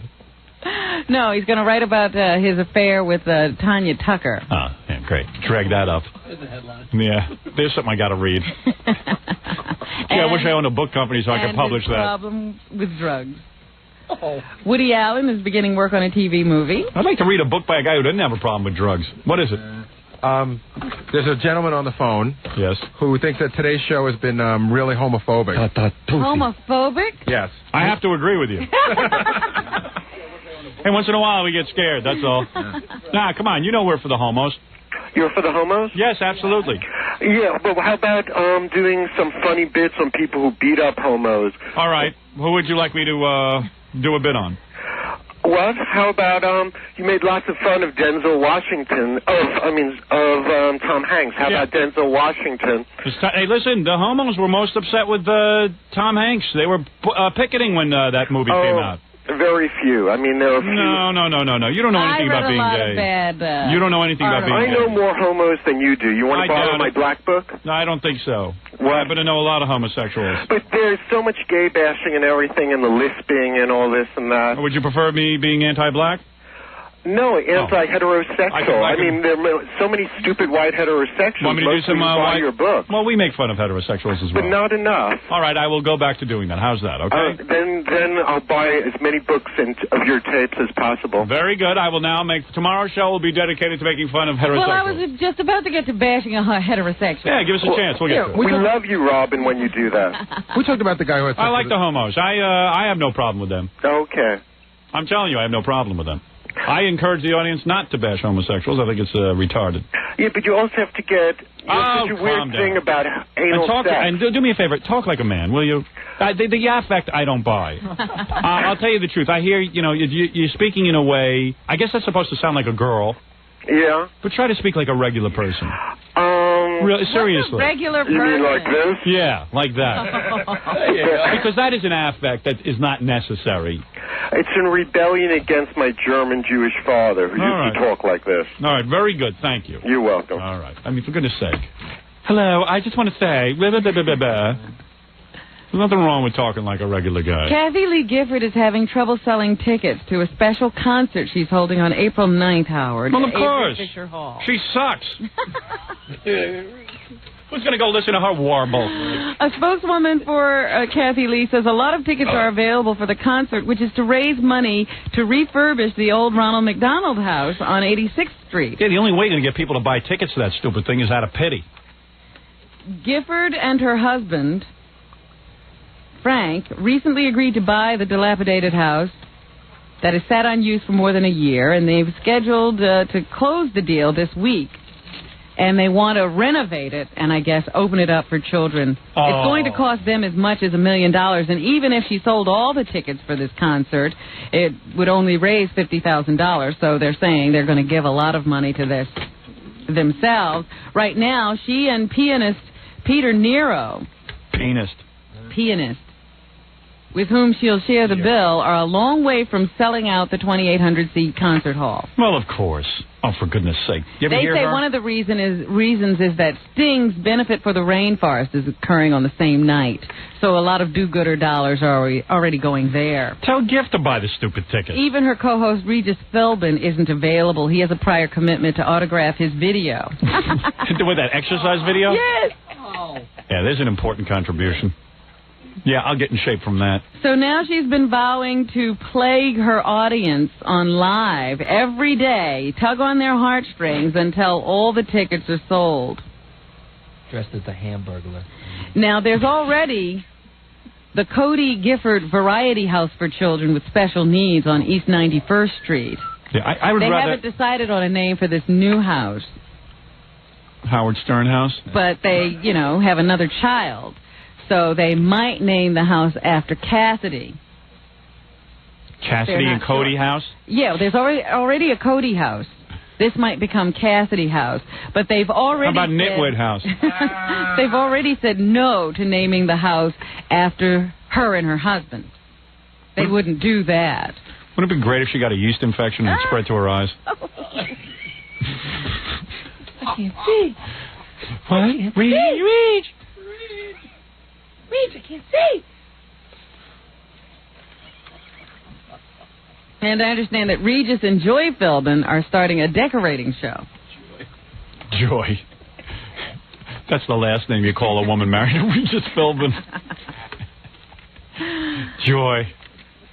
That's got to be a joy. A decorating show, I understand. That's also got some kind of a shopping component to it. Yeah, I'm sure Regis has real good taste in decorating. They'll be talking to celebrities about how they decorate their homes. It's called Lifestyles in the Rich and Famous. And then there'll be numbers you can call so that you can, I guess, get the same kind of stuff. The idea here is to help people who have no idea where to start decorating What a their home, ridiculous premise. how to do it. Why don't you start with decorating Regis's head with a paper bag so we don't have to look at him, so we don't have to watch him age.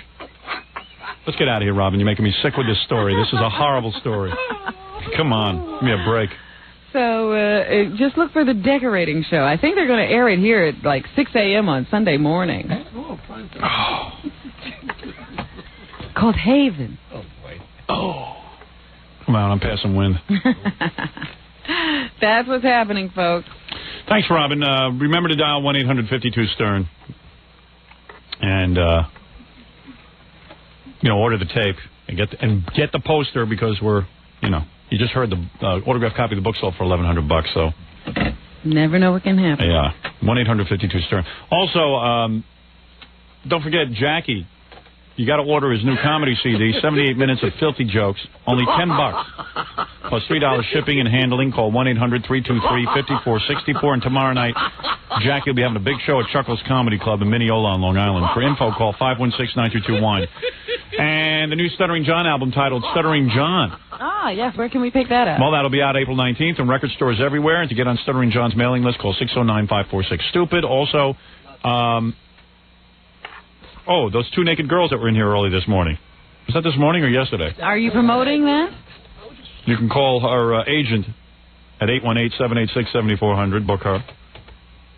And what else? Tommy Chong is going to be at Sherry Kinnison's Grove Theater in Upland, California, April 10th. We told Bill we'd give him a little plug. Yeah. To sign up for the Libertarian Party. They know where to do that. Keep going. Nah, keep going.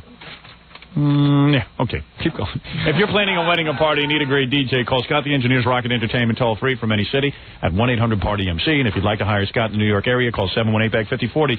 718-BAG-5040. That's your ticket to entertainment. Okay. See you tomorrow.